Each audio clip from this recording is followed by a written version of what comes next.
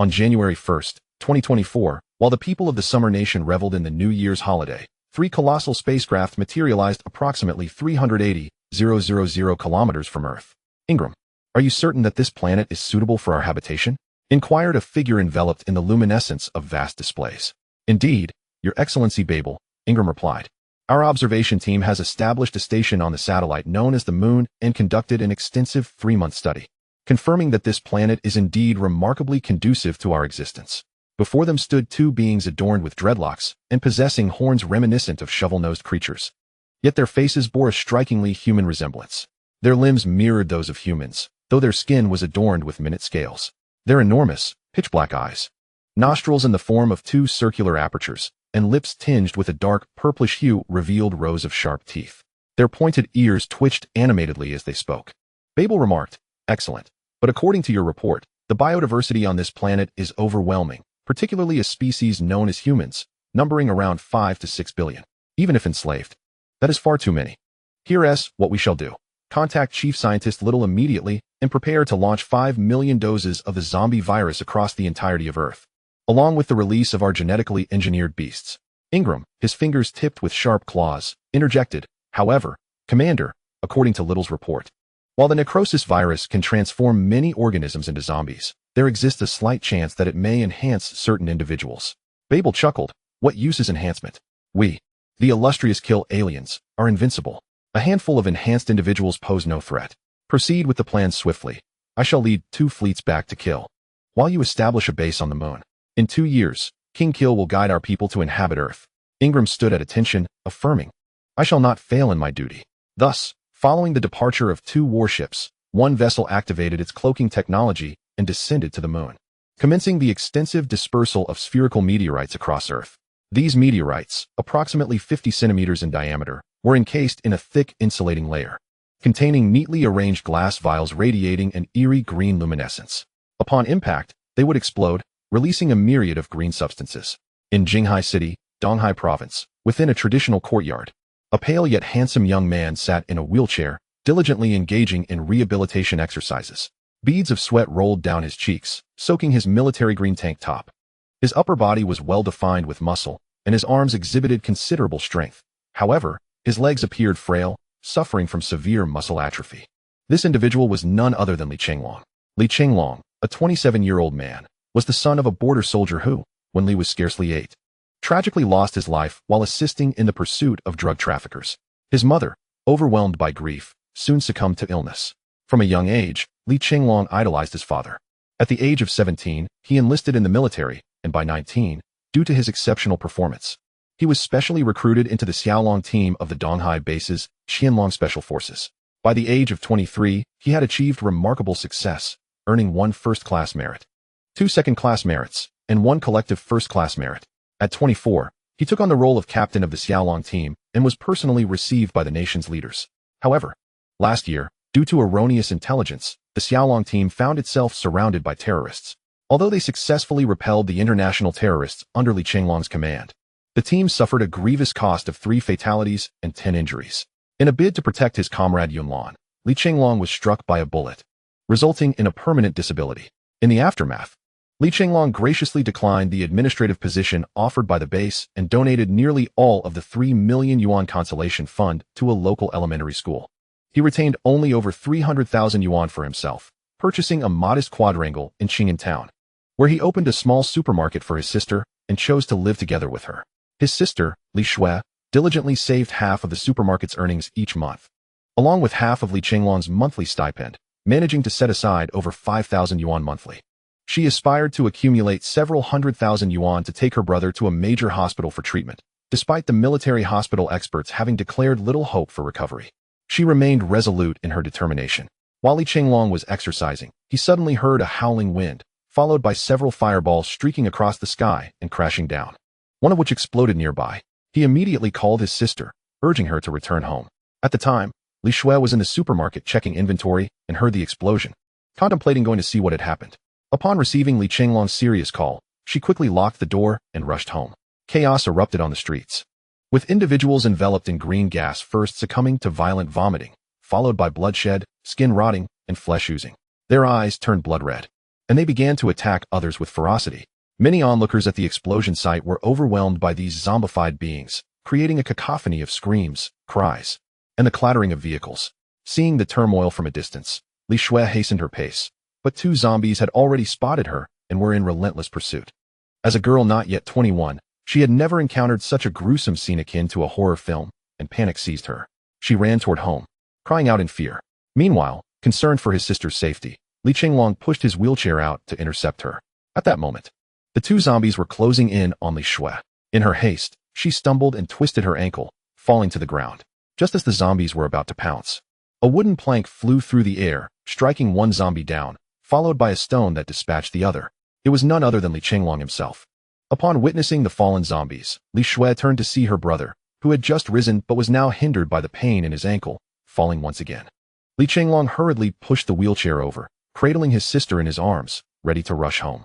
At that moment, a fallen zombie suddenly sprang to life, viciously biting Li Chenglong, causing blood to spatter.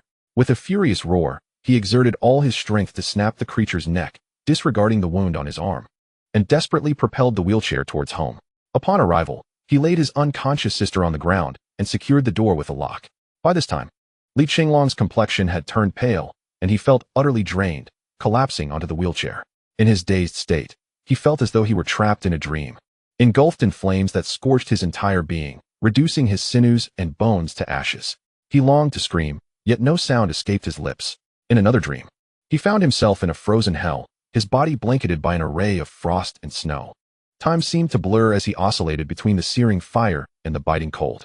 Eventually, he awoke to a bright morning. Turning his head, he saw his sister asleep in a chair, leaning against the bed. He quickly checked his arm. The bite wound had been bandaged, and upon moving his arm lightly, he felt no pain. Touching himself, he sensed he had not transformed into one of those grotesque zombies. At that moment, his sister murmured in her sleep, "Don't bite me. Go away, you zombies," and suddenly jolted, nearly falling. Li Chenglong instinctively reached out to catch her, noticing she remained oblivious even as she teetered. He contemplated playfully pinching her nose when he suddenly realized his legs were moving in tandem with his body. Quietly, he descended from the bed, gently placing his sister onto the neighboring bed and covering her with a blanket. He then rushed to the bathroom mirror, gazing at his legs. "Ha ha ha, my legs are healed," he exclaimed, laughter giving way to tears. Once a valiant Special Forces soldier, a paragon of excellence, he had contemplated ending his life after losing the use of his legs. Yet, thoughts of his sister and fallen comrades rekindled his will to live, compelling him to strive for a peaceful existence. Little did he expect that amidst a sudden zombie outbreak, he would not only survive but also regain his mobility. He unwrapped the bandage on his right arm, astonished to find no trace of injury whatsoever. What could this mean? Before he could ponder further, his phone began to vibrate. He opened it to find breaking news, not only in Jinghai City but across Donghai Province, and indeed the entire nation and world. A zombie crisis was unfolding. Countless humans had morphed into zombies, peculiar large birds soared in the sky, and cities were plagued by unfamiliar beasts. Although reports indicated that the number of these strange creatures was relatively low, the devastation they wreaked had resulted in significant loss of life and property. Meanwhile, every platform began broadcasting a live feed from Channel 1, featuring the figure of the commander. The commander addressed the screen, stating, "To all citizens of Xia Nation, the world is currently under siege by a unique virus, and humanity stands at a critical juncture. I urge the populace in every region to proceed to the nearest military base. We shall do our utmost to safeguard you." The commander's speech lasted for 40 minutes, meticulously outlining the directives for various locations and the forthcoming arrangements, while calling upon the living to unite in a collective resistance against the invasion of zombies and monstrous beasts. After reading this, Li Chenglong came across a second piece of news, a recall order from major military bases, summoning vacationing or retired soldiers back to their nearest base to participate in the next phase of operations. Li Chenglong immediately contemplated contacting the Jinghai base, but the voice on the other end informed him that, in order to protect Kyoto, the Jinghai base had already dispatched its forces. The personnel from the Lehigh base would arrive shortly, but the exact timing was classified information that could not be disclosed, leaving Li Chenglong with no choice but to abandon his call. At that moment, he heard the sound of the bedroom door opening and swiftly concealed himself behind the wall. Li Shui, bleary-eyed and rubbing her eyes, emerged from the room, only to be embraced from behind. Who is it?" Turning her head, she discovered her brother standing behind her, a broad smile on his face, arms outstretched. "Is this real? Brother, you're standing," Li Shui exclaimed in delight. "Yes. I'm fine now. Come, let me hold you." Like a fledgling returning to its nest, she dashed into her brother's embrace. "Let me see if you've gained any weight," Li Chenglong said, spinning his sister in circles, eliciting peals of laughter from Li Shui. After setting her down, he inquired, "Tell me what happened after I fainted yesterday." Li Shui fetched a bottle of water from the refrigerator and replied, "When I woke up and found you unconscious, I was terrified. I saw you bleeding from your arm. So I used the bandaging technique you taught me to tend to your wounds.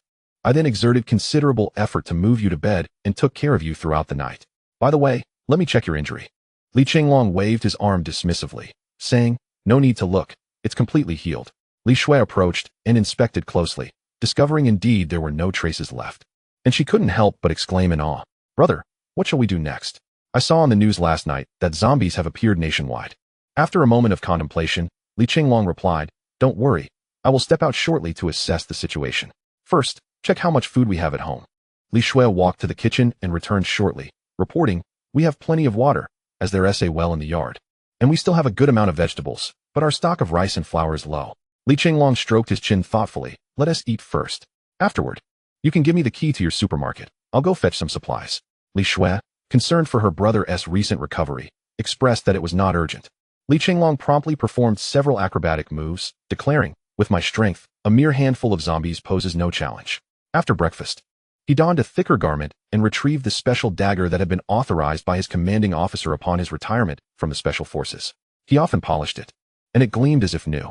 "Let us go," he said, reminding his sister to stay home and not open the door for anyone, before scaling the wall and exiting.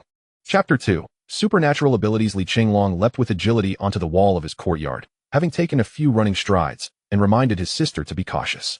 He then surveyed the alley, where he spotted two zombies, a senior and a youth. These were familiar figures to him: old Lu, a veteran of the Vietnam War, and his grandson.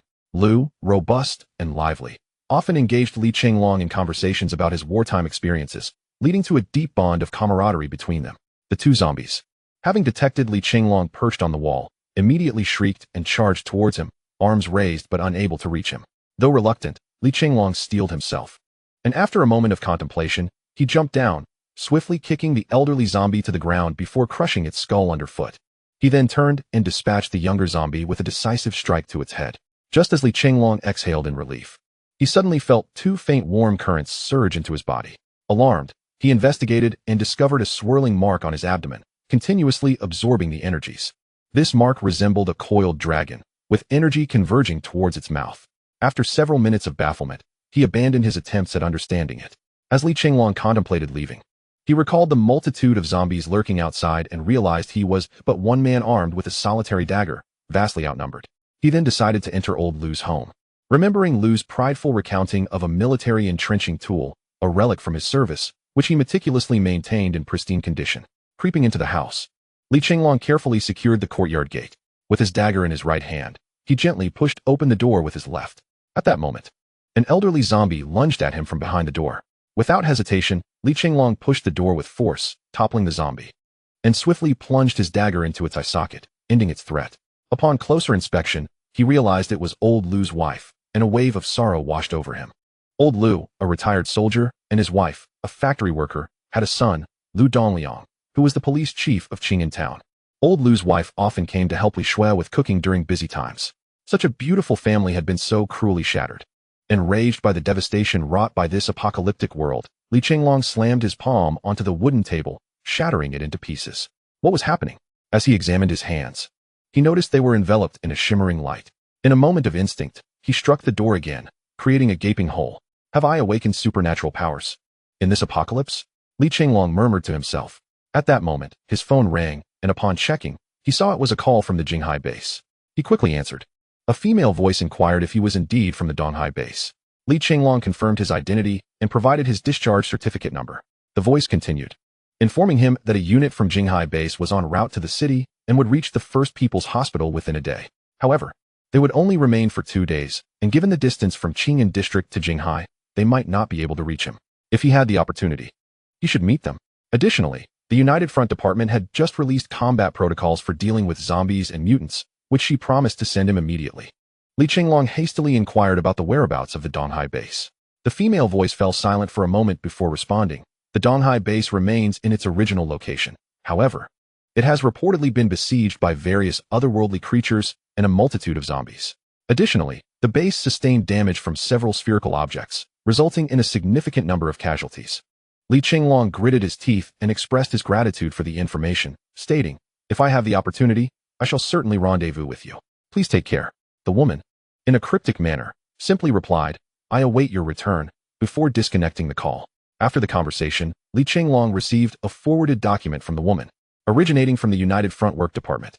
The content broadly outlined that all departments were to operate under the unified command of the United Front Work Department, promoting solidarity and cooperation, undertaking arduous efforts, and preparing to combat the zombies and otherworldly beasts.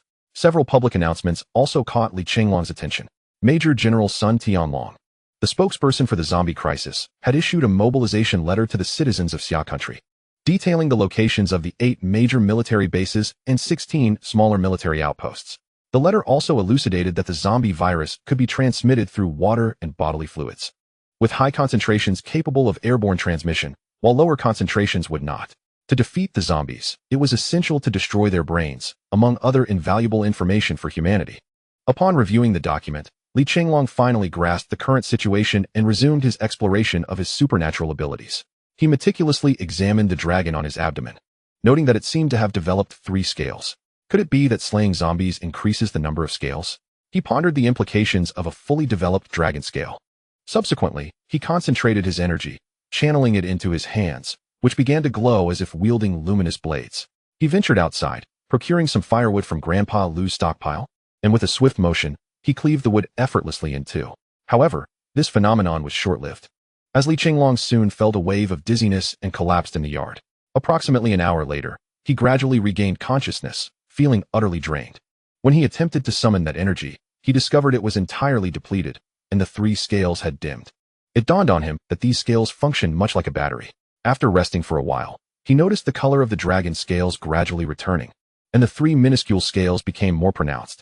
Elated by the realization that they would not vanish, he contemplated practicing his abilities further.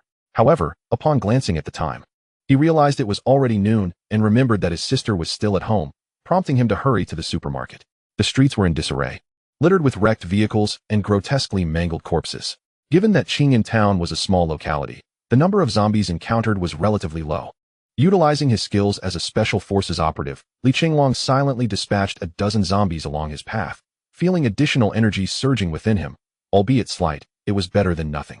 Fortunately, the supermarket was not far from his home, and he swiftly reached his destination. However, upon arrival, he discovered that the tempered glass doors of the supermarket had been shattered by an unknown force, and the shelves within had been nearly stripped bare. Chenglong, wielding a spade, stealthily entered the scene and discovered 2 zombies gnawing on a corpse. Beside the body lay a large bag, its contents, snacks, scattered across the ground. He swiftly dispatched the 2 zombies and retrieved the bag, filling it with an assortment of chocolates, Snickers, sausages, and other provisions, before securing the bulging backpack. At that moment, he noticed a crystalline object, resembling a gem, that had fallen from the head of a slain zombie, approximately the size of a mung bean. It was a discovery that would have eluded anyone less attuned than Chenglong, a seasoned special forces soldier. He examined it in the palm of his hand, pondering if it could be the crystal core that had appeared multiple times in this post-apocalyptic world. However, pressed for time, he pocketed the core and exited the supermarket. As he stepped outside, the sound of gunfire echoed, a rarity in Xia Country where civilians were nearly prohibited from possessing firearms. Such weapons were reserved for governmental entities. It was evident that the shots had been fired by the police. Chenglong rushed towards the commotion, only to find over 30 zombies attacking several officers, led by a particularly towering and menacing creature. Without hesitation, he charged forward, dispatching 2 zombies with his spade and hurling a dagger that pierced the skull of another. The officers, momentarily stunned, speculated about the source of this remarkable combat prowess, while even the zombies paused in confusion. The lead, red-eyed zombie then turned its attention towards Chenglong. A commanding officer among the police finally recognized him as human and shouted a warning to avoid friendly fire. As the zombie lunged at Chenglong, he was joined by several officers who quickly moved to provide cover. Eager to test the might of this advanced zombie, Chenglong felt encumbered by his heavy load. In a moment of urgency, he tossed his backpack to one of the officers, asking them to safeguard it. In his haste, he failed to notice the officer was a petite female, and the force of the throw knocked her to the ground. However, there was no time for apologies. Chenglong engaged the formidable zombie. Its tough skin and resilient bones proved challenging, as his spade barely nicked its surface. Discarding the slightly bent spade, he concentrated his energy, a faint glow enveloping his arms. The officers looked on in astonishment, while the female officer, rubbing her forehead, stood up and reported to her superior, Captain Wong. Could this be the awakened abilities we've been informed about? Captain Wong, equally astonished, concurred, noting that Chenglong appeared significantly stronger than the individuals described in their reports, likely classifying him as an awakened being. As Chenglong transformed his hand into a luminous blade, he resumed battle with the advanced zombie. True to the adage that magic must be met with magic, the creature began to falter. With a deafening roar, it expelled a fireball from its mouth. Chenglong swiftly dodged, the fireball obliterating a nearby vehicle. Seizing the opportunity, he lunged forward, delivering a decisive cut to the zombie's neck. A surge of energy coursed through him, enhancing the scales on his abdomen by 8. Just as he absorbed this newfound power, the remaining ordinary zombies were swiftly dispatched by the police. Captain Wong approached and introduced himself as Wang Yusheng, the deputy commander of the Armed Police Brigade in Longshan County. Above Qing'an Town, he expressed profound gratitude for the assistance received and inquired if Chenglong was an awakener. Chenglong replied, introducing himself as a veteran, and asked for clarification on what an awakener was. After a moment of contemplation, Captain Wong explained that this was information just received from the police station. It was said that a mysterious individual had submitted a document to the authorities, detailing that while the majority of humanity would succumb to the zombie virus and transform into zombies, there existed a minuscule possibility for individuals to evolve into either superhumans or awakeners. Superhumans possess one or more extraordinary abilities, such as the capacity to unleash fireballs, ice arrows, or manipulate water and stone, while awakeners are distinct, each bearing a unique emblem and awakening extraordinary powers. They had been tasked with investigating this matter, but had inadvertently attracted the attention of a level 2 zombie en route, and armed only with their pistols. They could only contend with level 1 zombies.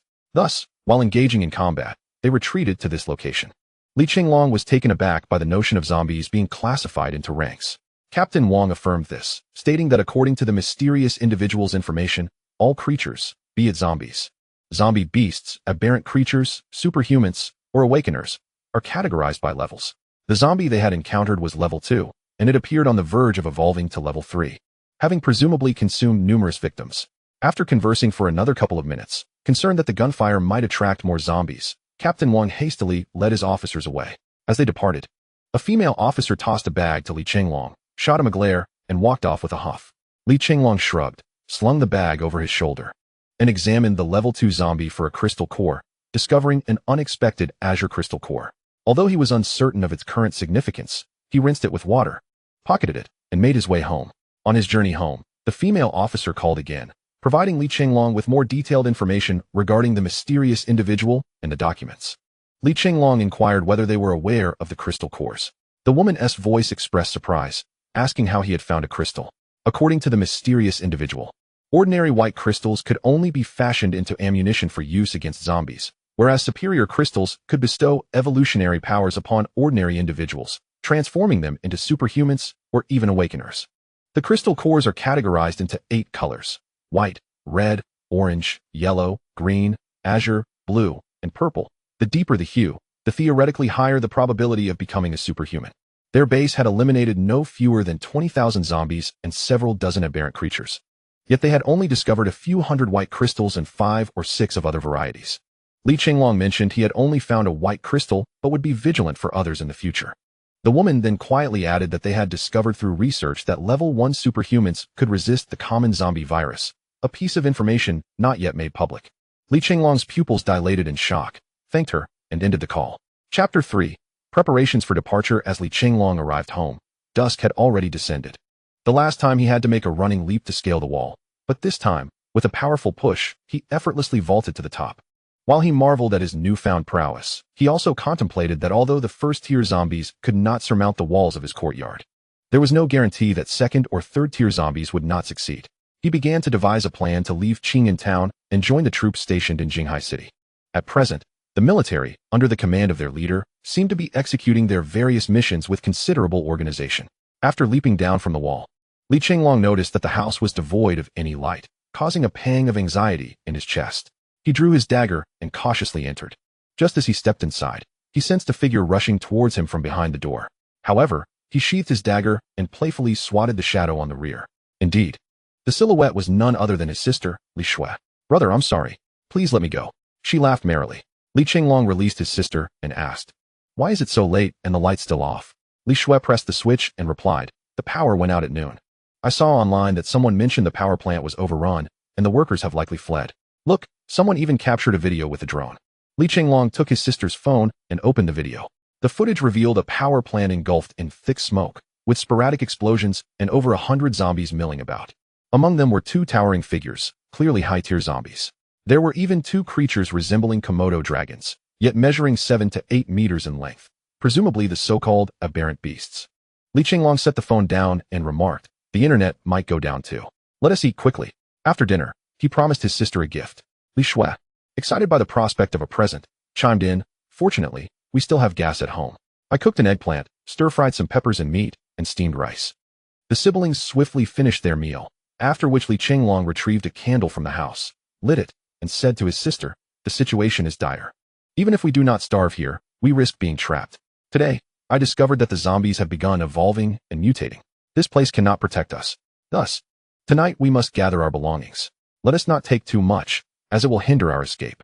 Bring as much high-calorie food as possible to stave off hunger, and just a bit of drinking water. We will prepare to leave in an hour." Li Shui nodded. "All right, I'll follow your lead." The siblings then returned to their respective rooms to pack. Half an hour later, 2 backpacks, one large, one small, were placed on the living room table. With an air of mystery, Li Chenglong said to his sister, "Look," as he concentrated his energy in his hands, causing 2 dazzling beams of white light to envelop them. Li Shui's eyes widened in astonishment, her mouth slightly agape. "What is this?" Li Chenglong released his focus, and the white light gradually faded. According to national research, while the vast majority of humans and animals infected by the virus will transform into zombies or zombie beasts, there exists a minuscule probability that some individuals will awaken special abilities, becoming either superhumans or awakened ones. Li Shui exclaimed in disbelief, "Isn't this the plot of a story? Could such a phenomenon truly occur in reality?" Li Chenglong said little more and took out the green crystal from his pocket. The crystal emitted a faint green glow, shimmering in the dim room. Li Shui pointed at the crystal and asked, "Is this the core inside? Has such a thing also appeared?" Li Chenglong replied earnestly to his sister, "The research on crystals in Xia country has only just commenced. However, according to a woman I have been in contact with, different colored crystals, apart from white, can awaken various abilities in individuals. This, however, is merely an incidental discovery, lacking extensive validation, thus their safety remains uncertain. Furthermore, this woman confided in me a secret, stating that a first-level ability user can resist the virus of ordinary zombies." Pausing for a moment, Li Chenglong continued, "Thus, I find myself in a quandary. On one hand, I yearn for you to awaken as an ability user, for I am but one person. Although I will undoubtedly fight to protect my beloved sister, I fear the unforeseen, worried that you might succumb to the zombie virus and transform into a dreadful, mindless creature. On the other hand, these crystals are currently scarce, with insufficient instances to validate their effects. Should it fail, the consequences are unknown. Hence, I wish to leave the choice to you. The decision is yours to make." Li Shui took the shimmering green crystal in her hand and examined it closely for a moment, seemingly resolute as she declared, "I wish to use it. Brother, listen to me. Our family has been comprised of soldiers since grandfather's time, and father sacrificed himself for his beloved vocation.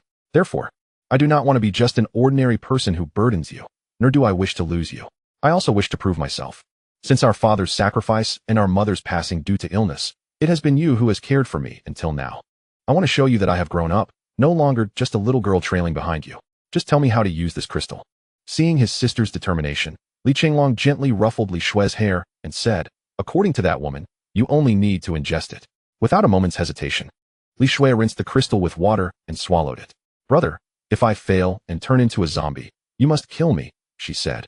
Before rushing into her bedroom and locking the door, Li Chenglong was unsure how he spent the next half hour, only hearing his sister's anguished cries, coupled with her attempts to stifle her pain.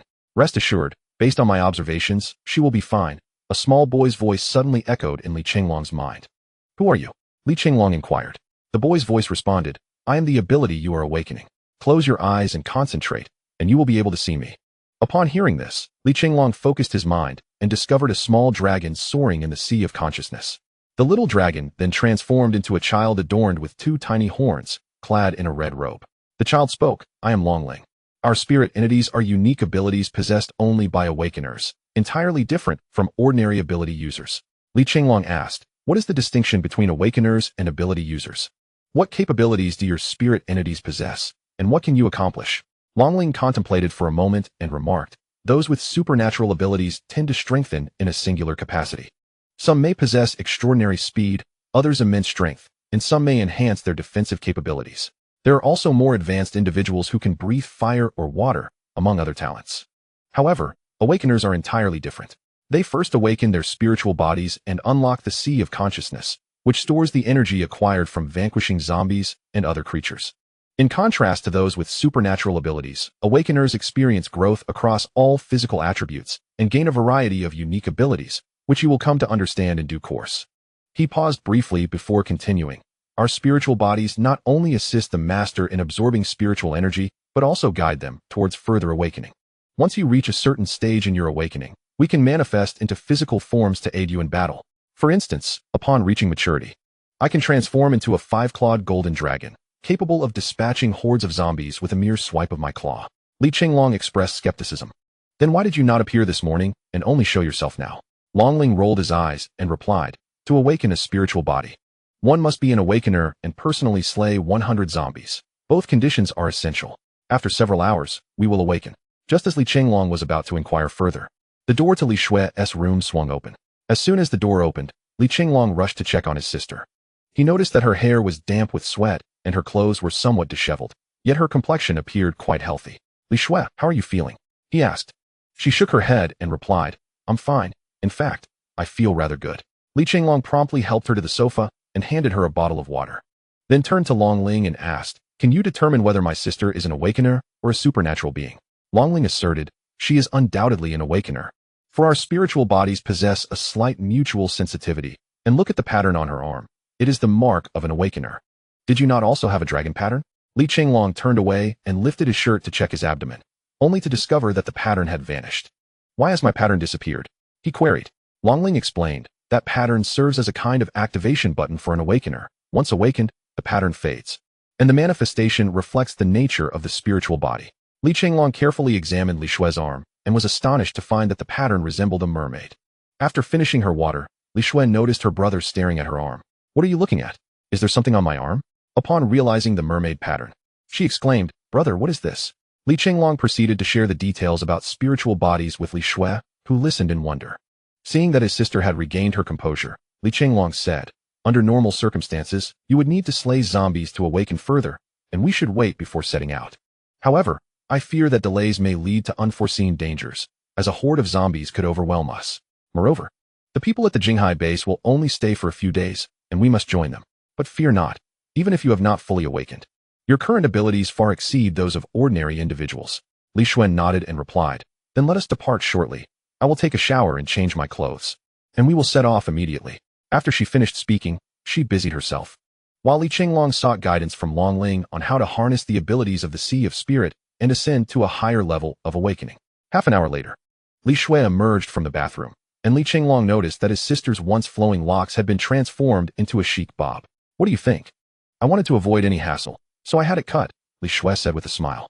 Li Chenglong praised her cleverness, and 5 minutes later, the two siblings, now properly attired, stepped out of their home. Li Shue glanced back at the residence they had inhabited for nearly a year, and, feeling a twinge of sadness, asked Li Chenglong, brother, will we return? He patted her on the back reassuringly and replied, we certainly will. They then made their way onto the bustling streets. Chapter 4. Sisters Awakening. Perhaps due to Qingyan Town's remote location and the sparse population, compounded by Li Chenglong having already dispatched a considerable number of zombies during the day, the siblings encountered relatively few undead as they traversed the streets. To facilitate his sister's awakening, Li Chenglong often incapacitated the zombies, allowing Li Shue to claim the kills.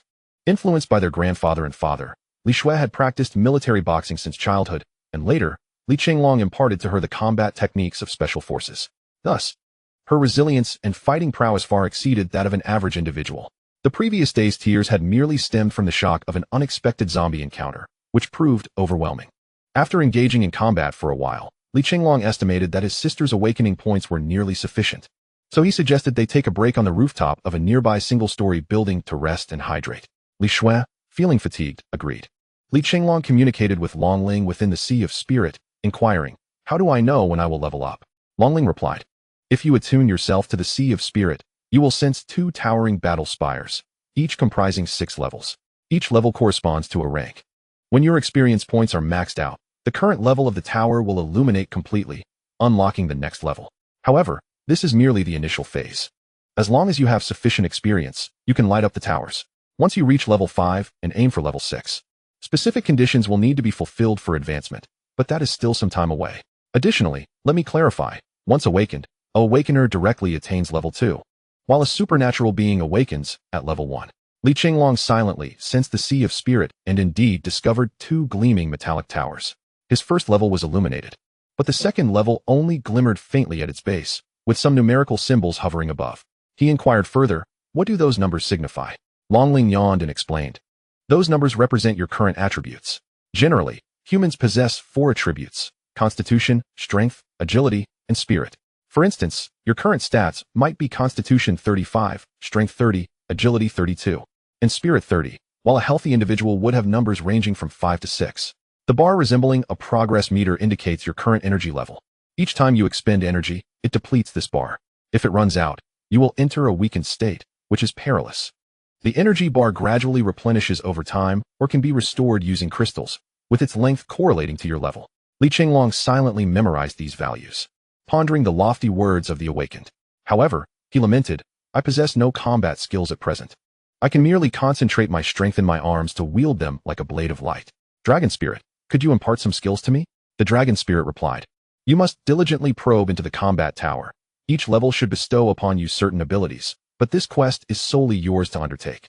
Thus, as Li Chenglong walked, he focused his mind on the combat tower and discovered a colossal table on the first floor, adorned with 3 scrolls.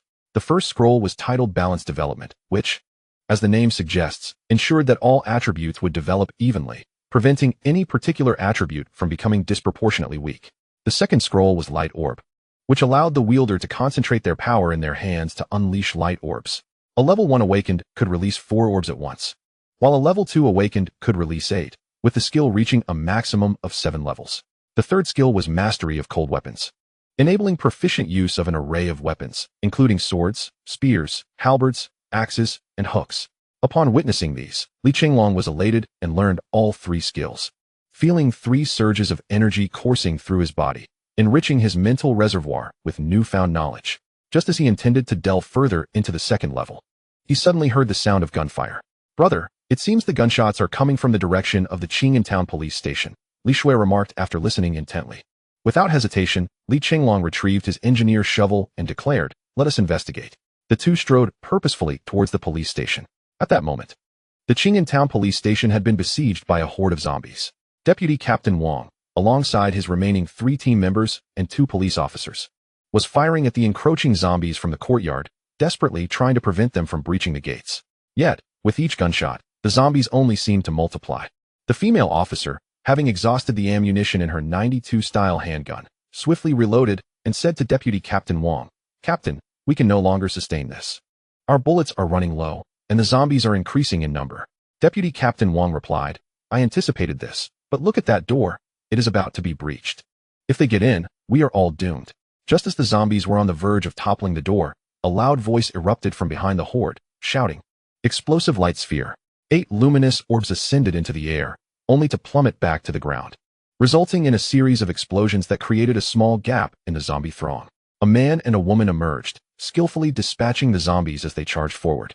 The man's hands transformed into blades of light, slicing through the undead with ease, while the girl wielded an engineer's shovel to assist in the battle. Within mere minutes, they reached the entrance of the police station. Upon recognizing the newcomers, Deputy Captain Wang's face lit up with joy. "It is Comrade Li Chenglong. Open the door immediately.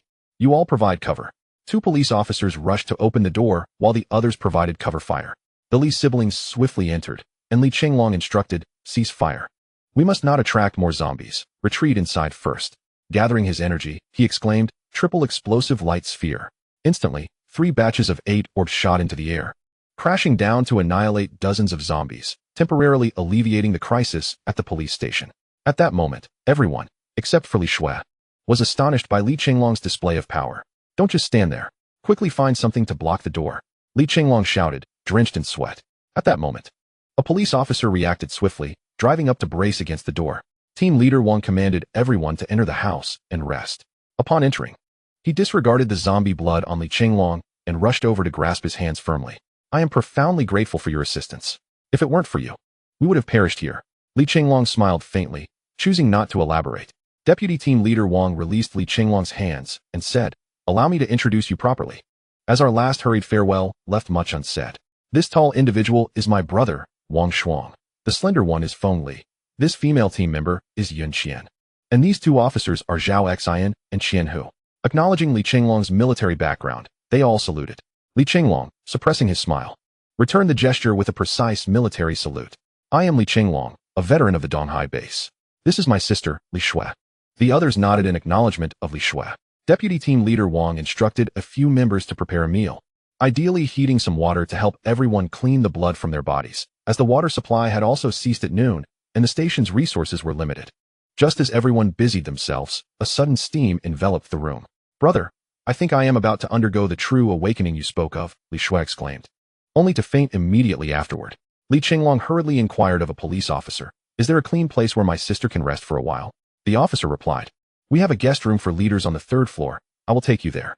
As they ascended, the female officer, Yun Qian, remarked to Deputy Team Leader Wang, "Brotherly seems to be the ability user we were instructed to find, and his sister appears to be one as well." Wang stroked his chin thoughtfully. "That seems likely. Our team came here to provide support and to seek out ability users. We shall inquire further when Brotherly descends." After ensuring his sister was settled upstairs and showing no signs of distress, Li Chenglong took a moment to check his progress. He discovered that the 2nd level of the Tower of Strength had gained approximately 40 energy. He was taken aback that such a small advancement required so much energy, considering he had dispatched over 50 zombies. He then used his mental energy to explore the 2nd level of the Tower of Strength and found 3 scrolls. The first scroll pertained to storage space, which, once activated, would allow the Sea of Consciousness to serve as a storage area. The capacity of this space would scale with the level of the Awakener, starting at 8 square meters with a height of 2 meters, doubling as the Awakener's level increased. The maximum level for this storage space was 10.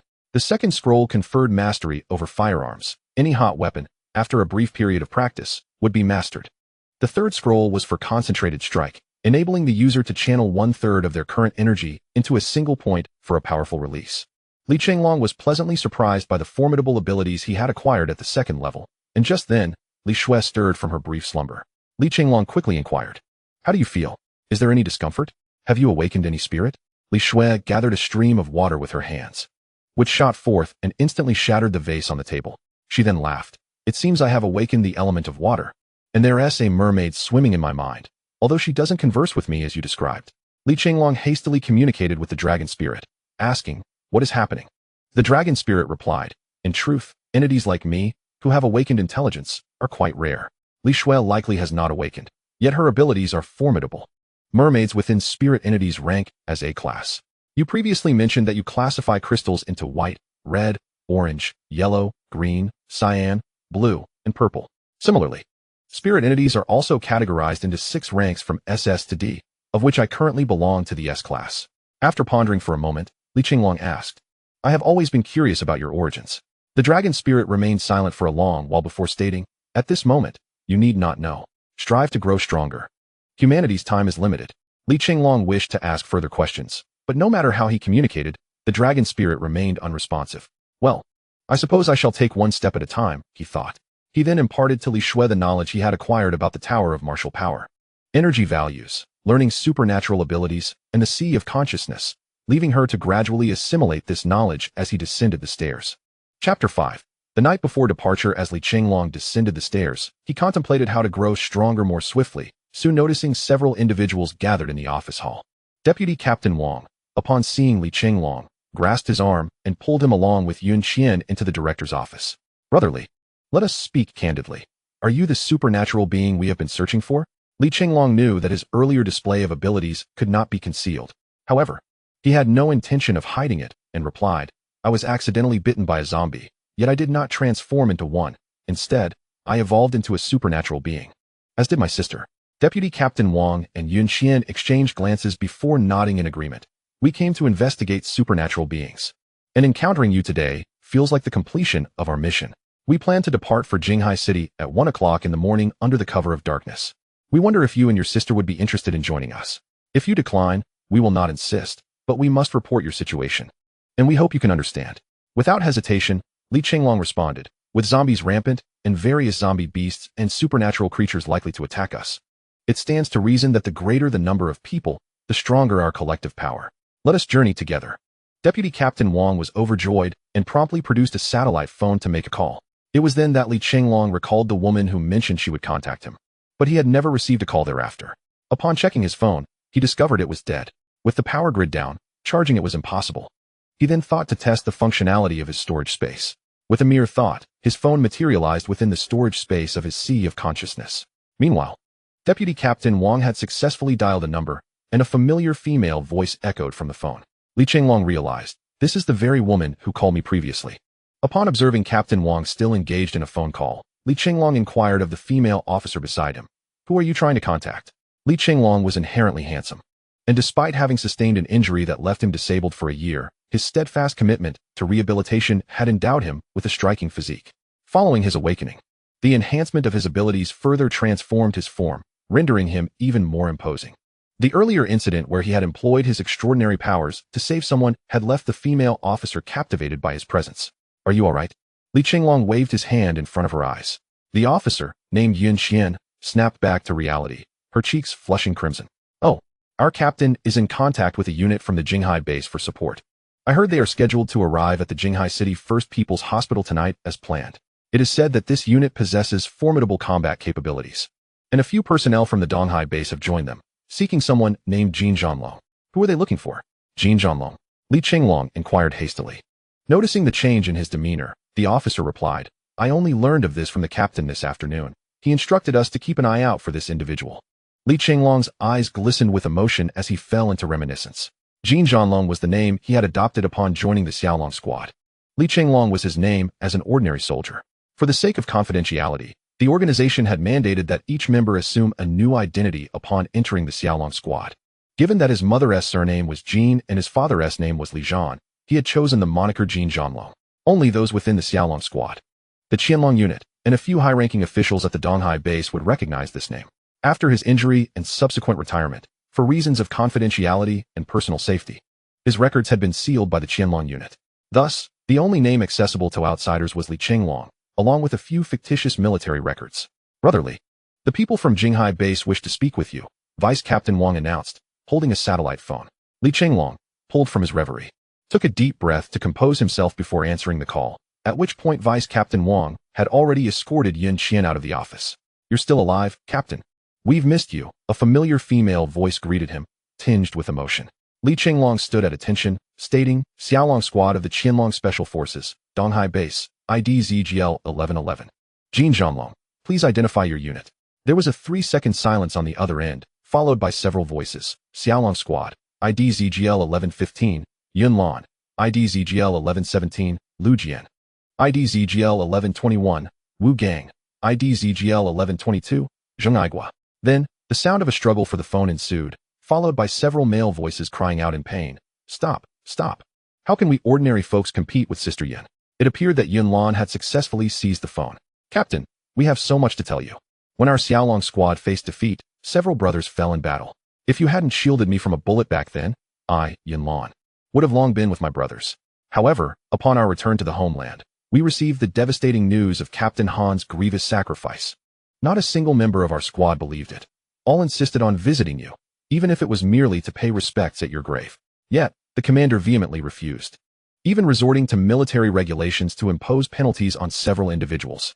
After a brief pause, she continued, "Last month, we were ordered to investigate a suspected viral incident in the Northwest, which has now manifested into the zombie virus.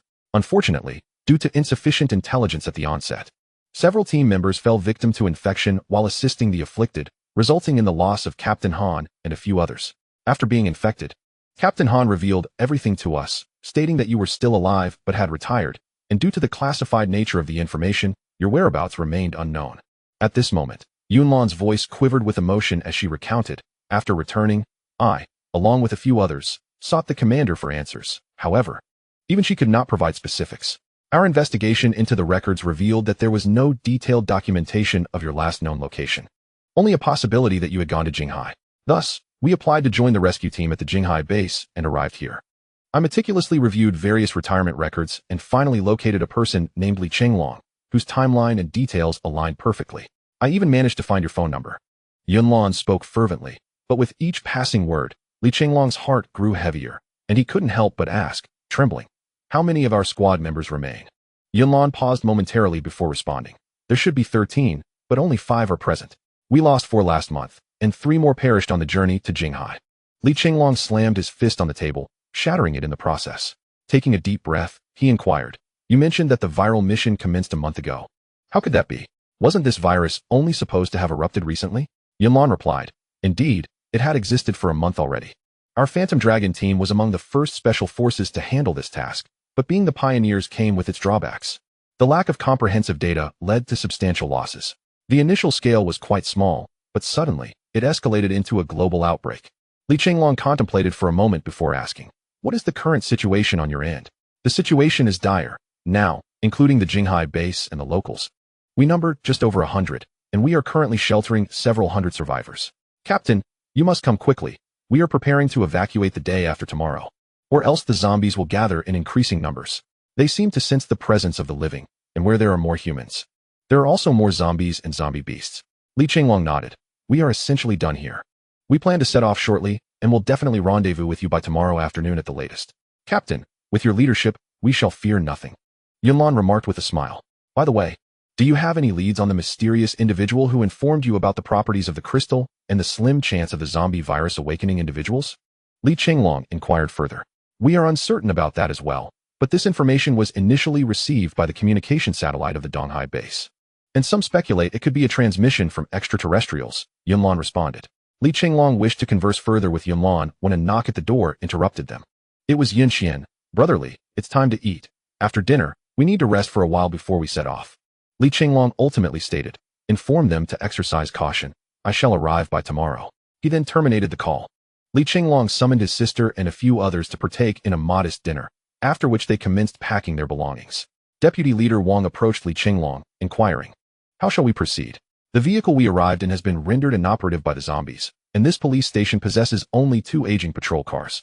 Chenglong pondered momentarily and replied, currently, we lack any armored vehicles, and relying on ordinary patrol cars is simply unfeasible. There is insufficient time to modify them. Moreover, traffic has come to a standstill, making vehicular movement exceedingly difficult. I am aware of a motorcycle shop located 500 meters from the precinct. I will first head to the gas station to procure some fuel, and upon my return, we shall proceed to the motorcycle shop and depart on motorcycles. Deputy Wang, taken aback, exclaimed, it is far too perilous for you to venture to the gas station alone. Allow me to send 2 individuals with you. They can assist in transporting the fuel. Chenglong reassured him, there is no need for concern. My abilities render me impervious to zombies. And having others accompany me may hinder my efforts. I have my own means of transporting the fuel. He bid farewell to his sister, encouraging her to spend some time with Officer Yunxian, and then stealthily scaled the wall of the police station, emerging onto the street. Almost immediately, 2 zombies charged at him, but with a deft snap of his fingers, he dispatched them with 2 luminous orbs. After ensuring the absence of crystal stones, he hastened towards the gas station. Along the way, he eliminated over 60 zombies, yet only discovered 4 ordinary crystal stones, lamenting the lamentably low drop rate of the crystals. As Chenglong observed the gas station from a modest 2-story building, a female attendant spotted him and rushed out in search of assistance.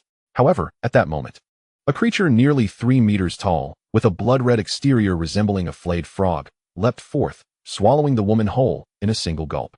Its elongated tongue writhed, and what appeared to be a brain lay exposed, reminiscent of a creature from a bioweapon horror. Chenglong swiftly leapt from the building, concealing himself beside a vehicle to avoid attracting the creature's attention. The monstrous entity blocked the roadway, its sharp claws effortlessly slicing through car doors in search of survivors. Several individuals feigning death were extracted by the creature's claws, their bodies ensnared by its tongue and consumed. As the creature devoured more victims, its form seemed to swell ominously. Recognizing the peril of the situation, Chenglong understood that if the creature continued to evolve, he would be unable to withstand it. Suddenly, it appeared to sense something amiss. Its grotesque maw dripping with blood, while its nostrils flared, sniffing the air. Abruptly, the creature charged towards Chenglong, sending nearby vehicles flying with its sheer force. Realizing he had been discovered, Chenglong unleashed 3 explosive light projectiles to impede the creature's advance, then swiftly leapt onto a car before scaling the second floor of the adjacent building. The creature was momentarily stalled by the projectiles, yet it soon resumed its pursuit. In a moment of urgency, Chenglong expended 1/3 of his energy to execute a concentrated strike, observing as the creature drew ever closer, though the charging time for his attack remained insufficient. At the critical moment, a massive stone suddenly struck the thigh of the licker, causing it to tumble to the ground in an undignified manner.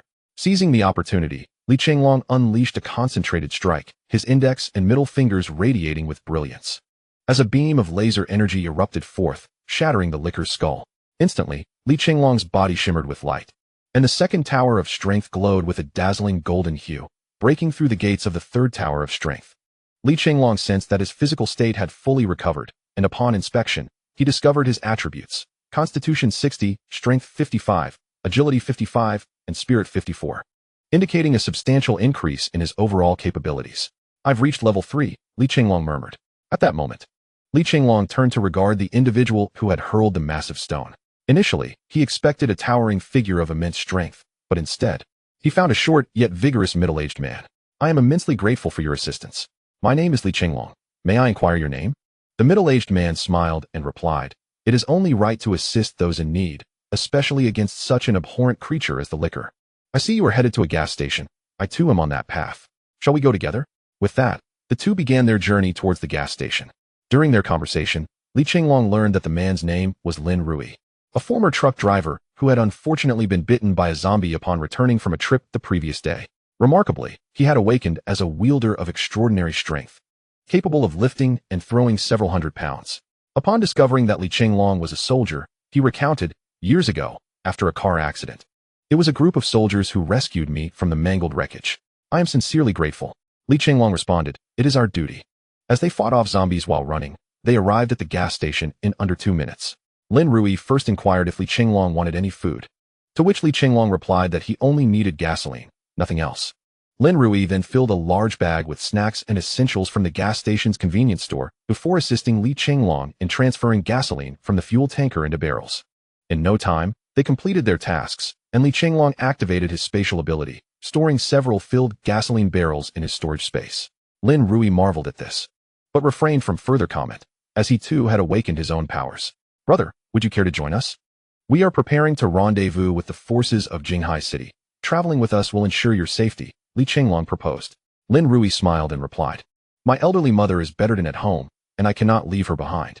Understanding the situation, Chenglong respected his decision, and they bid each other farewell before parting ways.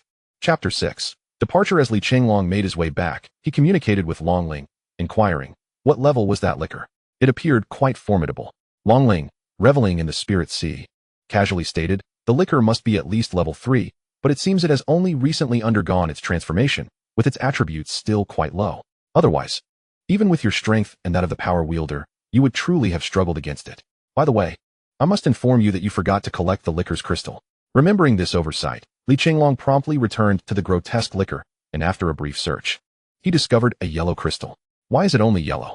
The advanced zombie from yesterday dropped a blue one. Chenglong pondered silently.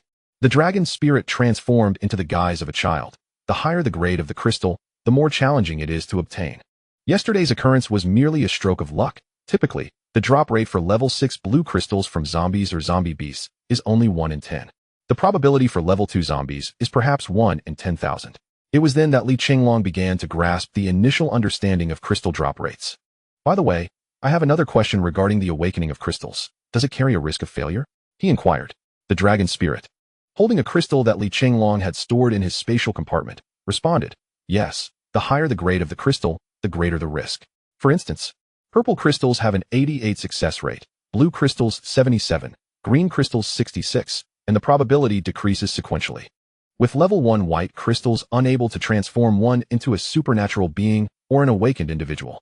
Chenglong was still pondering the probabilities of awakening when he noticed the dragon spirit had picked up another crystal. "Please refrain from consuming that.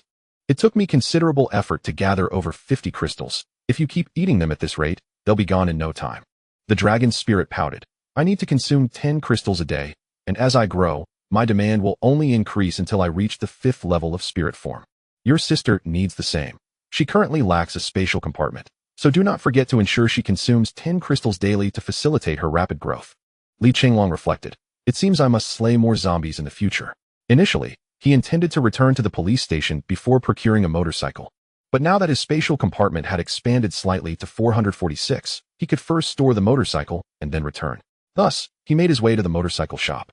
At Xingqi Motorcycle Shop, outside the entrance, several motorcycles and electric bikes had been left in disarray due to the zombies and zombie beasts. A few zombies were gnawing on the remains of a body clad in a school uniform-style skirt, likely belonging to a female student. The shop's door was firmly shut. Li Chenglong rushed forward, wielding a spade, and dispatched the zombies with swift strikes, while also searching briefly and discovering 2 white crystals. It was not that he was unwilling to use skills, but the explosive light orb required a trajectory into the sky before detonating, which would attract too much attention. On the 2nd floor of the motorcycle shop, a man and a woman gazed mournfully at the vehicles ravaged by the zombies, their hearts heavy with loss as they cursed the undead. Trapped on the 2nd floor for 2 days, the man had contemplated an escape to find food, but the zombies at the entrance had driven him back in fear.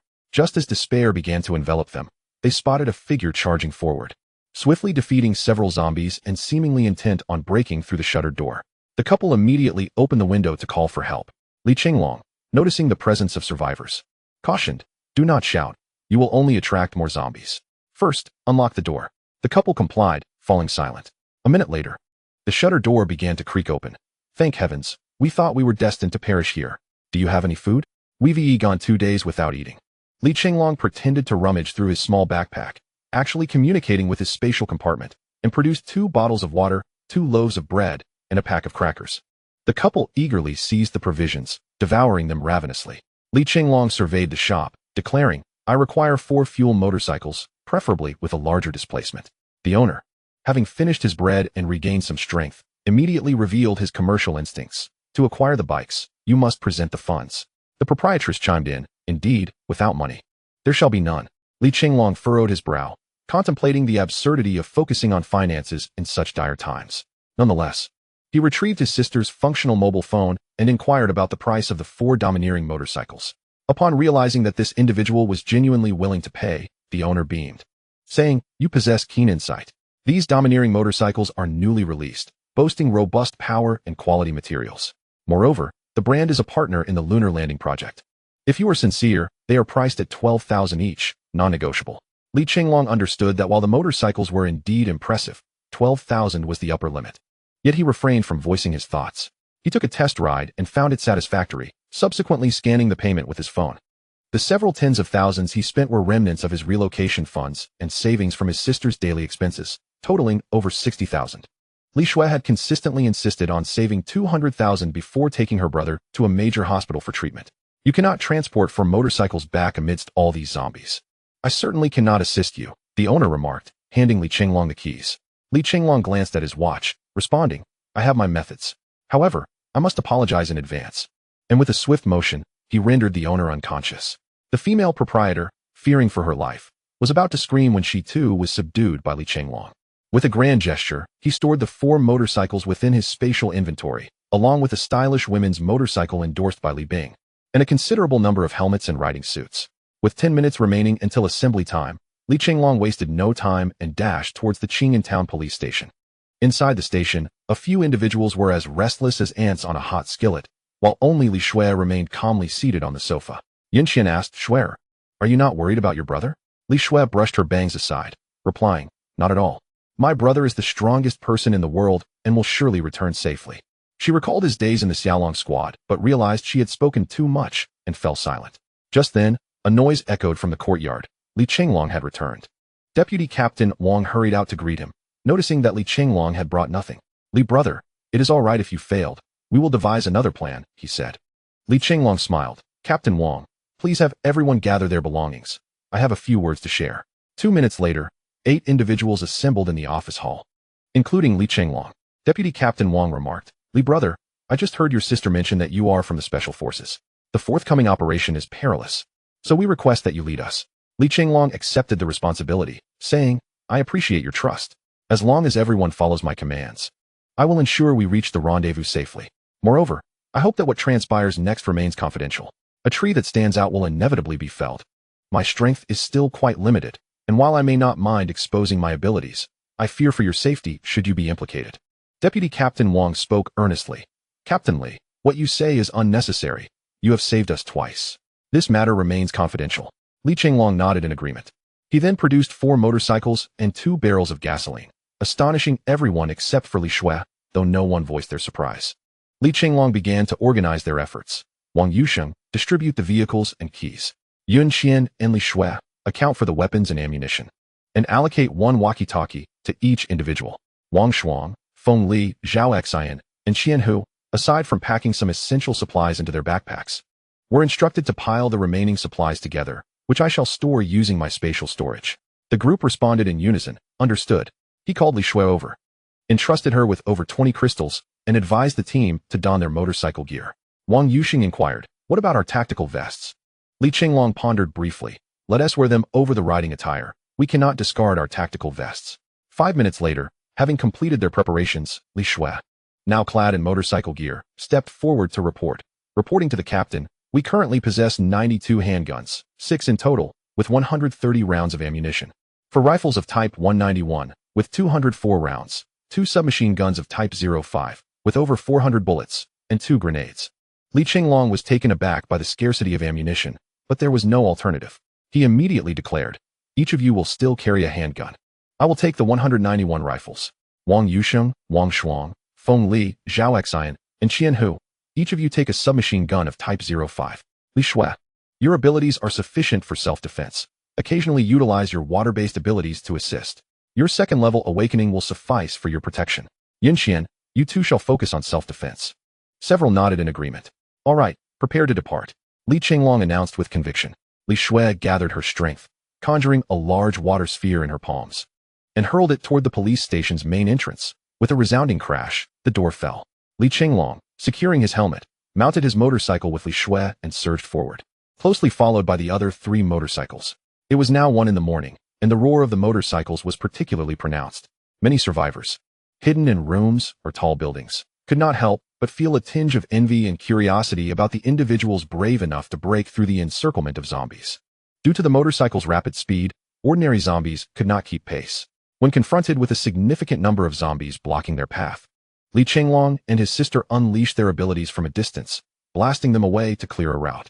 When their stamina waned, they consumed white crystals to restore their energy. During such dire times, there was no opportunity to gather crystals. Qing'an Town lies approximately 40 kilometers from Jinghai City. Under normal circumstances, one could reach it in less than an hour on a motorcycle. However, with zombies rampant and traffic paralyzed in some areas, Li Chenglong's group took 2 hours to arrive. At this moment, he heard Wang Yusheng's voice crackling through the walkie-talkie. Captain Li, we have arrived. Should we assess the situation first or head directly to Jinghai First People's Hospital? Li Chenglong decisively replied, let us proceed directly. During the day, zombies and zombie beasts are highly active, and with our limited numbers, we could not push through. It is better to take advantage of the night to advance. Also, use the satellite phone to contact them and coordinate our support. Wang Yusheng affirmed, let it be so. I am familiar with Jinghai. I will lead the way. Then Wang Yusheng pressed the accelerator, leading the way straight to the People's Hospital. Chapter 7. The Hospital Crisis with the formidable presence of Li Chenglong, a level 3 awakened, and the support of Li Shui, a level 2 awakened, coupled with the fact that it was the early hours of the morning when the zombies were less active. The group navigated the streets with relative ease and arrived at the First People's Hospital of Jinghai City. Captain Li Chenglong, I have been calling since a while ago, but the hospital has not responded, Wang Yusheng shouted into the intercom. A sense of foreboding crept into Li Chenglong's heart, prompting him to accelerate further. Brother, I can sense a strong smell of blood ahead. On their journey to Jinghai City, Li Shui had also disclosed her level 1 and level 2 awakened abilities to Li Chenglong. She had awakened 2 abilities at level 1. One was a water projectile attack, akin to Li Chenglong's explosive light orb, while the second was a heightened perception, enhancing her 5 senses under concentrated mental effort. At level 2, she had also awakened 2 skills. One was purification, capable of cleansing specific negative states, though she had yet to employ it. The second was ice arrow, which allowed her to unleash a number of colossal ice arrows equivalent to her current level, freezing opponents within a certain radius. The higher the awakened level, the greater the range and damage. A pungent stench of blood wafted from the direction of the hospital, accompanied by gunfire of considerable intensity, suggesting fierce combat was underway. Li Xue's eyes transformed into a haunting shade of blue, a testament to her activated heightened perception. Li Chenglong disembarked from the vehicle when they were 500 meters from the hospital, instructing everyone to ready their gear. The group promptly chambered their weapons and disengaged the safeties. Although they were still 500 meters away from the hospital, the flashes of gunfire were already visible. Li Chenglong distributed the white crystal stones he had brought, splitting them evenly between himself and his sister to replenish their stamina. Then he led the charge forward, shouting, "Stick close. No one falls behind. And remember to support each other." In less than a minute, they closed the distance to within 100 meters of the hospital.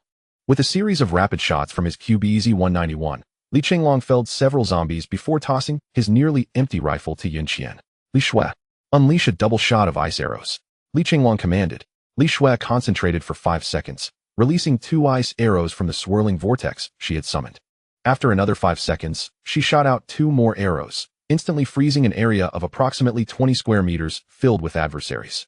The explosive light orb and water projectile from the siblings' abilities shattered a substantial horde of zombies. The others in their group also fired intermittently, aiming for headshots to conserve ammunition. At that moment, near the hospital, screams and wails echoed as a throng of survivors surged towards the main building, desperately trying to gain entry. Despite over 100 military and police personnel valiantly firing to provide cover, some survivors were still overwhelmed by the swift zombies. Zheng Yong, the squad leader of the 2nd Company in the 3rd Battalion at the Jinghai base, shouted, "Alternate evacuation." His heart raced as he witnessed a massive wave of zombies beginning to converge on their position.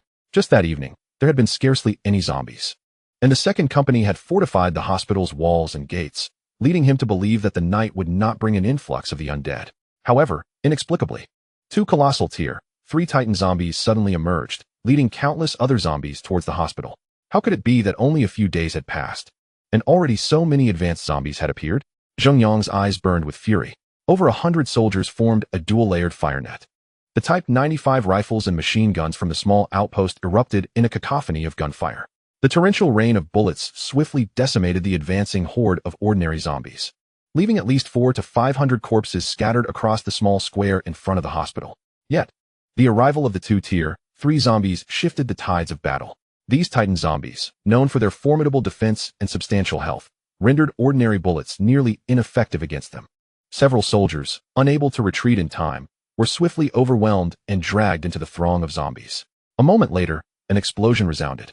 One soldier had chosen to detonate a grenade, taking the zombies with him in a final act of defiance. First line, fall back. Second line, prepare grenades.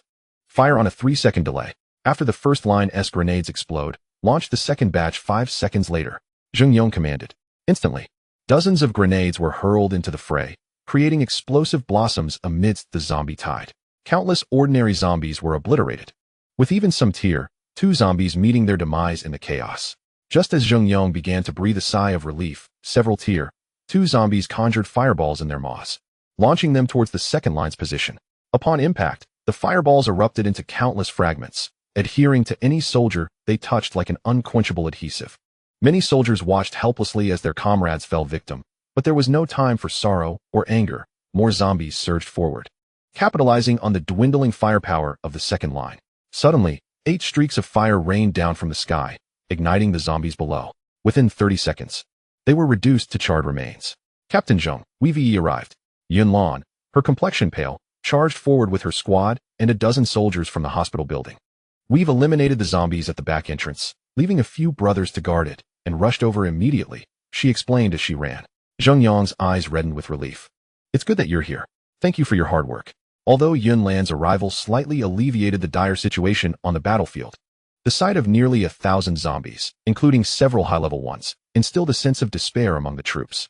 At that moment, the 2 tier 3 zombies charged forward with renewed vigor. Lu Jian shouted as he leaped onto an armored vehicle, hoisting a heavy machine gun and firing at the Titan zombies.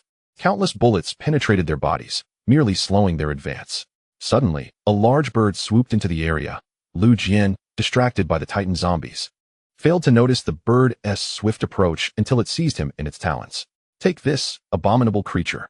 "Flame slash," Yun Lan shouted fiercely, channeling her energy as she swung her arm, sending a blade of flame that severed the zombie bird's wing. With another strike, she decapitated it. Wu Gang and Zheng Igua rushed over to pull Lu Jian back, but by then, he was gravely injured, his abdomen pierced by the bird's sharp claws, and his innards were spilling forth. Wu Gang embraced Lu Jian, urging him to awaken. Lu Jian, please wake up quickly. The captain is on his way. We agreed to wait for him before searching for the team. So many brothers have sacrificed themselves. We have endured so much. You must awaken, my dear brother. Lu Jian's pallid face twitched slightly, his murky eyes slowly opening as he murmured, I did not disgrace the Xiaolong squad. With those words, he closed his eyes once more. In a fit of rage, Wu Gang shouted several times, ready to charge into battle against the zombies. At that moment, Yunlan's eyes brimmed with tears. She attempted to utilize her abilities again, only to find her energy depleted, leading her to faintly collapse onto the steps. Their skirmish at the back door had been far from easy, resulting in significant exhaustion. Seeing more brothers fall in battle, Zheng Yong's eyes reddened as he commanded, alternate cover, prepare to retreat. Just as the word retreat left his lips, several ice arrows exploded from behind the zombies, followed by bursts of white light that detonated upon hitting the ground, causing chaos among the undead. Chenglong transformed his arms into blades of light, slicing through the horde to carve a path for his comrades. Li Shui intermittently launched ice arrows to freeze the zombies, while the others advanced, firing as they went. Within 20 seconds, they had surged past the zombies. Zheng Yong, noticing reinforcements arriving, shouted, Brothers, help has arrived. Let's push harder. He was the first to sprint towards the machine gun, providing covering fire. As Chenglong reached the front line, Wu Gang and Zheng Igua instantly recognized their captain. Captain, you have come. Many brothers have perished. Lu Jian is also dead.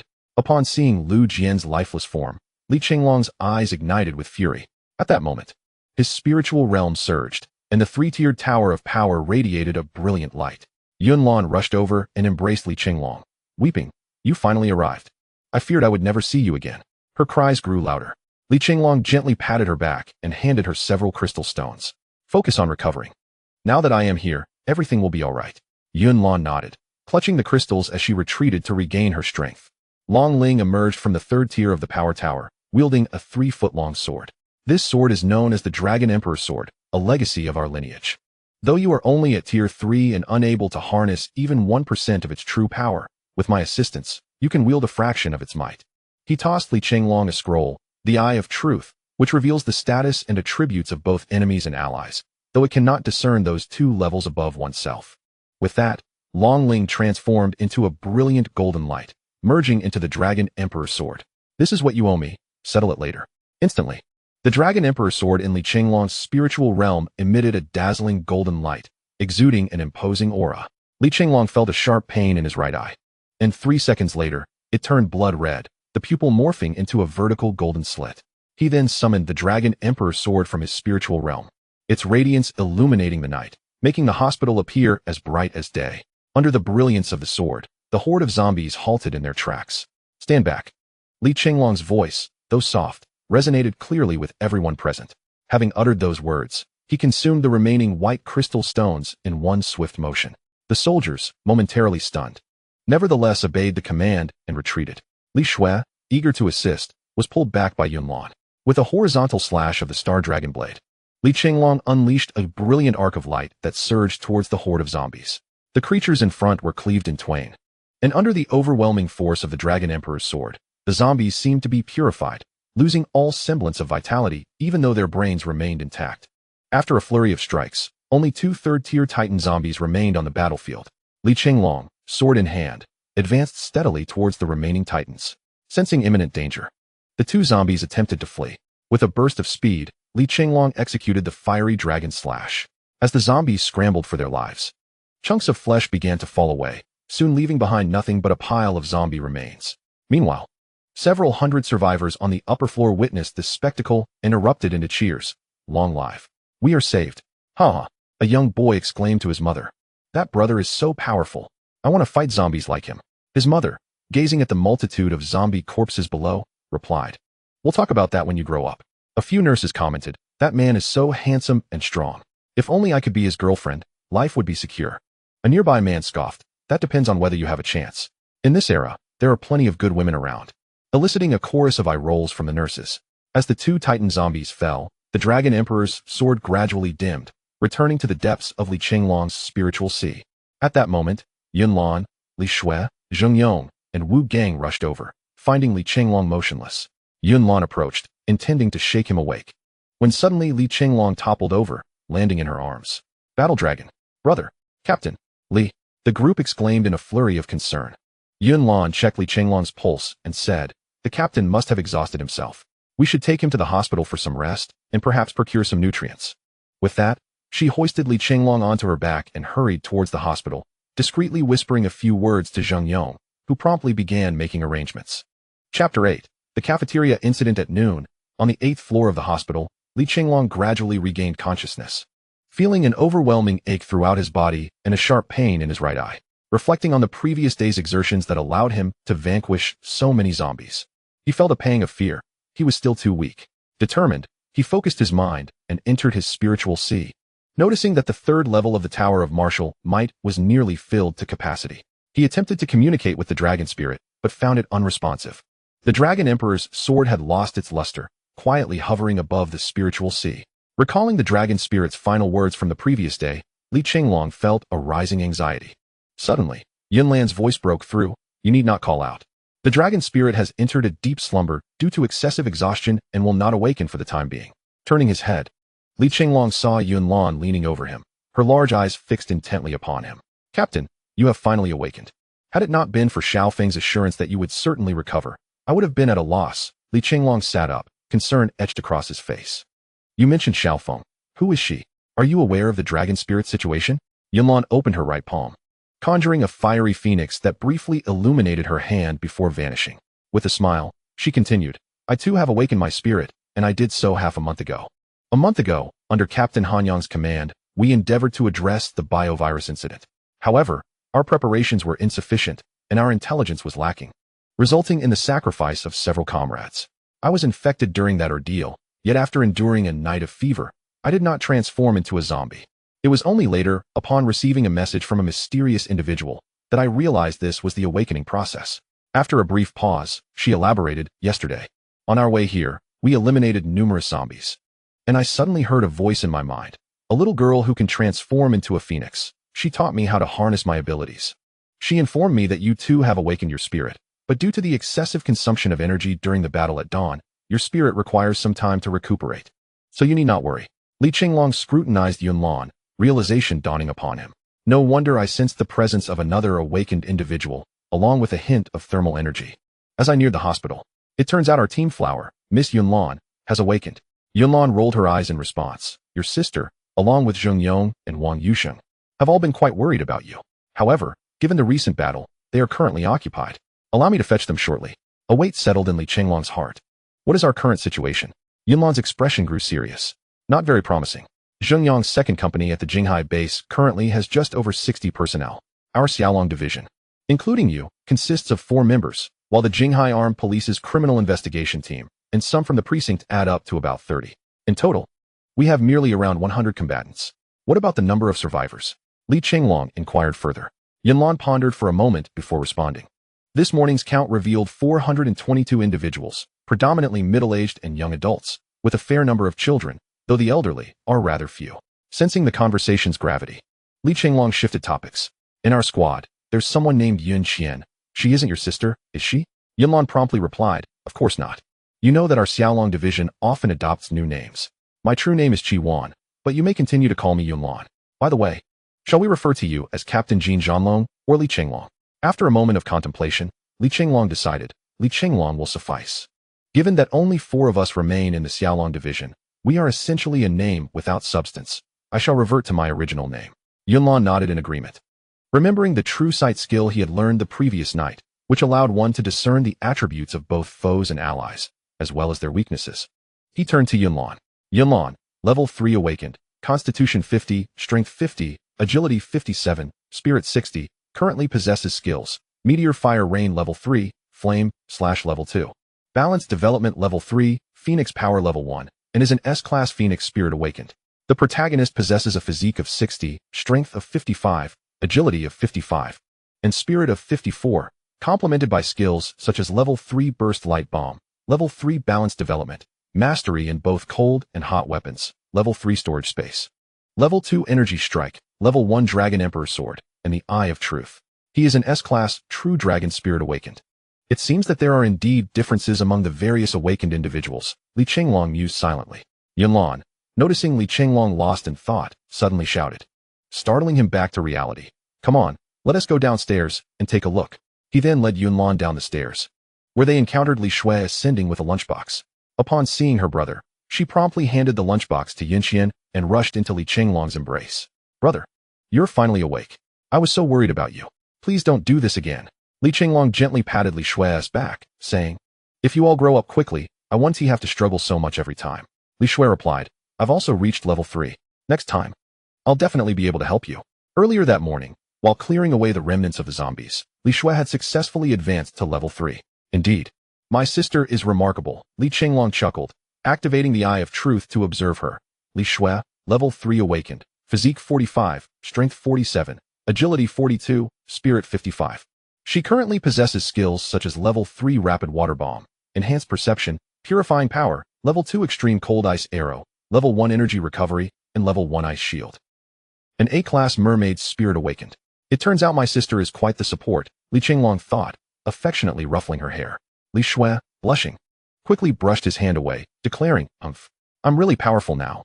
At that moment, Yunxian approached, taking the lunchbox and saying, Captain Li, you must be hungry after such a long time without food. This meal was prepared at the hospital cafeteria. Li Shui and I helped serve you a little. The conditions were limited, but please eat. Li Shui interjected, I didn't help much. It was actually Sister Yunxian who prepared it for you in advance. Li Chenglong turned to Yunxian and expressed his gratitude. Thank you. I was just about to head downstairs. Let us go to the cafeteria together. With that, he descended with Yunlan and Li Shui. The cafeteria of the First People's Hospital of Jinghai City was located on the 3rd floor and was quite spacious, capable of accommodating over 400 diners. As Li Chenglong reached the entrance, he overheard a heated argument. My child merely tossed a bun. Is it necessary to speak to my son like that? He is still just a child. Do you have any idea how your insults affect his fragile heart? A man angrily confronted the server. Li Chenglong approached a police officer maintaining order and inquired, May I ask what is happening? The officer, recognizing the heroic Li Chenglong, hastily prepared to salute, but Li Chenglong promptly stopped him, stating, We are all brothers sharing the same meal. There is no need for that. The officer then began to explain. It turned out that according to the regulations on the distribution of supplies, each person was entitled to 2 buns and 2 servings of vegetables per meal. If one chose not to have buns, they could opt for 1 serving of rice. Children under 8 years old could receive 1 bun, 1 box of milk, and 1 serving of vegetables at a time. However, the boy, despite being 16, still asked for milk to drink. The chef scolded him, prompting the boy to throw his steamed bun into the trash bin. Subsequently, the chef rebuked the boy twice, which led to a confrontation between the boy's father and us. Upon hearing this, Yunlan was furious, exclaiming that at such a time, it was absurd to be so picky. Just yesterday, a group of over 20 people, including Zheng Yong, went to the grain and oil store on South Street to transport provisions. 2 brothers from the Jinghai base sacrificed their lives, and instead of expressing gratitude, they wasted food. Li Chenglong clenched his teeth and rushed forward, striking the man with such force that he was sent flying, blood spilling from his mouth along with 2 teeth. You hit me. A soldier has struck me. Don't think that saving us gives you the right to do so, he yelled. Yet, few sympathized with him. Li Chenglong calmly stated, if a child is not taught, it is the father's fault. Thus, I strike you first.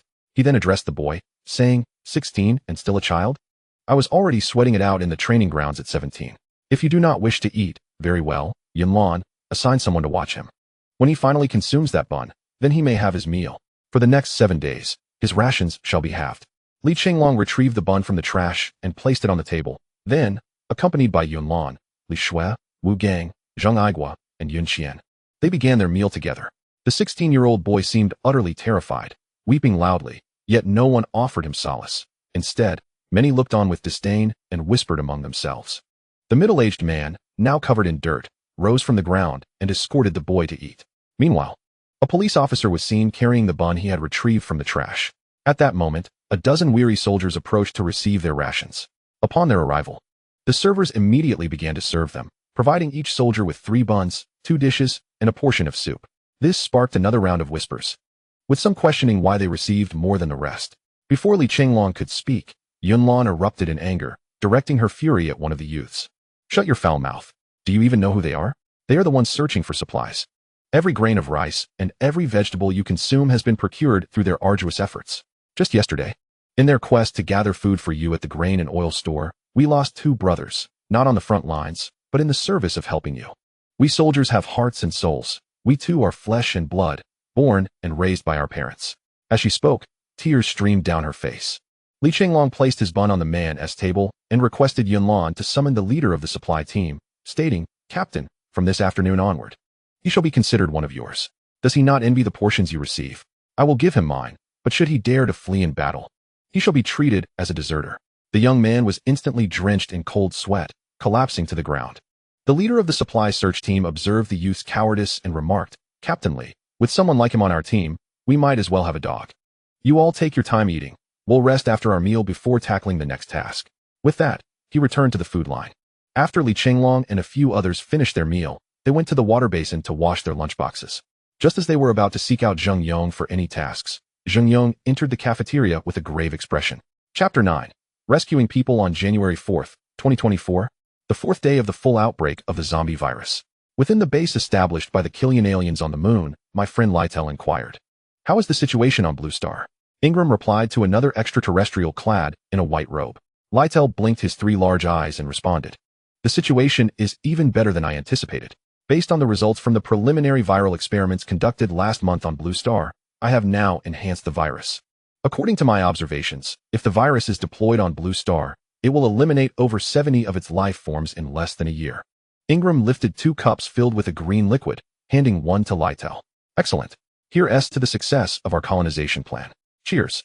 They both downed the green liquid and erupted into hearty laughter. At that moment, Lytel added, "I've noticed they are using floating devices on the outskirts of Blue Star to communicate.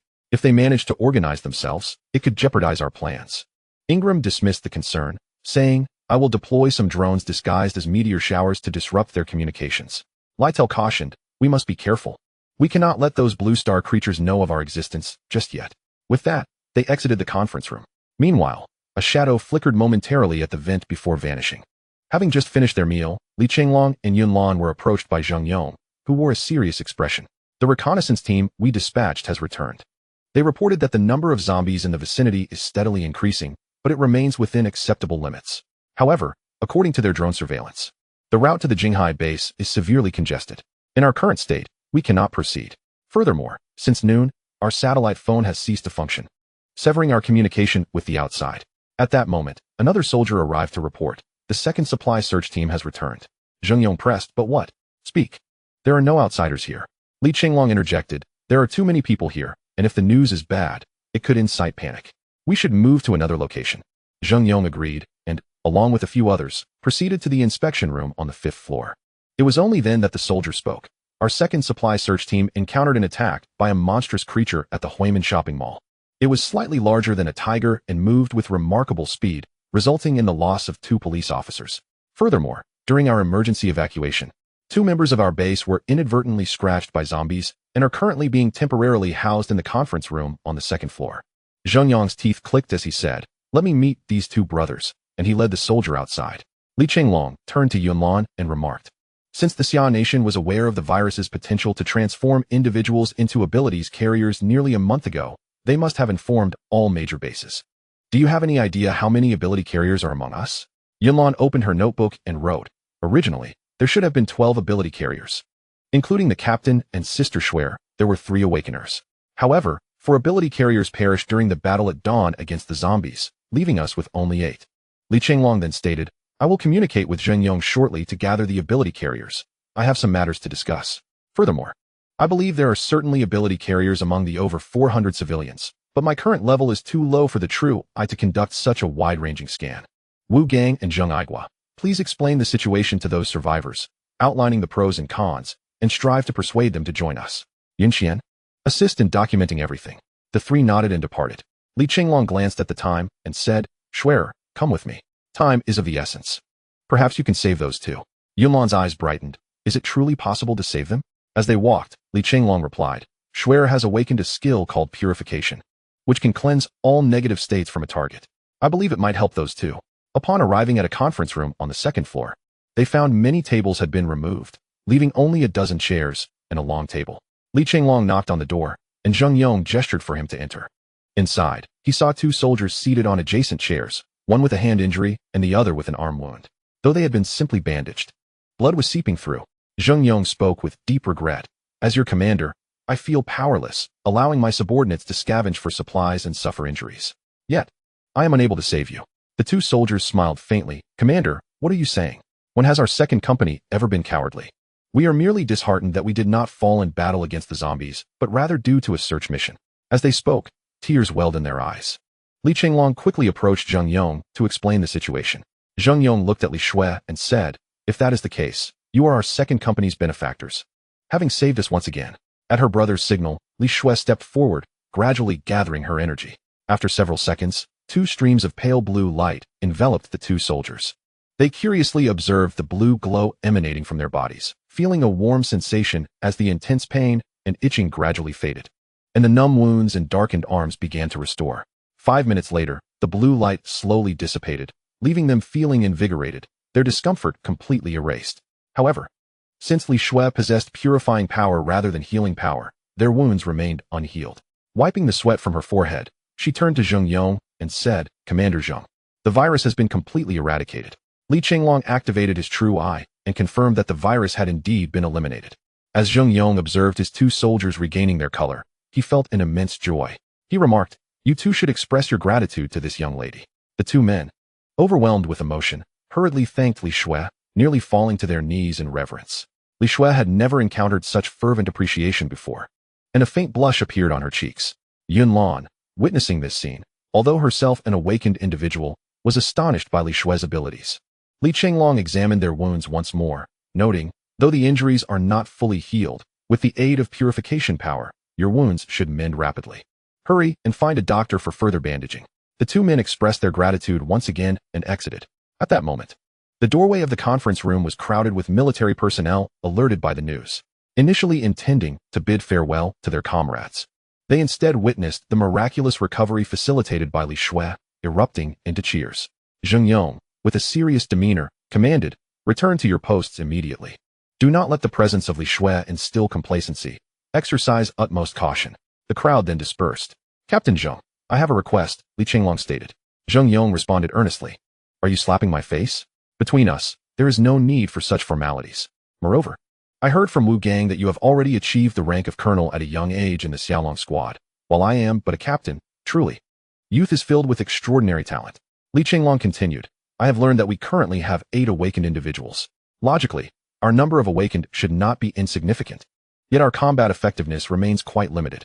This is primarily due to 2 reasons. First, our awakened individuals possess insufficient knowledge regarding their abilities, with some hardly knowing how to utilize them. Second, our squad is presently disorganized. Could you assist in gathering the awakened individuals? Yun Lan and I would like to impart some knowledge about their powers. He spoke earnestly, also bringing Yun Lan into the conversation. Zheng Yong was delighted, exclaiming, excellent. This is indeed a tremendous opportunity. In fact, even without your request, I was inclined to ask you to undertake this. Li Chenglong added, there is a second matter. I heard from Yun Lan that after dealing with the zombies at dawn, she asked you to dispatch some personnel to search for crystal stones. While you on the front lines may only be familiar with the basic functions of these crystals, their other applications might not be well understood. May I borrow some of those crystals? I intend to thoroughly explain their various uses to the awakened and those selected. He noted that both awakened and ability users would find crystals useful in combat. Without hesitation, Zheng Yong replied, no problem. If it weren't for you yesterday, we might have perished. A few crystals are of little consequence. Take as many as you need. We collected them while clearing the zombie corpses yesterday. I will have them delivered to you immediately. He then instructed a nearby soldier, go summon all those who have awakened their abilities, and see if anyone is interested in attending Brother Li's lecture. They are welcome to join. Also, bring the crystals we gathered yesterday for Brother Li to handle as he sees fit. The aide, Zhu Qian, promptly complied. Before long, Zheng Yong's aide, Zhu Qian, returned with a military backpack. Upon opening it, Li Chenglong discovered it was nearly filled to the brim with crystal stones. The adjutant remarked, initially, the drop rate of crystal stones was rather low, but today it seems to have increased somewhat. Moreover, given our extensive slaying, we have amassed quite a substantial collection. Li Chenglong smiled and replied, with such an abundance of crystal stones, we could certainly afford to engage in another battle. He then began to tally the stones. He continued, Yunlan, please gather the survivors together. I have something to address. After Yunlan acknowledged his request, she stepped outside, busying herself with the task of assembling the survivors. I will assist Sister Yun, Li Shui said, following Yunlan out. Li Chenglong glanced at the departing figures of the two before resuming his inventory of the various crystal stones. The ordinary white crystal stones were rather small, only slightly larger than a sizable yellow bean.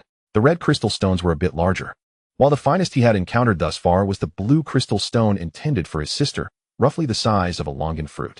Just as Li Chenglong busied himself with the counting, a middle-aged man entered the room, exclaiming, "Is that really you, Li Chenglong? I was worried I might have mistaken you for someone else." Upon recognizing the visitor, Li Chenglong was surprised to see Lu Dongliang, the son of the elderly neighbor Lu, and the director of the local police station in Qing'an town.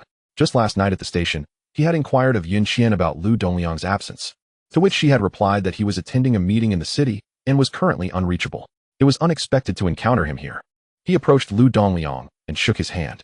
"Director Lu, it is a pleasure to see you again." Lu Dongliang responded, "I never expected to find you here. If it weren't for our meeting venue being nearby and Captain Zheng Yong coming to our rescue, we would surely have perished. By the way, do you have any news about my father and mother? How is Xiao Dongzi?" Xiao Dongzi was Lu Dongliang's son, named Lu Dong. Li Chenglong's expression darkened.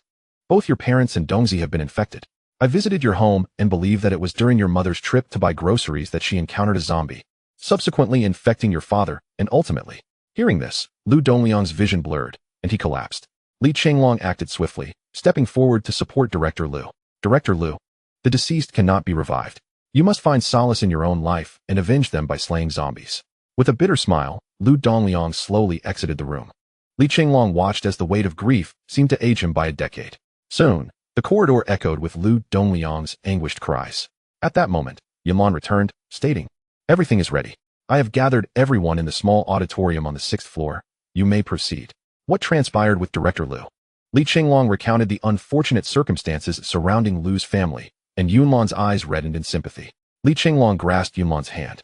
"Have you been able to contact your parents? How are they?"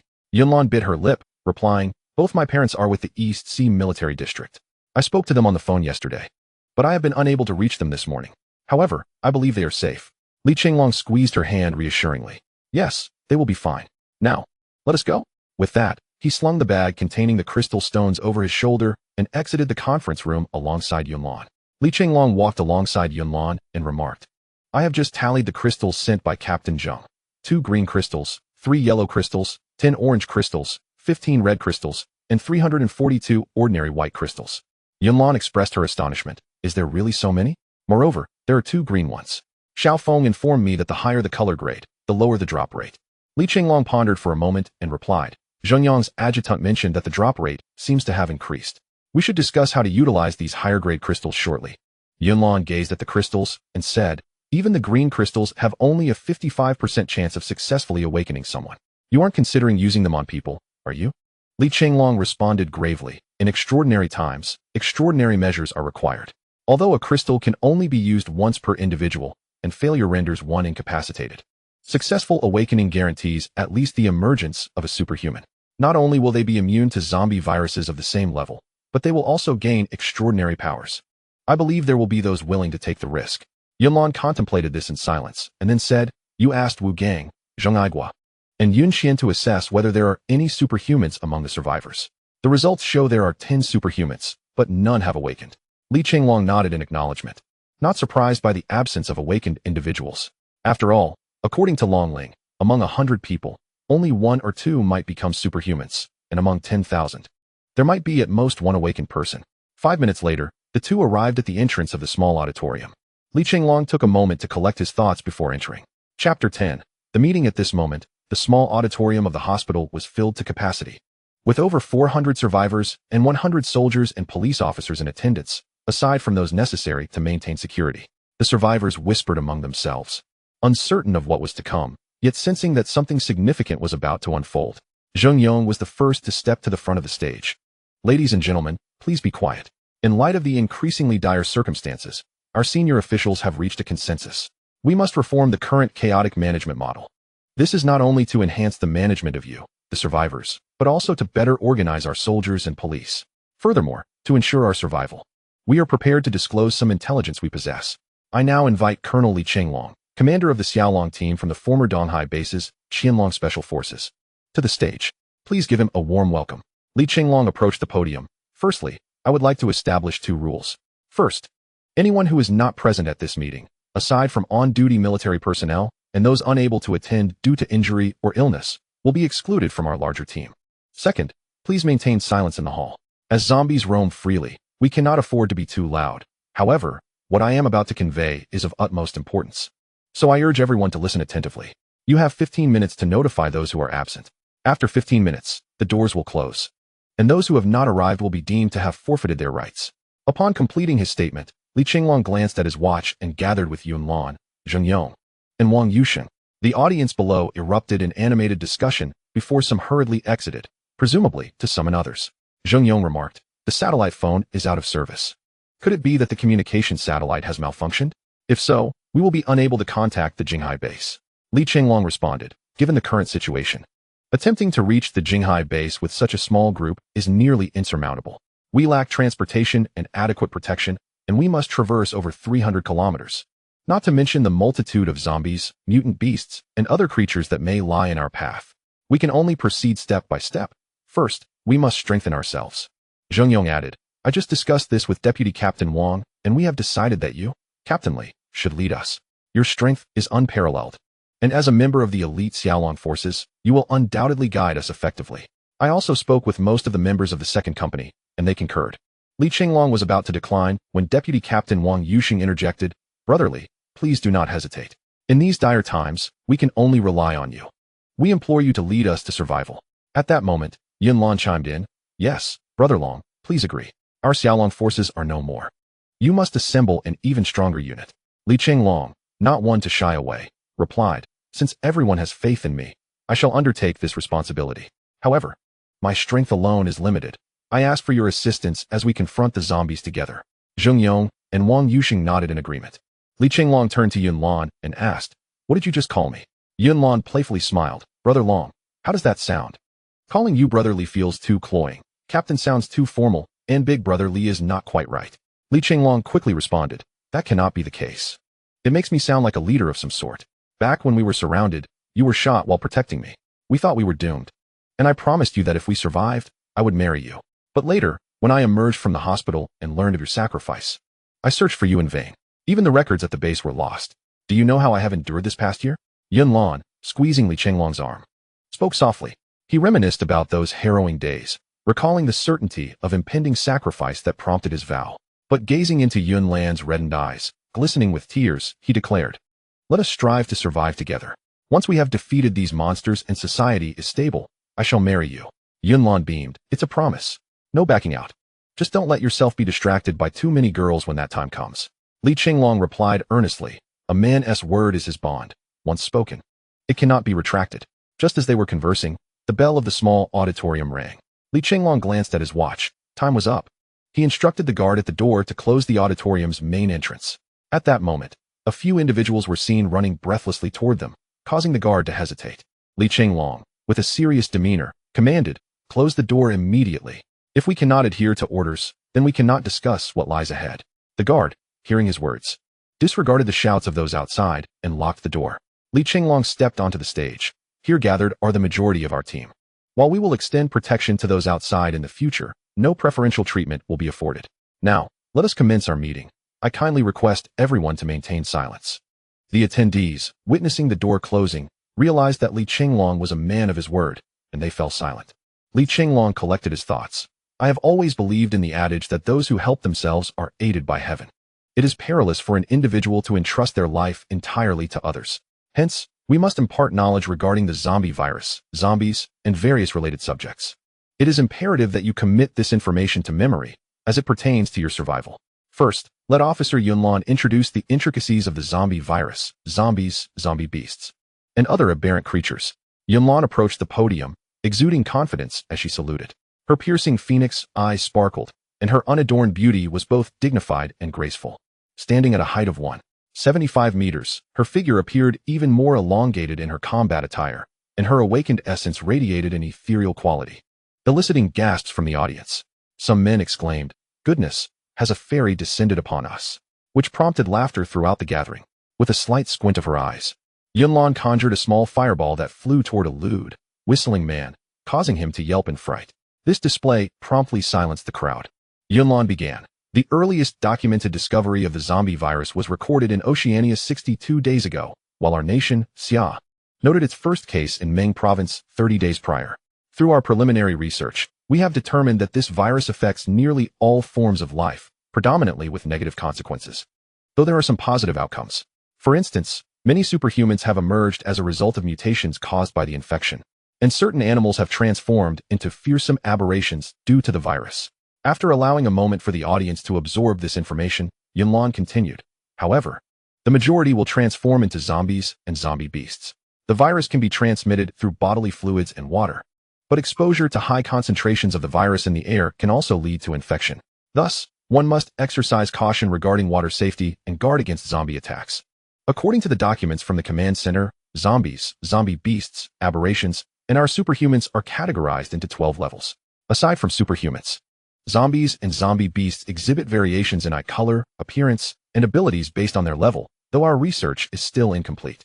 Presently, there is limited data on aberrations. After allowing the audience a moment to digest this information, Yunlan resumed. Upon defeating a zombie, there is a chance to obtain crystals, categorized into 8 tiers: white, red, orange, yellow, green, cyan, blue, and purple. Each tier of crystal possesses distinct properties, yet the highest tier we have encountered thus far is merely green. Familiarize yourselves with this information. Superhumans can advance by vanquishing zombies, zombie beasts, and aberrations, akin to the apocalyptic scenarios we often observe. Upon leveling up, superhumans can enhance their attributes and abilities. Conversely, zombies can also evolve by eliminating humans. She added that there exists a class of humans surpassing the ability users, known as Awakened Ones. The occurrence of Awakened Ones is exceedingly rare. According to the data we have acquired, the probability of their emergence is merely 1 in 100,000. Captain Li Chenglong, his sister, and I are all Awakened Ones.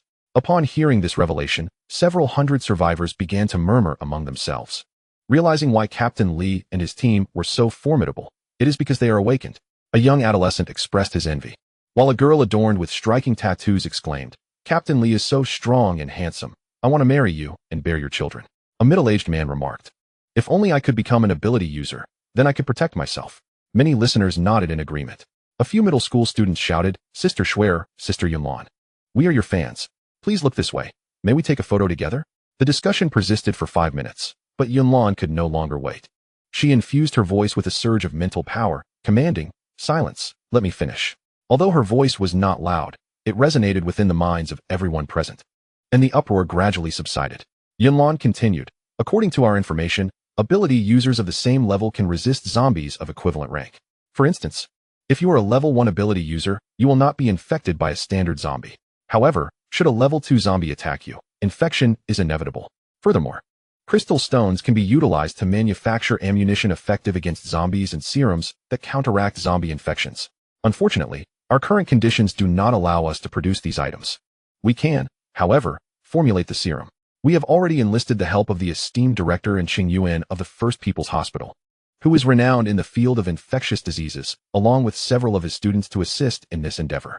Nevertheless, this process will require time, and we will notify you once the serum is ready."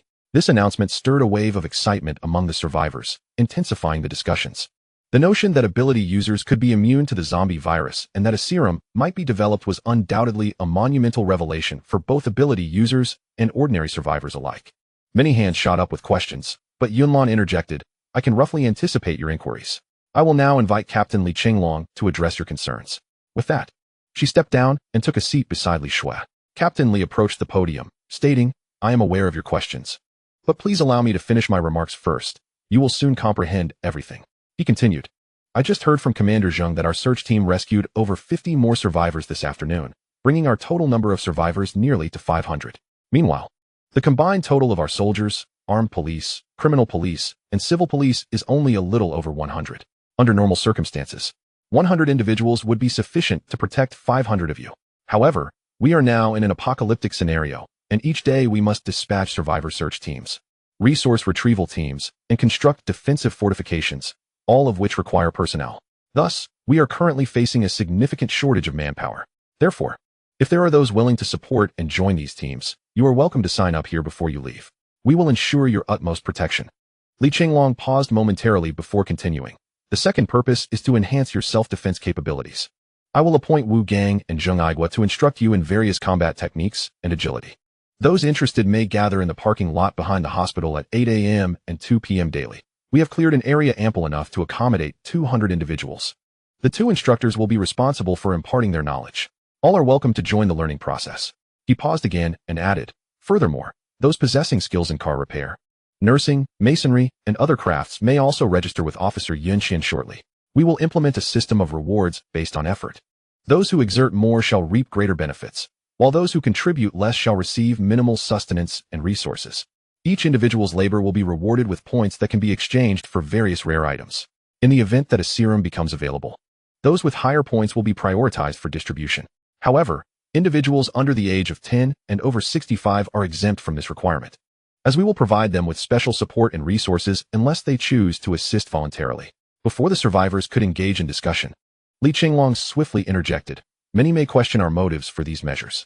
Allow me to clarify. According to reports from our reconnaissance teams, the route to the nearest Jinghai base is heavily infested with zombies and numerous zombie beasts. For us, venturing forth would be akin to lambs entering a den of tigers. Thus, we must remain at the hospital for a period, but our resources are limited, and we must adapt to these extraordinary circumstances. I ask for your understanding. Now that you grasp our intentions, those wishing to enlist may approach Officers Yun Xian and Wang Shuang once we exit. At present, only those with special abilities may depart.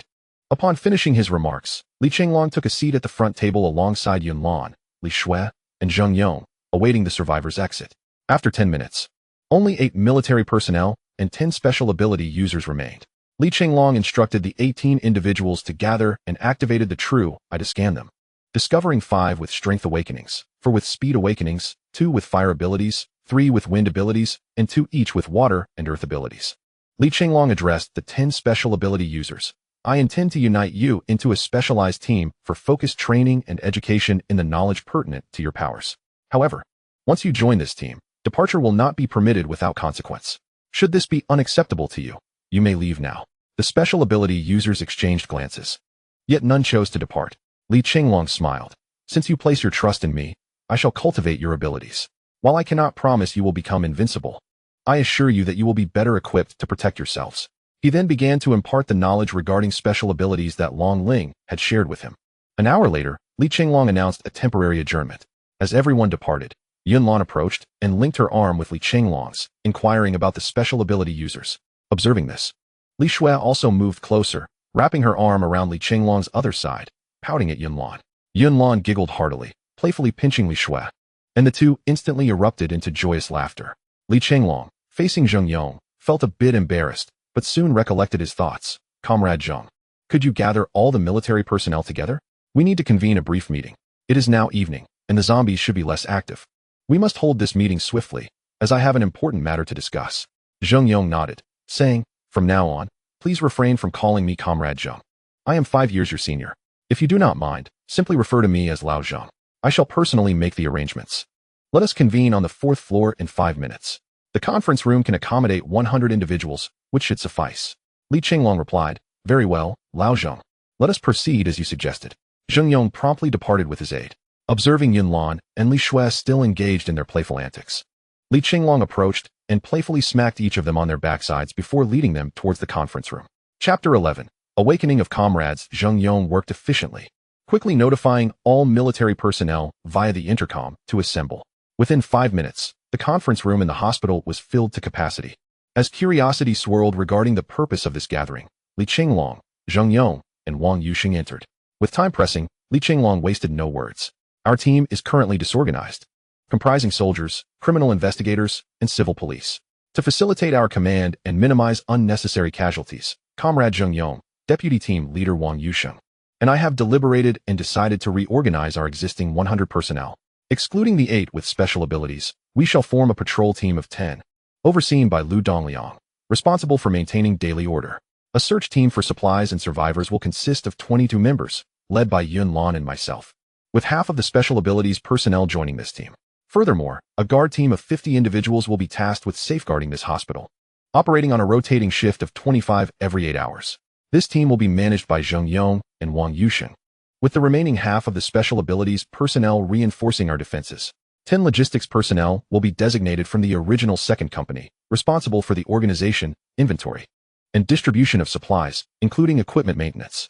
We will also recruit professionals from among the survivors to assist you. Now, if anyone has objections, please voice them. Upon hearing this, the crowd felt no dissent, and many expressed their agreement. Li Chenglong continued, "The second matter is of great importance. Many of you attended the recent assembly and learned that crystals come in 8 grades, but we did not elaborate on their functions, merely stating they could be used to concoct serums. In truth, crystals serve another purpose. They can transform individuals into those with special abilities." At this revelation, the atmosphere became electric, with many eager individuals expressing their desire to confront zombies and extract crystals to awaken their latent powers. Li Chenglong gestured for everyone to quiet down. But as with all things beneficial, there are also drawbacks. The success rates for awakening different crystals vary, should one fail. They may succumb to the overwhelming power of the crystal and become a zombie. We currently possess 2 green crystals, which have a 55 success rate, and 3 yellow crystals, with a mere 44 success rate. The probabilities for orange and red crystals are exceedingly low, so I shall refrain from discussing them. After consulting with Zheng Yong, I propose that if you are willing, you may make use of these crystals, though this entails considerable risk. Therefore, please deliberate carefully. A profound silence enveloped the room, as those who had clamored to use the crystals fell into contemplation. Li Chenglong understood their hesitation. After all, one's life is singular. While a 55 success rate for the green crystals may not seem insubstantial, there is no assurance that one would not fall into the 45. What if one were to become a zombie? The silence lasted only a minute, however, before Zheng Aigua and Wu Gang exchanged resolute nods and stepped forward in unison, declaring, "Captain Li Chenglong, we are willing to use the crystals. Having participated in numerous operations alongside you, we have already prepared ourselves for sacrifice upon joining the Xiaolong team. Yet, in this apocalypse, we feel the profound helplessness of being ordinary individuals. Therefore, we wish to seize this opportunity to grow stronger. We implore you, Captain Li, to grant us your consent. However, we have one condition. Should we transform into zombies, please eliminate us immediately. We do not wish to reveal our grotesque forms to our comrades." Having spoken, they approached the stage and bowed respectfully to Li Chenglong. Observing the unwavering determination in their eyes, Li Chenglong refrained from further words and returned a military salute, permitting comrades Wu Gang and Zheng Aigua to accept the crystals. Then, under Yunlan's guidance, they proceeded to the isolation room on the 6th floor. Afterward, Yunlan ascended the stage and solemnly distributed the 2 green crystals to them, leading them outside alongside Li Shui. All present also saluted, paying their respects to the 2 individuals. Li Chenglong glanced at the time and declared, "All right, that concludes our meeting. Let us return to our respective posts. The personnel groupings will be sent out at 8 p.m. tonight. Please review them carefully tomorrow. Once I have arranged the abilities, we shall commence implementation the day after." The crowd swiftly dispersed, with Zheng Yong and Wang Yuxing also departing to manage the reorganization, exchanging brief farewells with Li Chenglong. Just as Li Chenglong was preparing to gather the crystals and leave, he noticed 3 individuals still present. 2 were familiar to him, Lu Dongliang and Yun Qian, along with another who appeared to be from the second company. Li Chenglong inquired, "The meeting has concluded. Do you have any matters to discuss?" Lu Dongliang responded, "My parents and child have perished. I harbor an unquenchable vendetta against those wretched zombies. Yet here I stand, merely an ordinary middle-aged man, unable even to protect myself, let alone slay zombies. Thus, I would rather take a gamble. If I succeed, I could become an ability user and avenge my family. If I fail, I would at least be reunited with my parents and Dong." Lu Dongliang grew increasingly animated as he spoke. Li Chenglong placed a reassuring hand on Lu Dongliang's shoulder, urging him to calm down. He then turned to Yun Qian, saying, "I have heard that you are an outstanding student from Hucking University, specializing in business management. I had intended to transfer you to logistics. Do you wish to awaken as well?" Yun Qian nodded, observing her sister Yunlan and younger sister Shui'er, both remarkably strong. A sense of envy washed over her. She yearned for the opportunity to attain such strength. Furthermore, her parents were currently untraceable, and she longed for the day when she could muster the capability to seek them out. Another soldier introduced himself as Chu Tianhe, expressing his singular desire to grow stronger. Li Chenglong regarded the trio, nodding in acknowledgement. "Have you all contemplated your decision? Our research on crystal stones has only just commenced. In the future, we may develop awakening potions devoid of side effects, so you might choose to wait." The 3 expressed their rejection. Lu Dongliang remarked, "But who knows how long we must wait? What if that potion is never developed? We would then regret our hesitation." Li Chenglong observed their resolute expressions and produced 3 yellow crystal stones. "I respect your choices. You are true warriors. However, I must emphasize that this is your final opportunity. If you do not persevere, as your comrade, I will ensure you find peace. With unwavering determination, the three seized the crystals and proceeded to the isolation chamber on the 6th floor. Li Chenglong placed the pouch containing the crystals into his storage space before following them. He found Yunlan and Li Shui peering through the windows of the 2 isolation rooms. Li Chenglong approached and inquired about their progress. Yunlan's face brightened as she relayed that, according to Xiao Feng's investigation, both had likely succeeded, though they were still in the process of converting the energy from the crystals. Lu Dongliang and the others also observed the 2 individuals inside the isolation room, each resolutely consuming their yellow crystal stones before entering their respective chambers. Li Chenglong pondered aloud, asked Xiao Feng if consuming crystals can convert energy and facilitate leveling up. Yunlan smiled and replied, I actually inquired about that long ago. It is indeed possible, but we can only consume crystals of the same rank or higher. For instance, at our current level 3, we can only consume level 3 orange crystals or those of a superior grade. Moreover, the crystals of a higher rank can only exceed ours by 1 level. Otherwise, we would be unable to endure it, even with a 1 level difference. We cannot consume too many, as excessive intake could harm our bodies, rendering the effort counterproductive. Li Chenglong nodded, contemplating that upgrading by defeating zombies seemed a more prudent approach, as high-level crystals were exceedingly rare, making their consumption impractical unless reserves increased significantly. He then distributed 70 white crystals to both Li Shui and Yunlan for cultivating their spiritual bodies, providing them with enough for 7 days at a rate of 10 per day. Just as Li Chenglong was mulling over the strategy of zombie extermination, he sensed a surge of intense heat emanating from one isolation room and an earthy aroma from the other. Moments later, Wu Gang and Zheng Aigua emerged.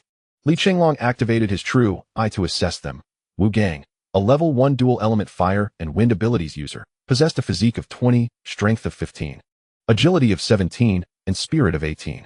Zheng Aigua, a level 1 earth and strength awakened individual, had a physique of 25, strength of 25, agility of 10, and spirit of 13. Despite their seemingly modest attributes, Li Chenglong recalled that he had previously scanned ordinary individuals with his true eye, whose attributes hovered around 5. Even elite soldiers among the 2nd tier had attributes peaking at merely 7 or 8. As Wu Gang now possesses a strength of merely 15, it does not imply that the combined strength of 3 ordinary individuals would equate to his own. Even if you were to gather 10, it is likely they would still be unable to topple Wu Gang, for the awakening of extraordinary abilities signifies a holistic transformation of an individual. 2 individuals approached Li Chenglong, and with a smile, Wu Gang proclaimed, "We have both succeeded. Ha ha ha, boss, aren't we impressive? Look at this." Upon finishing his words, he conjured a small flame in one hand while gathering a gust of wind in the other. Meanwhile, Zheng Aigua also yearned to demonstrate his prowess, but was promptly interrupted by Li Chenglong, who said, "All right, let us pause for now. You both have done remarkably well to awaken dual abilities. In a moment, we shall assemble all the awakened individuals and organize them into teams based on their capabilities. I will also teach you how to effectively harness your extraordinary powers." After a while, the 2 isolation chambers were opened, and Lu Dongliang and Yun Qian emerged. Li Chenglong activated his true eye on Lu Dongliang, a level 1 strength-type awakener, possessing a physique of 20, strength of 20, agility of 9, and spirit of 10. Yun Qian was identified as a level 1 water-type awakener, with a physique of 10, strength of 8, agility of 10, and spirit of 22. Just as Li Chenglong and the others were about to congratulate them, a hoarse roar erupted, and an individual burst forth from the isolation chamber, shattering the door into fragments with a single punch. Li Chenglong, on guard, activated the True Eye, level 1 strength-type zombie, attributes being a physique of 18, strength of 20, agility of 10, and spirit of 0. Lu Dongliang exclaimed in astonishment, "Brother Chu, didn't he make it through? How could this happen?" Yun Qian, gazing at the person who had conversed with her just 15 minutes prior, now transformed into a zombie, felt her eyes welling with tears. Li Chenglong, though troubled, restrained his emotions as the team leader and instructed Wu Gang, Zheng Aigua, escort Brother Chu for a final journey. He is a strength type, so exercise caution. Yun Qian and Lu Dongliang observe their combat techniques closely and commit them to memory. Upon hearing this, Wu Gang and Zheng Aigua rushed forward. Wu Gang unleashed a burst of flames, causing the zombie to instinctively shield itself from the fire. Seizing the opportunity, Zheng Aigua summoned a stone and hurled it at the zombie, striking it and forcing it to stagger backward. Zheng Aigua then charged in, using his strength ability to subdue the creature, while Wu Gang drew a dagger and plunged it into the zombie's eye. However, due to Wu Gang's insufficient strength, the blow did not completely vanquish the creature. The zombie writhed in a frenzied struggle, prompting Zheng Aigua to thrust another dagger into its brain, piercing through the center of its forehead. With a final shriek, the zombie succumbed to death. At that moment, Zheng Yong approached and, witnessing the scene, inquired urgently about what had transpired. Li Chenglong recounted the events in detail to Zheng Yong. Upon hearing this, Zheng Yong sighed deeply but refrained from further comments. Instructing the two to remove Chu Tian's body, Li Chenglong then directed Yun Lan and the others to gather all the awakened individuals, and they promptly descended the stairs. Li Chenglong reassured Zheng Yong, "Do not grieve too heavily. We must honor their legacy by eliminating more zombies." Zheng Yong produced a pack of cigarettes, offering one to Li Chenglong, who accepted it but did not smoke.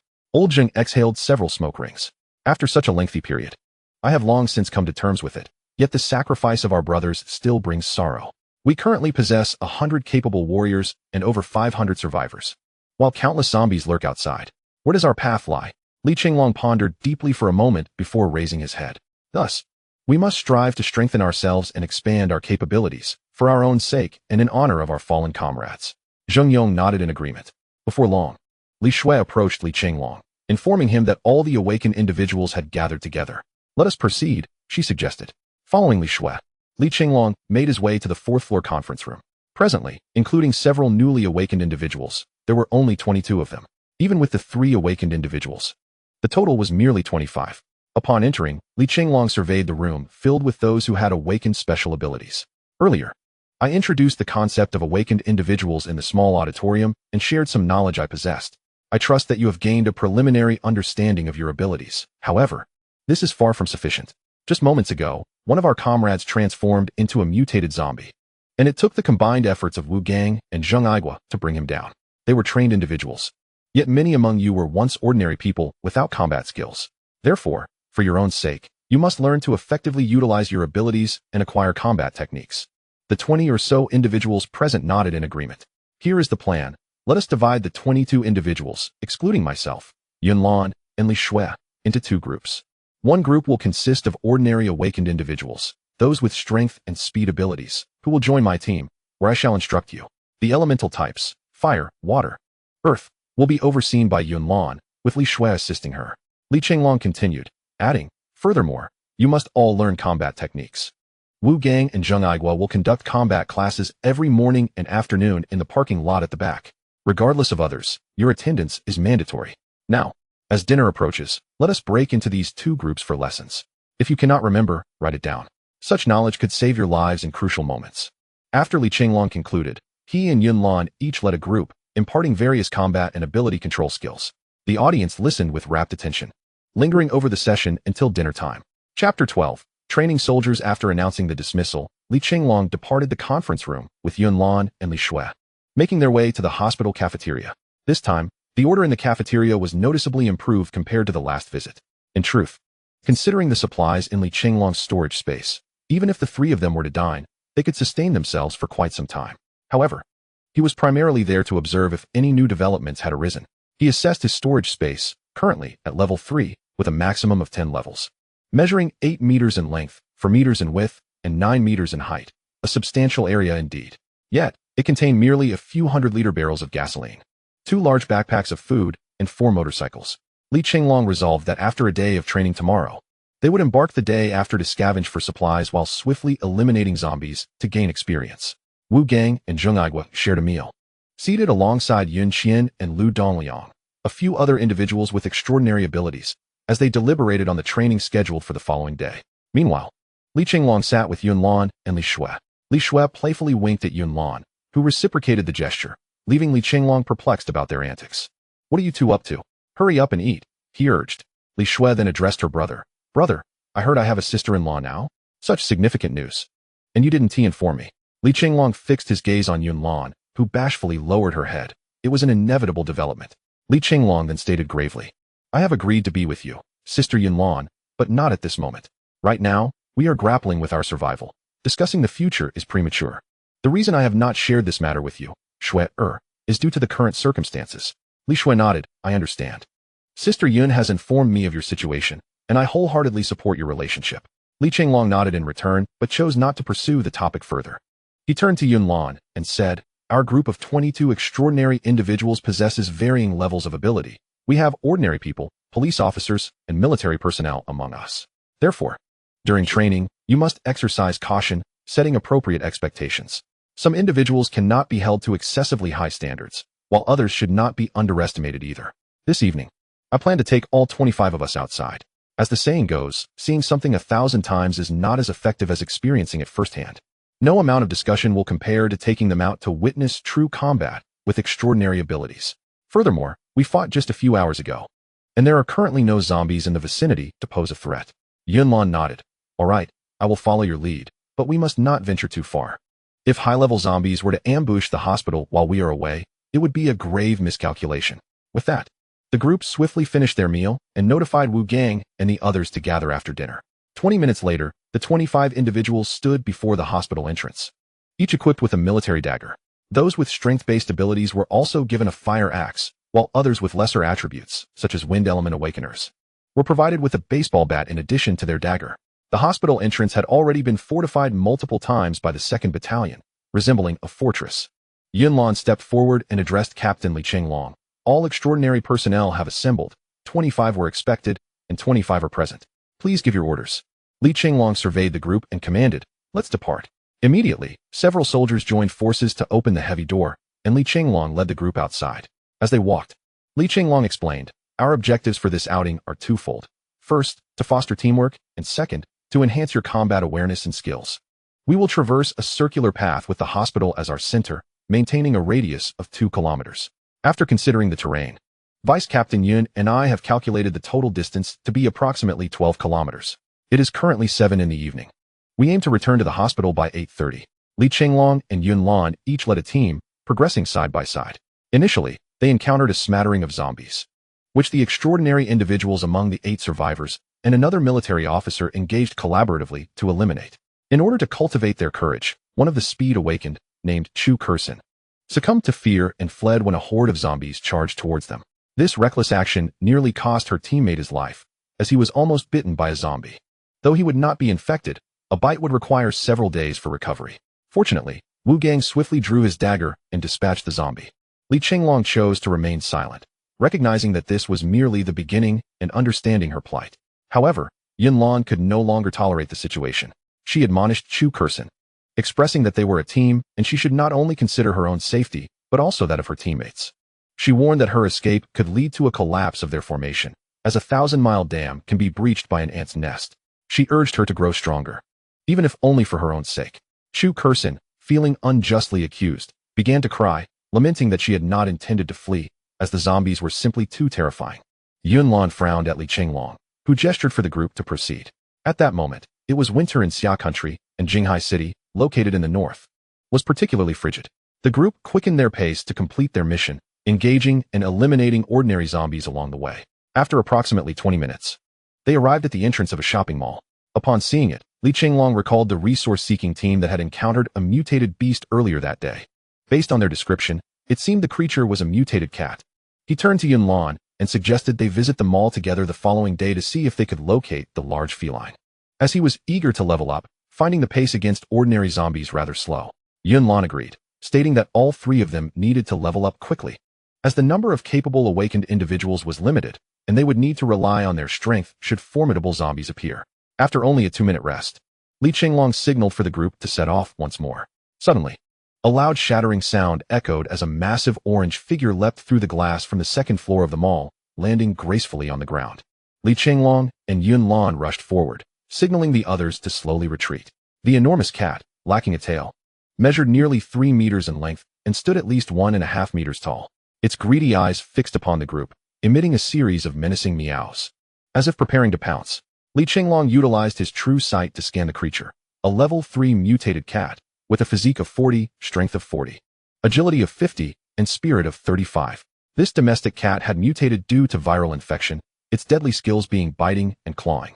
Wu Gang and Zheng Aiguo were eager to assist, but Li Chenglong instructed them to lead the others to retreat 50 meters away, emphasizing that only the 3 of them could contend with such a formidable beast.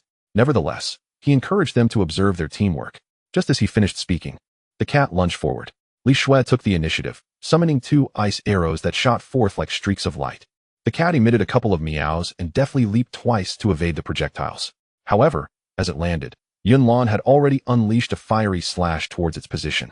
The cat, unable to dodge in time, had its tail struck, losing a third of its length. In pain, the creature let out an enraged screech and charged towards Li Shui. Li Shui, undeterred, immediately concentrated her energy to conjure a wall of ice, a skill she had mastered at the 3rd tier. However, the ice wall was only at the 1st tier, rendering it somewhat fragile. The great cat struck the wall with powerful blows, causing several cracks to appear. At that moment, Yunlan unleashed a barrage of meteoric fire from a distance.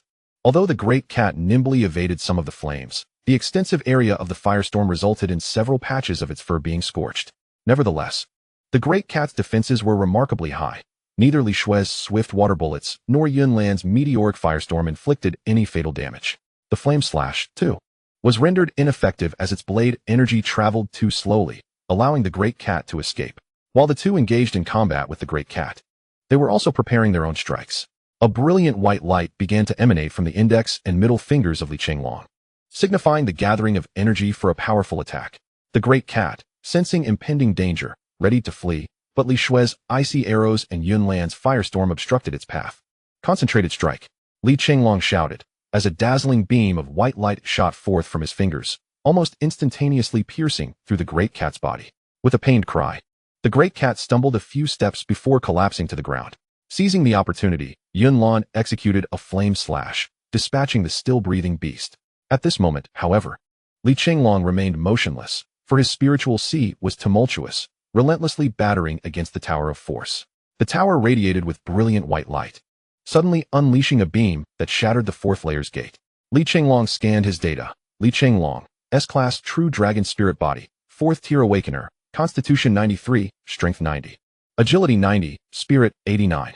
Explosive Light Orb Level 4, Max Level 7. Balance Development Level 4, Proficient in Firearms, Proficient in Cold Weapons, Storage Space Level 4, Max Level 10.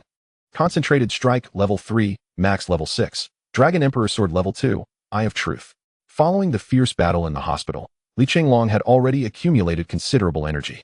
And with the defeat of the 3rd tier Great Cat, he evolved directly to the 4th tier. He then delved into the 4th layer of the Tower of Force, where 3 scrolls awaited him. One was the Star Dragon Slash, a technique of the Dragon Emperor Sword, which, when unleashed, would release countless starry energy waves in the form of an azure dragon. The higher the user's level, the greater the power of the Star Dragon Slash. The second scroll contained the blueprint for Dawn City, requiring 3 azure crystals and 10 green crystals for activation. Once activated, it would automatically establish the Dawn City base, although the construction would necessitate a substantial supply of crystals for the core of Dawn City. The third scroll, True Dragon Body, would gradually evolve the user's physique into that of a true dragon, granting additional attributes with each level up and activating dragon scales, dragon flames, dragon flight techniques, and dragon blood skills. Li Chenglong, dazzled by the descriptions, decided to stow away the Dawn City blueprint for the time being, as he lacked the necessary azure crystals. Even the yellow ones were beyond his grasp. Both the Star Dragon Slash and True Dragon Body were exceptional skills, particularly the latter. With this thought, Li Chenglong immediately activated it. A resonant dragon's roar emanated from him, followed by a surge of golden energy akin to a golden dragon soaring into the heavens. Though it was fleeting, Yunlan could not help but notice that Li Chenglong exuded a distinctly different aura. Were it not for her own possession of the Flame Phoenix physique, she might have felt compelled to prostrate before him in reverence. Li Chenglong sensed an overwhelming surge of power within him. With a glimpse through his true eye, he discovered his attributes: Constitution 125, Strength 120, Agility 120, and Spirit 115, nearly doubling from the previous level, prompting him to marvel at the might of the true dragon physique. Yunlan was the first to dash over, her eyes alight with excitement as she exclaimed, "Brother Dragon, you've leveled up. This time, it seems like your upgrade is extraordinary. You've suddenly become immensely formidable." Li Shui joined her, adding, "Brother, that golden dragon energy you unleashed just now was overwhelming. I felt as though it could pierce the heavens." Li Chenglong affectionately ruffled Li Shui's hair, assuring her, "Now that I possess new abilities, I can protect you both even better." Yunlan clenched her small fist, declaring, "Snow and I will level up swiftly too. When we reach level 4, let us have a contest." Li Chenglong laughed heartily. "You'd better hurry. Who knows? By the time you reach level 4, I might be at level 5. This elicited an eye roll from Yunlan. At that moment, others caught up, showering Li Chenglong with congratulations. Yun Xian had intended to engage Li Chenglong in conversation, but upon witnessing the closeness between him and Yunlan, She merely offered her congratulations before retreating to the back. Li Chenglong approached the large cat, searching for a moment before discovering a yellow crystal stone. He tossed it to Yunlan, instructing her to keep it for now and make plans later. Glancing at his wristwatch, he pointed toward the shopping mall behind them, stating, "Due to unexpected circumstances, we've delayed our schedule, so we must alter our original plan. For the next 30 minutes, Yunlan and I will form a team and enter first. Then, Shui, Wu Gang, and Zheng Aigua, you will lead 3 teams to explore the mall. If you encounter ordinary zombies, team up to eliminate them. However, if you encounter advanced zombies, immediately call for backup via the intercom. Yunlan and I will head to the 4th floor. Shui, you take 7 people to the 3rd floor. Wu Gang, you take 7 to the 2nd floor. Zheng Aigua, you take 6 to the 1st floor. With the 2 of us leading the way, there should be little danger. Oh, and don't forget to collect the crystals." After outlining the plan, he continued, "Additionally, I have a small benefit for you all. This mall has only been visited once by our supply search team, and there are still ample resources left behind. I will provide each of you with a backpack. Take what you need. But this opportunity is singular and will not be repeated." With that, he retrieved the backpacks he had collected during the expedition in Qing'an town and distributed them to the group, eliciting great joy among them. Li Chenglong and Yunlan were the first to enter the mall, encountering relatively few zombies along the way. They made their way to the supermarket's warehouse on the 1st floor, discovering that it had been nearly cleared out. It was evident that not only the supply teams from the 2nd company had come through, but also many other survivors. Thus, he activated his storage space abilities, packing essential supplies such as 50 bags of rice, flour, cooking oil, salt, and sugar into his storage. Now that his storage space had reached level 4, measuring 8 meters in length, 8 meters in width, and 16 meters in height, although it could not hold a vast quantity, every bit collected was invaluable. After a series of maneuvers, Li Chenglong had nearly emptied the mall's food storage. He procured 100 bags of rice, 100 barrels of cooking oil, 100 bags of flour, 500 bags of salt, and 50 bags of white sugar. As he assessed his haul, he and Yunlan continued their exploration, accumulating an abundance of snacks such as chips, dried tofu, sausages, luncheon meat, milk, and even over 200 bottles of alcohol. Given that the storage space was in a state of temporal stasis, nothing could spoil regardless of how much he packed in. Under Li Chenglong's adept handling, the storage space was nearing its limit. As they traversed from the 1st to the 4th floor, Li Chenglong remarked on the desirability of Yunlan having her own storage space, allowing for an even greater collection. Yunlan shot him a disapproving glance, questioning the fate of the other survivors given the substantial amount of resources he had taken. Their daily consumption was quite significant. Li Chenglong nodded, explaining that this strategy was intended to instill a sense of urgency within them. If they continued to receive food unconditionally, they would surely grow complacent. It was only when faced with a crisis that they would be motivated to strive for improvement. Yunlan agreed with a nod. At that moment, Li Chenglong mysteriously produced several packages and handed them to Yunlan. To her astonishment, they contained sanitary pads. "I noticed your relative seems to have arrived, but I wasn't sure which type you would need, so I just brought one of each. I have plenty more, so ask me later," he whispered. Yunlan, feeling her face flush, exclaimed, "How did you know? That's creepy." Li Chenglong explained about the Eye of Truth, prompting Yunlan to clench her fists and wave them at him, insisting he not speak to her. Yet, she hurriedly took the sanitary pads and dashed to the restroom on the 4th floor.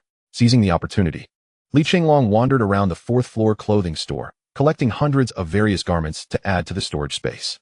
10 minutes later, Yunlan returned, her cheeks still slightly flushed, and remarked, "I didn't expect you to be so thoughtful. I didn't even realize myself."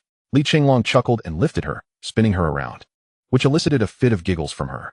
After 5 minutes, as the assembly time approached, Li Chenglong announced over the intercom, "Everyone, gather in front of the mall's entrance within 5 minutes.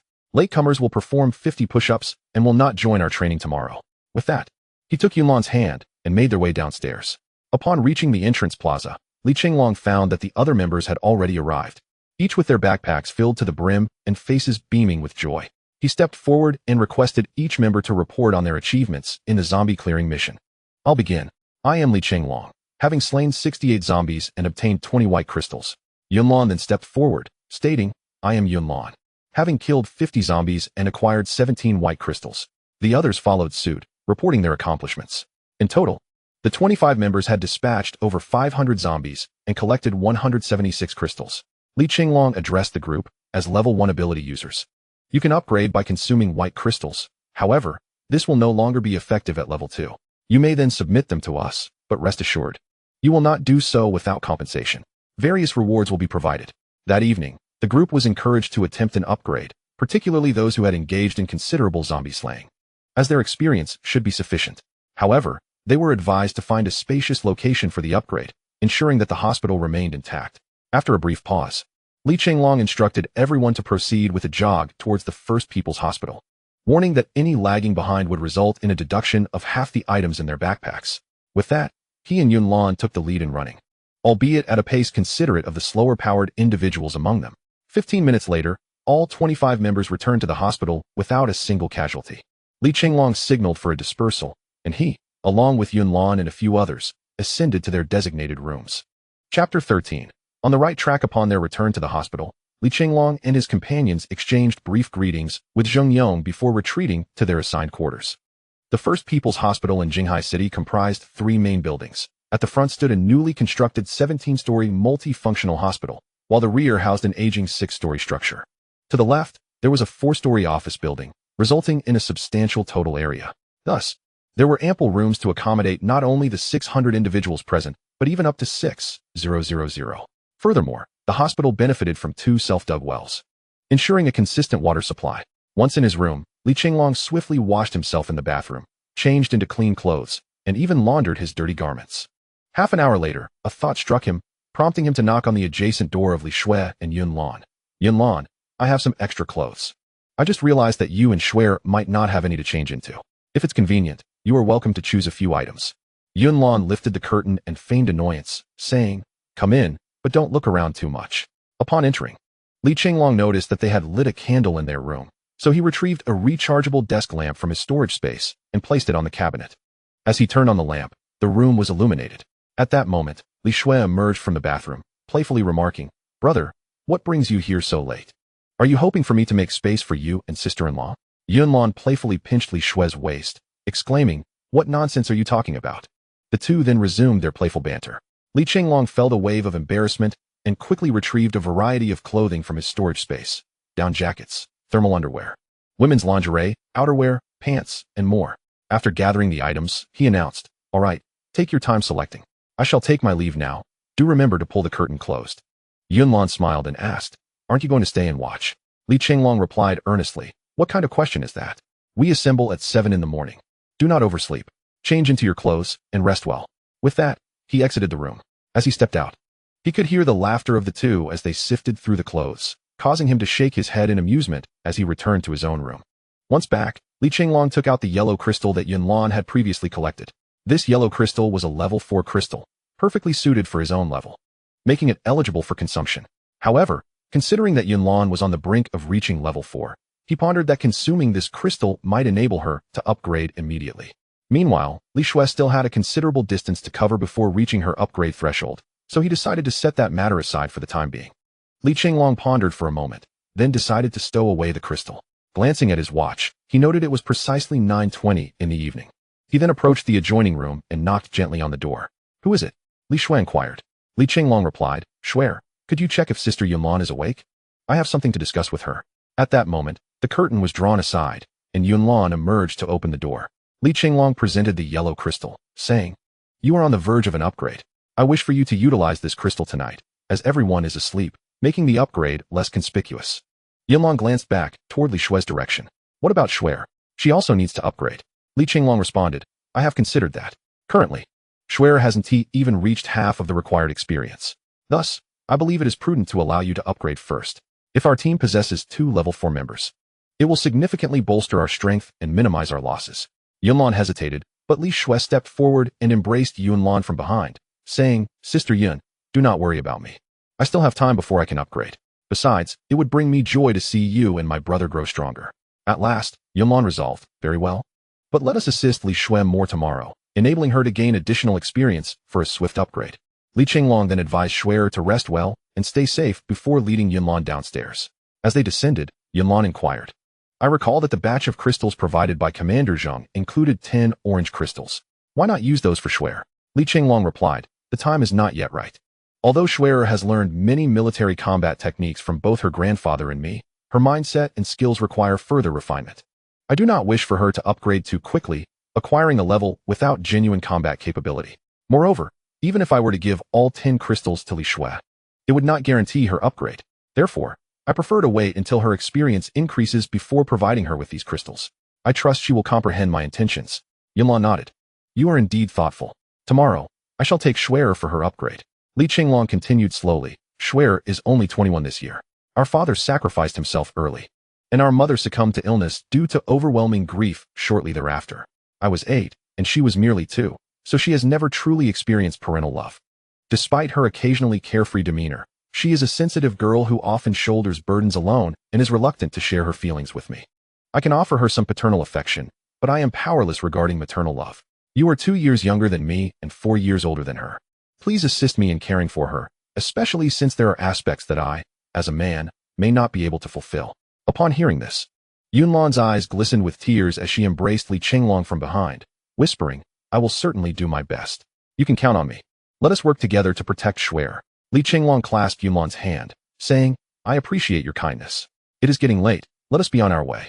Upon reaching the hospital parking lot and greeting the security personnel, Yunlan retrieved the yellow crystal and swallowed it whole in one breath. Li Chenglong observed Yunlan's transformation, as a crimson aura gradually dispersed from her being, reaching its zenith shortly thereafter. 5 minutes later, Yunlan opened her eyes and let out a powerful shout, from which a fiery phoenix erupted, soaring forth with a resonant cry. The majestic creature circled Yunlan twice before ascending into the heavens. As the phoenix passed, Li Chenglong felt as though he had entered a realm of blazing inferno. The heat was so intense that he had to retreat. After a brief flight, the phoenix returned to perch on Yunlan's shoulder, affectionately nuzzling her before vanishing from sight. The soldiers stationed nearby, witnessing this astonishing spectacle, erupted in exclamations of disbelief. Lu Dongliang, leading a patrol team, arrived to investigate the phenomenon, quickly recognizing Li Chenglong and Yunlan. After exchanging a few words with Li Chenglong, he departed. As Yunlan reigned in her aura, Li Chenglong activated his true eye to scan her. Yunlan, S-Class Fire Phoenix Spirit Body, Level 4 Awakened, Constitution 110, Strength 110, Agility 115. Spirit 112. Meteor Fire Rain Level 4, Max Level 7. Blazing/Level 3, Max Level 6. Balance Development Level 4, Fire Phoenix Body, activated. Fire Phoenix Spear Level 1. Storage Space Level 4, Max Level 8. Explosive Fire Phoenix, Charge Level 1. Applauding, Li Chenglong exclaimed, Congratulations, Yunlan, on successfully awakening to Level 4. Our strength has significantly increased.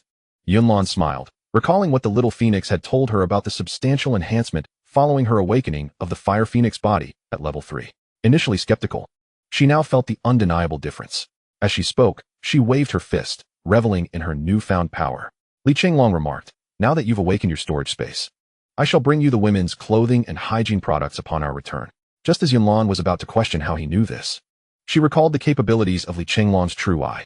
Summoning the Fire Phoenix Spear, Yunlan revealed a weapon approximately 1.6 meters in length, adorned with the image of a phoenix on its hilt, pulsating with energy and radiating a soft red glow. The air around it shimmered with warmth. Pointing the spear at Li Chenglong, she proposed, Brother Long, would you care for a spar? Li Chenglong glanced at the time. Just 5 minutes. It's almost 10 o'clock. And we should rest. Moreover, we cannot leave Schwerer alone for too long. With that, he summoned the Dragon Emperor's sword, addressing her, Lady, I look forward to your guidance. The soldiers on duty, noticing the impending spar, gathered around, as did several survivors who had yet to sleep, peering down from the balcony. Yunlan infused energy into the Fire Phoenix spear and lunged forward, her spear's shadow slicing through the air like an ethereal phantom.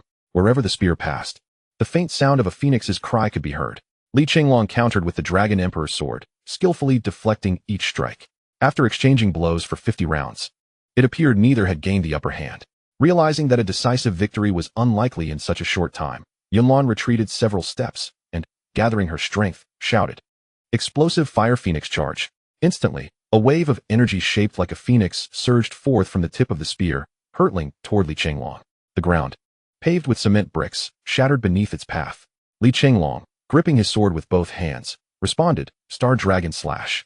A wave of azure dragon-like energy surged forth, causing the cement tiles beneath to explode upon its passage.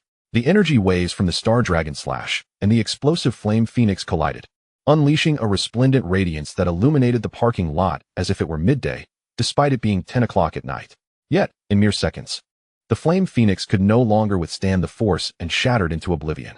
Seizing the moment, Li Chenglong gathered the energy, and the azure dragon dissipated swiftly. The onlookers were awestruck by this terrifying spectacle, rendered speechless until, after a full minute, thunderous applause and cheers erupted. Li Chenglong sheathed the Dragon Emperor sword and approached Yunlan, inquiring, "Are you unhurt?" Breathless, Yunlan, upon noticing Li Chenglong's steady demeanor, retorted defiantly, "Next time, I shall return. You only know how to bully me. Just wait until I tell Schwer tonight." Li Chenglong felt a rush of exasperation and, glancing around, cleared his throat lightly. "Let us depart swiftly. You wouldn't want to be the center of attention any longer, would you?" Yunlan, feeling the gaze of nearly 200 spectators upon her, blushed slightly and tugged at Li Chenglong, urging him to escape. As they arrived at the hospital's main building, they spotted Li Shui waiting with a smile. Zheng Yong, Wang Yusheng, Lu Dongliang, Wu Gang, and Zheng Igua stood nearby. Upon seeing Li Chenglong and Yunlan approach, they hurried over. The hospital, even at night, was illuminated by 2 backup generators, and the 2nd Battalion possessed a small generator as well. Thanks to the diligent efforts of the logistic soldiers, the power supply was restored, albeit limited to the operating rooms, hospital lobby, cafeteria, and defensive positions.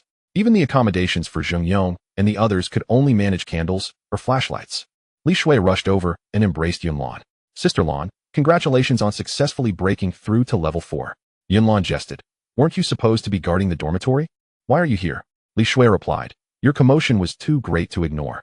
Anyone could see it, so I came down to investigate." At that moment, Zheng Yong stepped forward. "Don't mention it, Li Shui. Even from the old building, we witnessed that soaring red light and the roar of energy. We were compelled to find out what transpired." Li Chenglong scratched his head in embarrassment. The timing of Yunlan's breakthrough was intended to minimize disruption to you all, but it seems the commotion was indeed rather significant. After exchanging a few more casual remarks, Zheng Yong and the others returned to their temporary accommodations in the old building. Li Chenglong conjured an energy orb to serve as a makeshift lantern, guiding Yunlan and Li Shui up the dark staircase, while Yunlan whispered quietly to Li Shui. Upon reaching the 8th floor, Li Chenglong advised Li Shui to rest well, then led Yunlan to his dormitory. He presented her with an assortment of women-esque clothing, shoes, bags, cosmetics, and more, all stored in his space, urging her to take what she desired. Yunlan, without hesitation, collected the items into her own storage space. They then discussed plans for the following day before she returned to her room to sleep. On January 6, 2024, Li Chenglong rose early and knocked on Yunlan's door, delivering a portion of milk, a bread roll, and a serving of 8 treasure porridge to each of them before heading to the hospital's cafeteria. He noticed that the meeting held the previous day had indeed yielded results. The cafeteria was no longer in disarray, and most individuals were able to queue for their meals, either dining in the cafeteria or returning to their respective quarters. This morning's offering consisted of a warm bowl of porridge, a portion of vegetables, and a bun. Though modest, it was a commendable effort. Li Chenglong then proceeded to the rear parking lot, where he observed Wu Gang conducting training with nearly 100 participants, comprising soldiers, police officers, and an array of ordinary survivors, along with several supernatural beings honing their combat skills. As Wu Gang spotted Li Chenglong and prepared to speak, Li Chenglong immediately gestured for him to continue the training before departing. By 8:30 a.m., Li Chenglong arrived at the square in front of the hospital building, where he found 11 members of the resource search team and 8 volunteers among the survivors awaiting his arrival. After a brief wait of 2 minutes, Li Shui arrived with 10 supernatural beings. Following discussions with Zheng Yong the previous day, they had determined that the group of supernatural beings, including Li Chenglong, now totaled 25 individuals. To ensure the safety of the search team, it was decided that Li Chenglong and Yunlan would each lead half of the supernatural beings for the morning and afternoon search operations, respectively. This arrangement would not only provide valuable experience for the supernatural beings to enhance their abilities, but also afford protection for the resource search team. With Wu Gang assisting in training, Zheng Igua led the morning session, while Wu Gang joined the search team in the afternoon. At that moment, Zheng Igua joyfully rushed over to report, "Boss, I've advanced to level 2. Ha ha ha." Li Chenglong was not particularly surprised. Zheng Igua had dispatched numerous zombies the previous day, and coupled with the use of white crystal stones, his ascension to level 2 was hardly remarkable. Li Chenglong inquired, "Who else has reached level 2? Yin Xian, Lu Dongliang, and a fire-type supernatural being from the 2nd Battalion, How to High, stepped forward." Li Chenglong employed the Eye of Truth to scan them, and discovered that the highest attribute among the newly promoted level 2 individuals had astonishingly reached 35. It was noteworthy that his own attributes at level 2 had only surpassed 30. However, their growth was primarily concentrated in specific areas, while other attributes showed negligible improvement. For instance, Zheng Igua, an Earth-type Strength Awakener, had progressed from a physique of 25, strength of 25, agility of 10, and spirit of 13 at level 1. To a physique of 33, strength of 35, agility of 15, and spirit of 17 at level 2.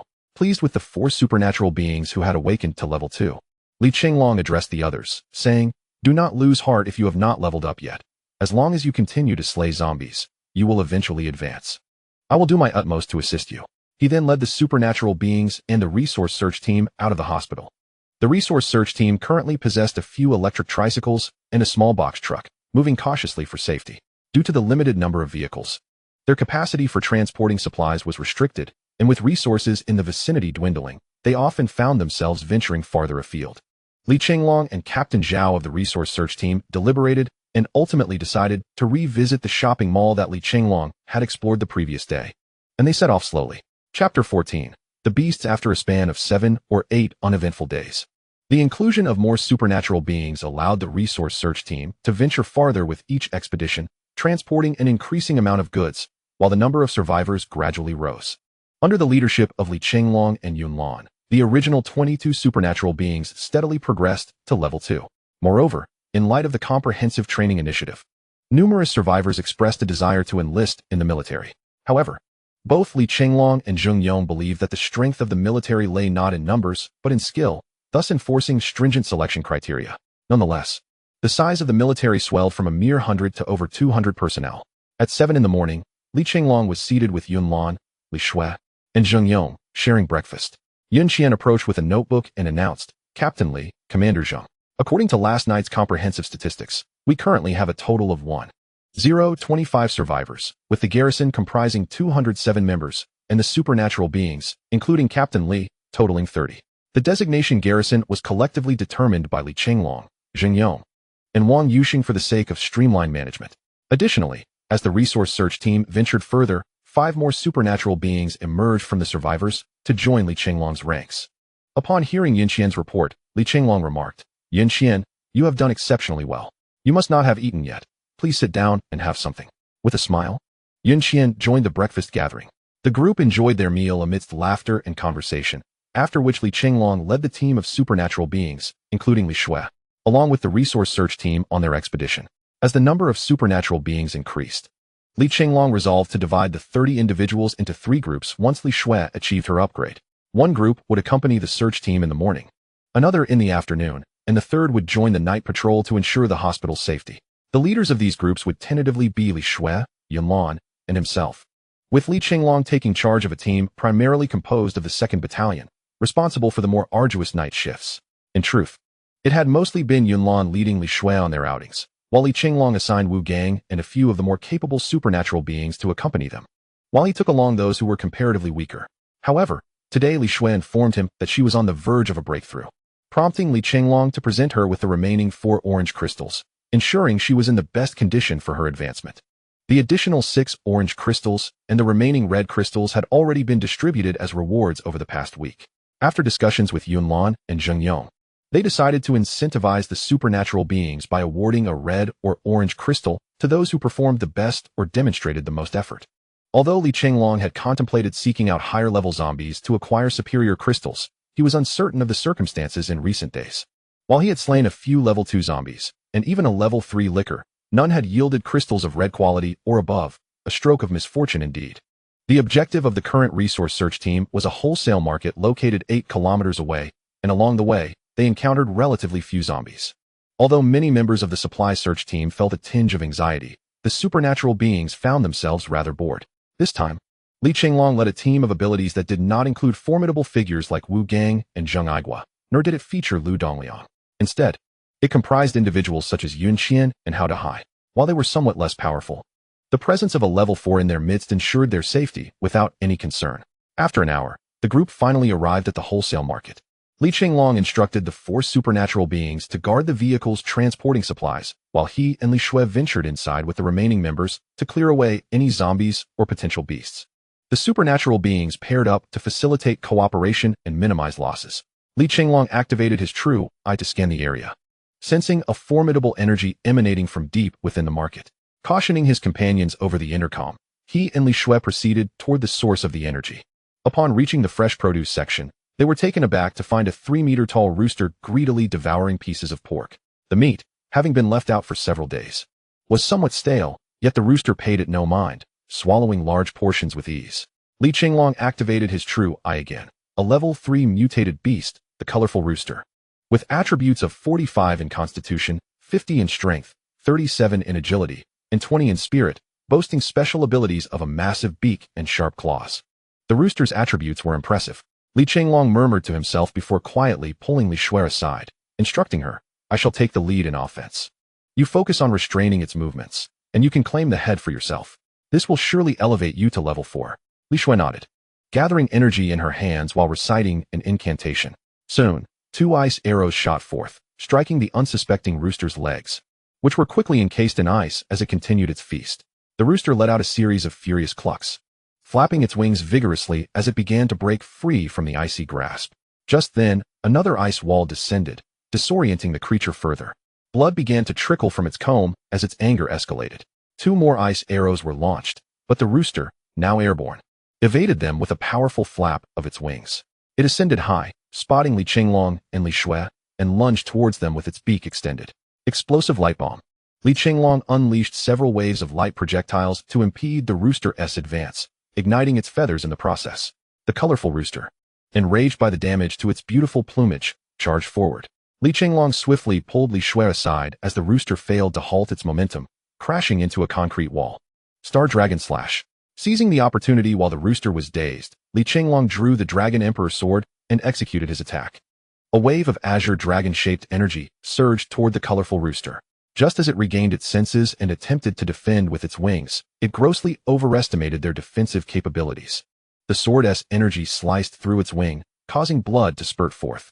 Witnessing the loss of its wing, the colorful rooster was overtaken by an instinct to flee. Before them stood a vibrant rooster, its sharp claws scratching at the ground in a charge, etching deep furrows into the concrete beneath. Li Chenglong and Li Shui, witnessing this spectacle, braced themselves for the impending assault.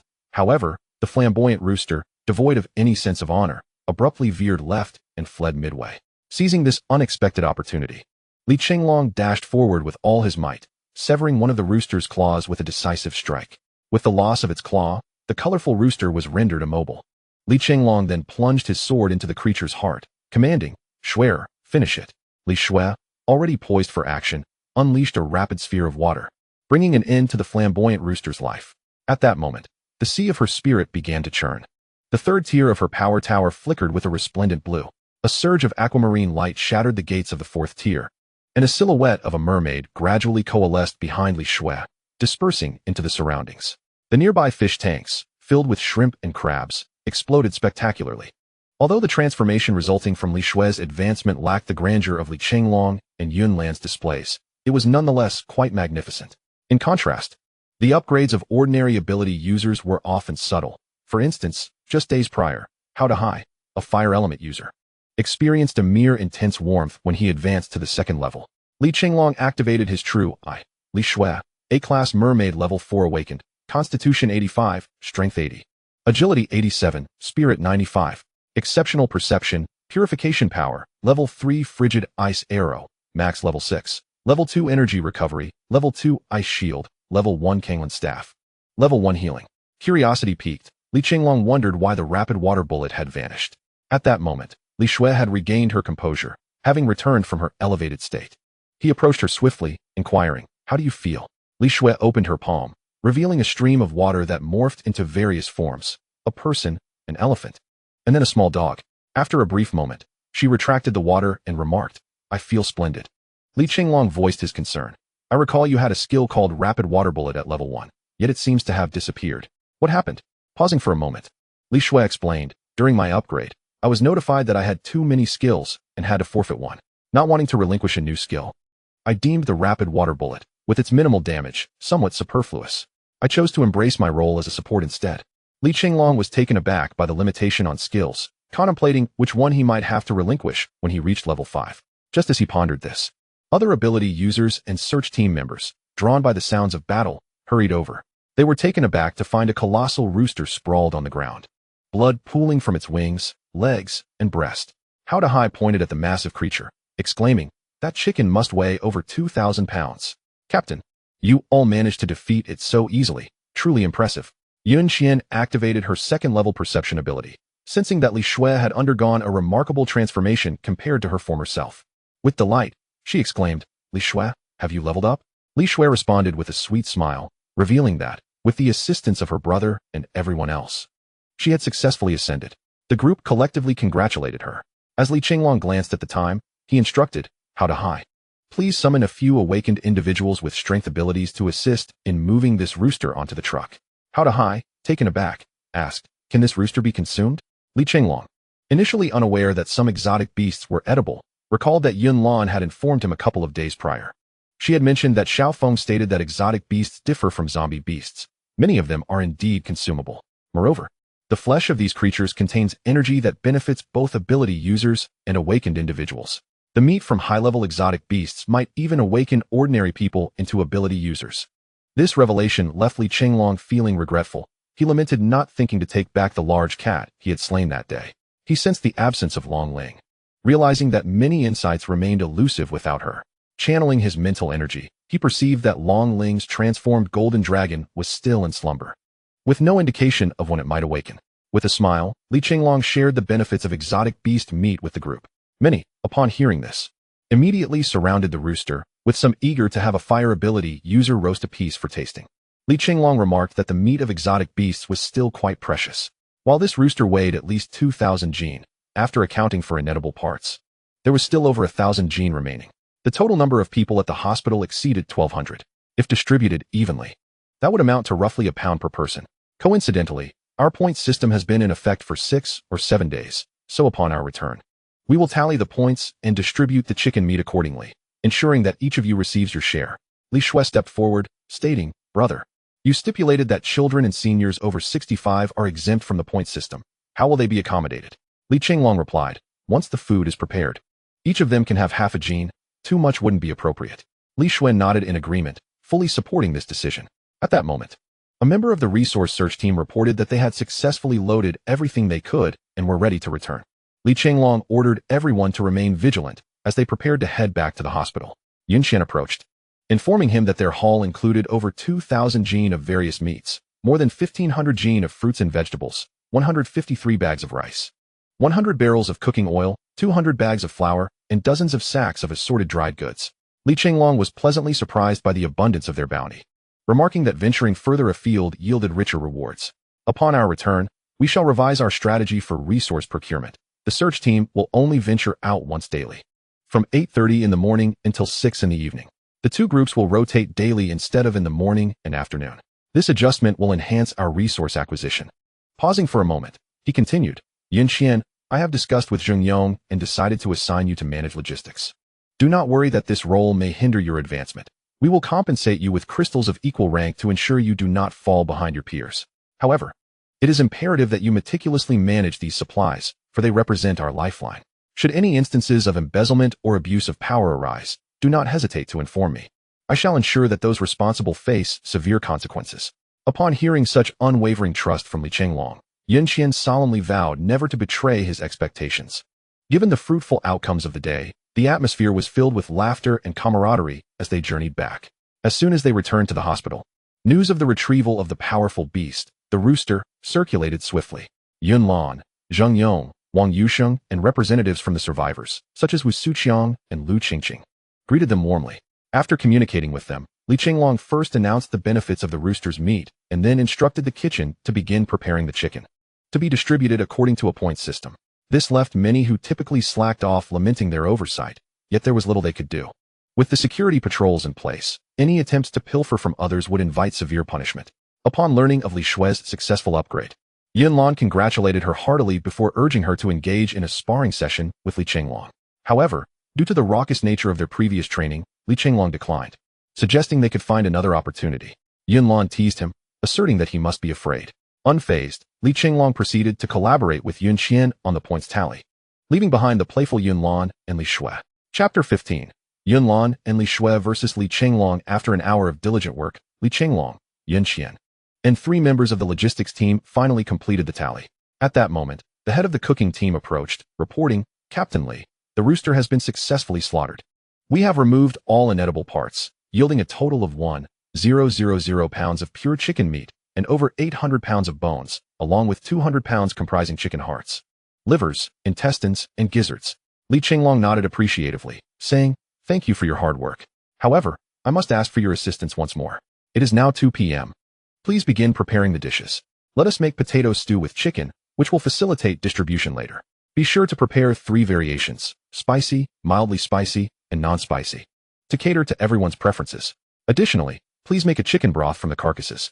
If any ingredients for the soup are lacking, notify Yun Qian, so we can ensure everyone enjoys a bowl of chicken soup." The head of the cooking team promptly acknowledged, "Understood, we will have it ready before dinner." He hurried off to begin preparations. Li Chenglong reviewed the points chart and the weight of the slaughtered meat, discussing a few matters with Yun Qian before departing. He headed to the parking lot, where the demand for training had surged. Consequently, the training instructors now included Wu Gang and Zheng Aigua, alongside Lu Chuanfeng, a fire element ability awakener and key member of the 2nd platoon. Due to regular task requirements, typically only 2 instructors would be present at any given time. Observing the fervent practice taking place, Li Chenglong could not help but display a joyful expression. Upon witnessing the arrival of Li Chenglong, instructors Wu Gang and Zheng Aigua immediately halted their training, sprinting to stand before him and saluting. "Captain Li Chenglong, combat training instructors Wu Gang and Zheng Aigua report the training results for your review." Li Chenglong returned a formal military salute and responded, "Continue the training." Wu Gang and Zheng Aigua then moved to the front of the formation to organize the troops for practice. Amidst the resounding shouts of slogans, the regiment of over 300 individuals stood in perfect alignment, executing various combat maneuvers with impressive precision. The ranks included leading soldiers, as well as a mix of youth, middle-aged individuals, and even dozens of children who appeared to be around 10 years old, all engaged in learning. As Li Chenglong walked from left to right, he meticulously observed their formation, nodding in satisfaction. After 10 minutes, Li Chenglong gestured to Wu Gang and Zheng Aigua to pause. Wu Gang shouted, "Attention everyone. Rest for 10 minutes. He then approached Li Chenglong along with Zheng Aigua. Li Chenglong smiled and remarked, "I observed your drills closely, and I must say, they are quite commendable. However, merely practicing like this is insufficient. When faced with actual zombies, they might not perform effectively. Tomorrow, procure a few zombie corpses and educate them on the weaknesses of the undead. Knowing oneself and the enemy ensures victory in 100 battles." He continued, "Furthermore, you should have them practice sparring in pairs. Merely knowing the techniques without the ability to apply them is inadequate. However, ensure they keep it light to avoid unnecessary injuries, especially since our current conditions differ from those in the Xiaolong squad. Injuries now do not afford the luxury of proper recovery." Wu Gang and Zheng Aigua nodded in agreement, beginning to discuss future training strategies. Seeing that he had no further role, Li Chenglong prepared to depart. At that moment, a few girls in their 20s emerged from the training group, clutching a notebook to record combat techniques. They approached and said, "Brother Li Chenglong, we admire you greatly. Could you please sign our book?" Initially, Li Chenglong furrowed his brow, but it soon relaxed as he responded, "In this apocalyptic world, I hope you focus your energy on strengthening yourselves. Only by ensuring your own survival can there be a future." The girls persisted, "Brotherly, we always stand at the back and cannot clearly see the instructor's movements. Could we possibly come to you for training tonight? You are far superior to the 2 instructors. With your guidance, we are sure to improve rapidly." As they spoke, one of the women approached and linked her arm with Li Chenglong's, rubbing her body against his arm. Li Chenglong gently pushed her away, stating, "We have identified a shortage of instructors and are preparing to assign for more qualified abilities to the teaching staff. In the future, we will not only utilize the parking lot, but also create training spaces between the 2 buildings." Yet the 2 women remained undeterred, rushing toward him again. "Brotherly, I'm feeling a bit cold. May I warm my hands in your sleeves?" Li Chenglong felt a wave of discomfort and thought it best to make a hasty exit. Just as he pondered how to extricate himself from their attention, a teasing voice rang out, "Do you want me to warm you up?" As Yunlan and Li Shui approached, Yunlan unleashed her unique abilities, conjuring a small fireball that danced in her palm. With a cold smirk, she taunted, "My sleeves are warmer. Come over and warm yourself." The 2 girls, undaunted, replied, "We are speaking with Big Brotherly. What business is it of yours?" Yunlan, silent, strode forward and gently pushed the 2 aside, then linked her arm with Li Chenglong, resting her head on his shoulder as she proclaimed, "This is my husband. How does this not concern me?" Li Shui joined in, stating, "My brother already has a sister-in-law. You should give up." Just as the girls were about to respond, a woman in her 30s intervened, pulling them away. Fuming, Yunlan was about to teach the 2 a lesson when Li Chenglong stopped her, saying, "They're just a few young girls. It's not worth your anger. By the way, what brings you here?" Still irritated, Yunlan retorted, are you blaming us for hindering your good fortune? Humph. Li Shui chuckled and explained. Yunlan's sister wanted us to spar with you, and we just happened to have time this afternoon, so we came to find you. Li Chenglong embraced the still fuming Yunlan and spun her around, eliciting cheers from the onlookers. Feeling her face flush with embarrassment, Yunlan struggled to break free, exclaiming, "How mortifying. I've found us a place. Let's hurry." With that, she pulled Li Chenglong away. Yunlan led Li Chenglong and Li Shui to a school playground situated over 400 meters from the hospital.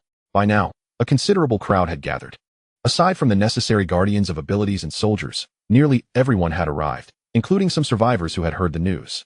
Zheng Yong approached them, saying, "Captain Li, Yunlan wishes to team up with Li Shui for a practice match against you. It has been a while since we witnessed a battle between level 4 practitioners. Aside from Yunlan's recent upgrade, which was too brief for most to see, we hope you don't mind our presence." Li Chenglong, noticing the gathering of more than 200 people, was initially puzzled but understood upon hearing Zheng Yong's words. He smiled and replied, "Not at all. This will serve as a demonstration for many of the abilities present." Yunlan stepped forward with a mischievous grin, saying, "With so many watching, it's better to finish quickly. Zheng, Captain Wang, just observe how my sister and I will dominate him. Ha ha ha." Li Chenglong laughed heartily. "If you two lose to me alone, that would be quite embarrassing." Li Shui raised her fist, summoning the Chenglong's staff, declaring, "That remains to be seen. Let us begin." As the crowd anticipated the imminent clash, they ceased their discussions and stepped back. On one side stood Yunlan with her flame phoenix gun, and on the other, Li Shui wielding the Chenglong's staff. Facing them was Li Chenglong, brandishing the Dragon Emperor's sword. As the battle was about to erupt, Li Shui was the first to strike, swinging her Chenglong's staff to unleash 6 ice arrows that hurtled toward Li Chenglong. He countered with the Dragon Emperor's sword, deflecting 2 of the arrows. Seizing the moment, Yunlan charged forward, her flame phoenix gun in hand, the sound of phoenix cries echoing wherever she aimed. Li Chenglong remained composed, ready to parry with his sword. The two combatants engaged in a fierce duel, exchanging no less than 30 rounds, eliciting cheers from the onlookers witnessing such an intense spectacle. Yunlan thrust forward with her spear once more, but Li Chenglong deftly parried her attack with a flick of his sword, creating an opening to close in. With a powerful left-handed strike, he sent Yunlan hurtling away. Realizing that close combat was not yielding any advantage, Yunlan exchanged a knowing glance with Li Shui. Understanding the cue, Li Shui activated her heightened perception and energy restoration abilities. Under Li Chenglong's watchful gaze, Yunlan's energy levels began to steadily recover. Furthermore, with Li Shui's enhanced awareness aiding her, Li Chenglong's concentrated strikes and explosive projectiles were rendered ineffective. Li Chenglong pondered that the duo had developed remarkable synergy during their recent excursions. If the battle turned into a war of attrition, victory would be elusive.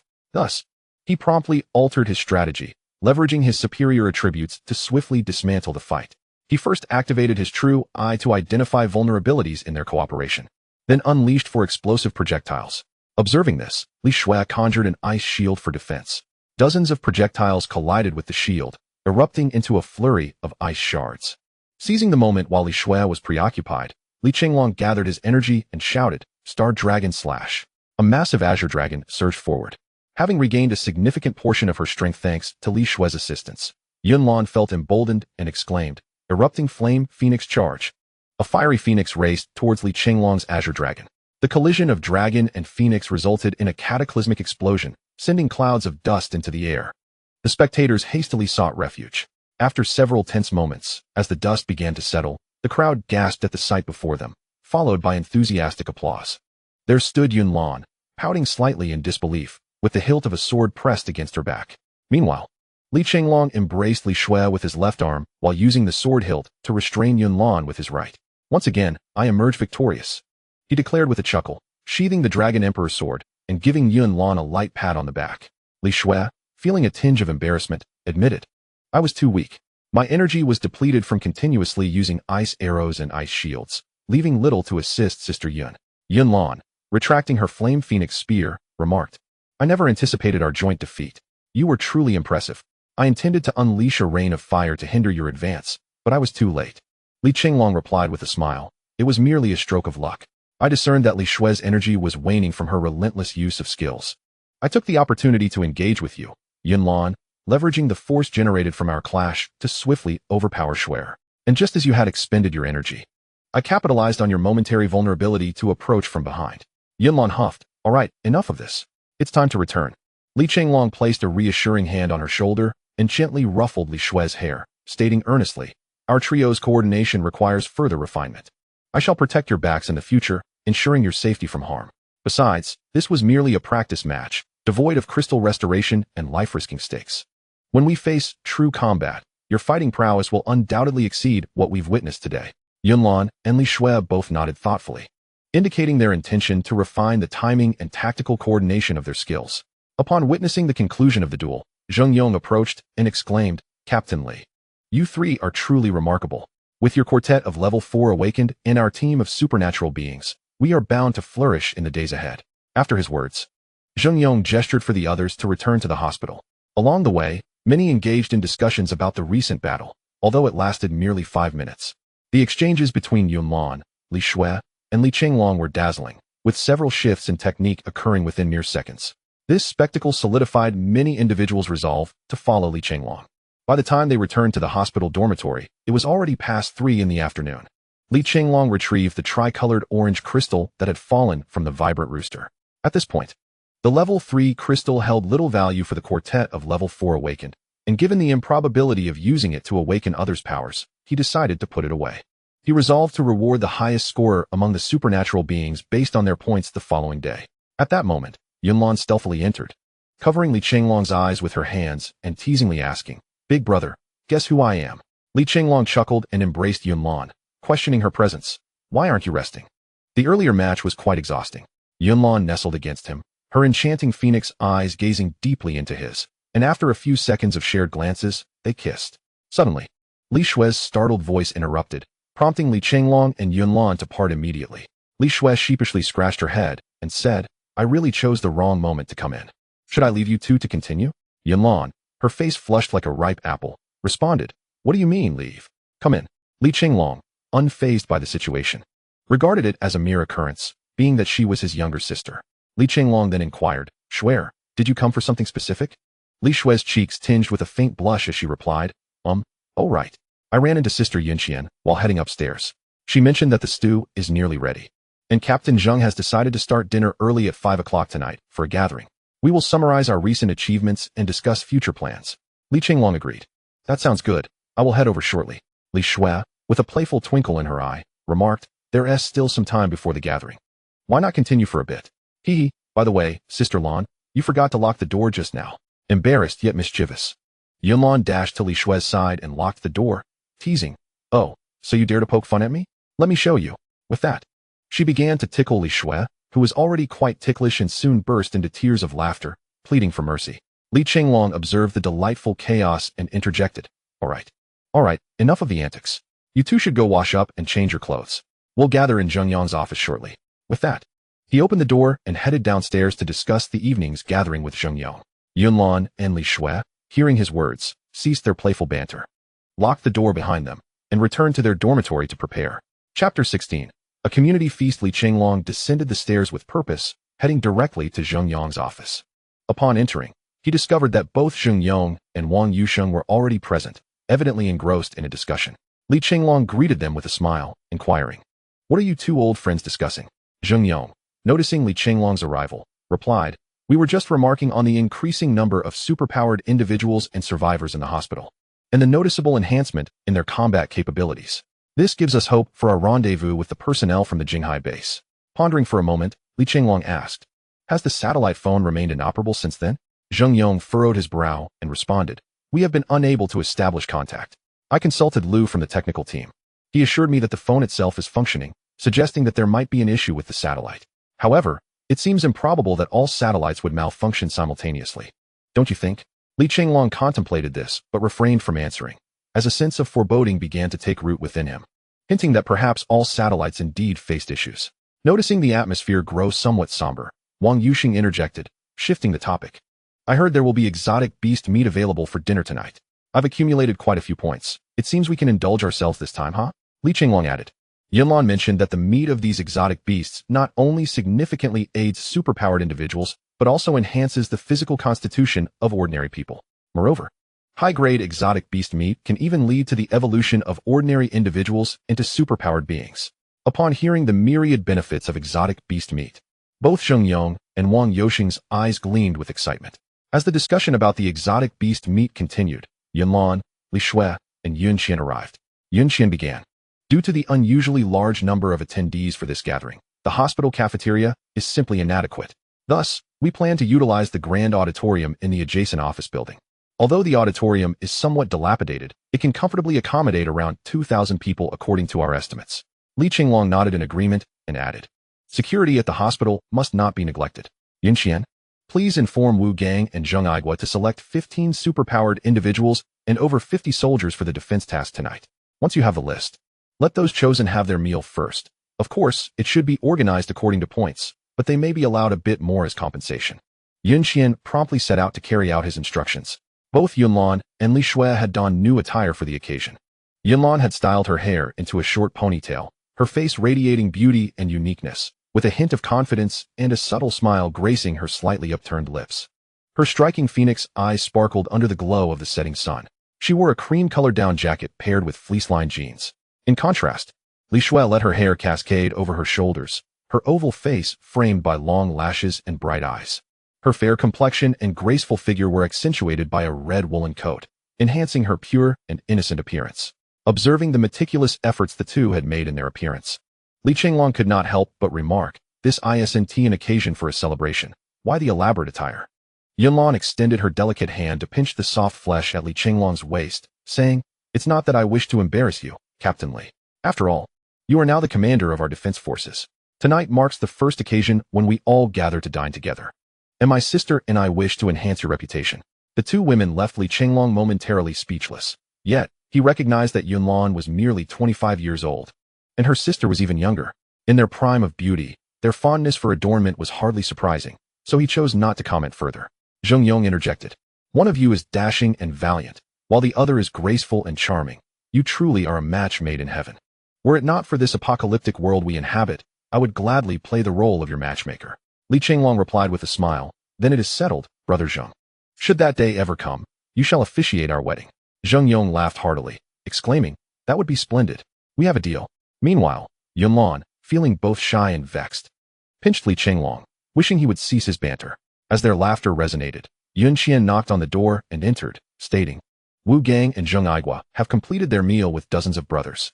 They asked me to convey their commitment to fulfilling the task." Li Chenglong nodded. "This gathering is crucial for our future. Had it not been for this, I would have personally stood guard tonight. Furthermore, with Wu Gang and Zheng Aigua nearing their third rank, I feel reassured with them on duty." Yunlan remarked, "You know Wu Gang well. He likely wouldn't attend the gathering even if you ordered him to. He detests crowded places. Remember the matchmaking event we held with the Donghai base? You had to practically drag him there." Li Chenglong chuckled at the memory, recalling how he could barely move Wu Gang without the assistance of Lu Jian and Zheng Aigua. "Ah, what a pity," he sighed, as thoughts of fallen comrades filled him with sorrow. Yunlan, sensing his mood, approached to comfort him with a gentle pat. Yunqian glanced at the quartz clock on the wall and said, "It is already 5:15 p.m. We should head over." Li Chenglong took a moment to gather his thoughts before he and the others proceeded towards the grand hall. Arriving early, they found the hall relatively empty, though 10 large stainless steel containers filled with potato chicken stew awaited at the front, along with 2 substantial vats of pork and cabbage, all steaming. Yunqian explained, "We prepared 10 sizable pots of potato chicken stew, combining 1,000 pounds of raw chicken with an equal amount of potatoes. After serving the defense team, we weighed it again, totaling 1,614 pounds. The hearts, livers, and bones have been simmered into a rich broth, which is currently being cooked in several large pots on the stove, almost ready." Zheng Yong nodded enthusiastically, "Excellent. Yunqian, please notify them to enter promptly. The weather is cold, and the food will cool quickly." Upon seeing Li Chenglong nod in agreement, Yunqian promptly set about her tasks with the others. 15 minutes later, all individuals had gathered. Aside from the 70-odd members of the guard, including the esteemed academician and Qing Yuan and his students, who were still diligently researching the virus and vaccine in the background. Many attendees, having long been deprived of meat, gazed with glimmering eyes at the large barrels filled with chicken. Upon seeing Yunqian nod, Li Chenglong understood that the attendance was sufficient and promptly approached the podium in the grand hall. "Ladies and gentlemen, may I have your attention, please? Given the chilly weather, I shall keep my words brief so that everyone may enjoy a warm meal. We currently have a total of 478 individuals present. This afternoon, Yunqian and I conducted a tally of points, and in order to ensure fairness for those who joined us later, We have decided to implement a scoring standard based on total points divided by the number of days since entering this large team. Upon hearing this, many who had previously lamented their late arrival and the likelihood of missing out on meat fell silent. Li Chenglong continued. Take, for instance, Instructor Yunlan, who is among the earliest members. She has been with us for 10 days and has accumulated a total of 400 points. Thus, her score amounts to 400 divided by 10, which equals 440 points. Conversely, our team member Chung Li, who joined only yesterday, has 100 points. Therefore, his score is 100 divided by 2, resulting in 50 points. Now, without further ado, I invite our logistics team leader, Yun Qian, to explain the distribution rules. Yun Qian nodded and strode confidently to the podium. After discussions among our logistics team, Captain Li Chenglong, Deputy Captains Zheng Yong and Wang Yusheng, and representatives from the survivors, including Wu Suqiang and Lu Qingqing, we have categorized the points into 6 tiers. The first tier consists of 2 individuals, our Captain Li Chenglong and Instructor Yunlan, with scores of 675 and 440 points, respectively. The survivors gasped in astonishment, not expecting Captain Li's score to be so high. However, the members of the guard and the ability team speculated that the score was likely underestimated. Under regular scoring rules, Captain Li would have accumulated at least 8,000 points, equating to over 800 points when divided by 10. Yun Qian signaled for silence and continued. The second tier encompasses 100 individuals with scores ranging from 201 to 400. The third tier includes 376 individuals with scores from 101 to 200. The fourth tier comprises 300 individuals with scores from 51 to 100. The fifth tier also contains 300 individuals with scores from 1 to 50. And finally, the sixth tier consists of 100 individuals with scores of 20. Yun Qian turned the page of her notebook and resumed. Now we shall commence the meal distribution. The first tier will receive 5 pounds of chicken stew with potatoes each. The second tier 3 pounds, the third tier 2 pounds, the fourth tier 1 pound. And both the fifth and sixth tiers will receive half a pound of chicken stew with potatoes and half a pound of pork and cabbage. Additionally, children under 12 and seniors over 65, or those unable to work due to disabilities, will each receive 1 pound of pork and cabbage. Please proceed to collect your meals according to the data displayed on the screen. Should anyone be found to be taking more than their rightful share, our personnel maintaining order in the aisles will escort them out and revoke their eligibility for future point evaluations. With that, Yun Qian activated the projector, which promptly displayed the point standings for all attendees on the grand screen. Subsequently, individuals began to collect their meals, with 7 distribution points set up to expedite the process. Individuals collecting meals may utilize their points and personal preferences to select dishes from various collection points, after which they can retrieve a portion of rice or 2 steamed buns from a nearby location. Upon descending, Yun Qian handed her notebook to Li Chenglong, who briefly examined it before returning it to her and proceeding to the podium. With a grave demeanor, Li Chenglong addressed the assembly. I recognize that not everyone has the privilege to collect a meal. Over 200 individuals do not qualify. As previously stated, we adhere to a principle of earning commensurate to effort. More effort yields more reward, while minimal effort results in less reward. Even those who contribute nothing will receive a guaranteed minimum. Some individuals merely drift through each day, consuming their meals and reclining idly, or gathering in groups to engage in trivial conversations. With a hint of disappointment, he continued, are you aware that participating in training sessions, whether in the morning or afternoon, guarantees you points, provided you are not merely going through the motions? Yet, despite my words, some remain indifferent, saying, if I can't eat, I can't eat. I am not particularly concerned about your points. Once we reunite with the military, I am confident we will have food again. Li Chenglong chose to disregard such dissenters and proceeded. I have both good news and bad news to share, though I prefer to begin with the bad. As of 7 days ago, we have lost communication with the Jinghai base, both through radio and satellite channels. We are currently unaware of the circumstances there, and the network is essentially incapacitated, leaving us without access to reliable information. Consequently, for the foreseeable future, we must rely solely on ourselves. This is precisely why I mandated universal training, to equip you with some self-defense capabilities in critical moments. Many listeners were taken aback by this revelation, with some even moved to tears, uncertain of the path ahead. After a brief pause, Li Chenglong continued. The good news is that our team of extraordinary individuals and the defense unit are steadily increasing in numbers. Notably, our team of extraordinary individuals now comprises 3 level 4 members, 25 level 2 members, and 20 level 1 members, thus enhancing our defensive capabilities. Furthermore, the significance of this gathering stems from the rarity of the beast's meat. He elaborated. The meat of these extraordinary beasts not only aids in enhancing the energy of extraordinary individuals, but also provides substantial health benefits to ordinary people, bolstering vitality and warding off illness. We have only one beast this time, so even those with high points will receive but a small portion. However, I believe this is merely the beginning, and we will capture more in the future. Lastly, I would like to inform everyone present that shortly, everyone will be able to use a milk teacup to obtain a serving of chicken soup, with no points required this time. When we conclude, those with over 50 points may claim a cola or another beverage. Now, I wish you all a pleasant meal. As Li Chenglong exited, the room erupted in enthusiastic applause, with many calling his name. Those who neglected to participate in point-earning activities, upon hearing the myriad benefits of the extraordinary beast's meat, felt a pang of regret. Nearly moved to tears, Li Chenglong returned to his station and discovered that Yunlan had prepared their meals. Both of them were served a generous portion of chicken stewed with 5 gen of potatoes, so Yunlan set aside 1 portion into her storage space. Li Shui also expressed her inability to consume such an enormous quantity, opting to pack half of her meal into a container and asked Yunlan to store it as well. In the storage space, time stood still, rendering the food impervious to spoilage, regardless of how long it was kept. Yunlan smiled and said, "You don't mind sharing a portion with me, do you?" Li Chenglong picked up a piece of potato and replied, "Not at all, let us eat quickly."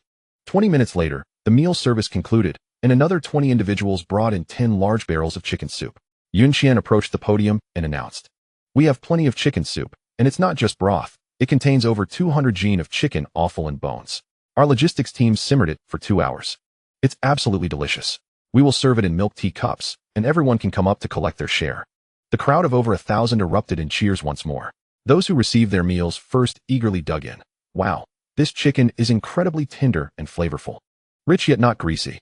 The moment you bite into it, the juices burst forth, leaving a delightful taste lingering on your palate. And this potato, soaked in the chicken's essence, is even more flavorful than the meat."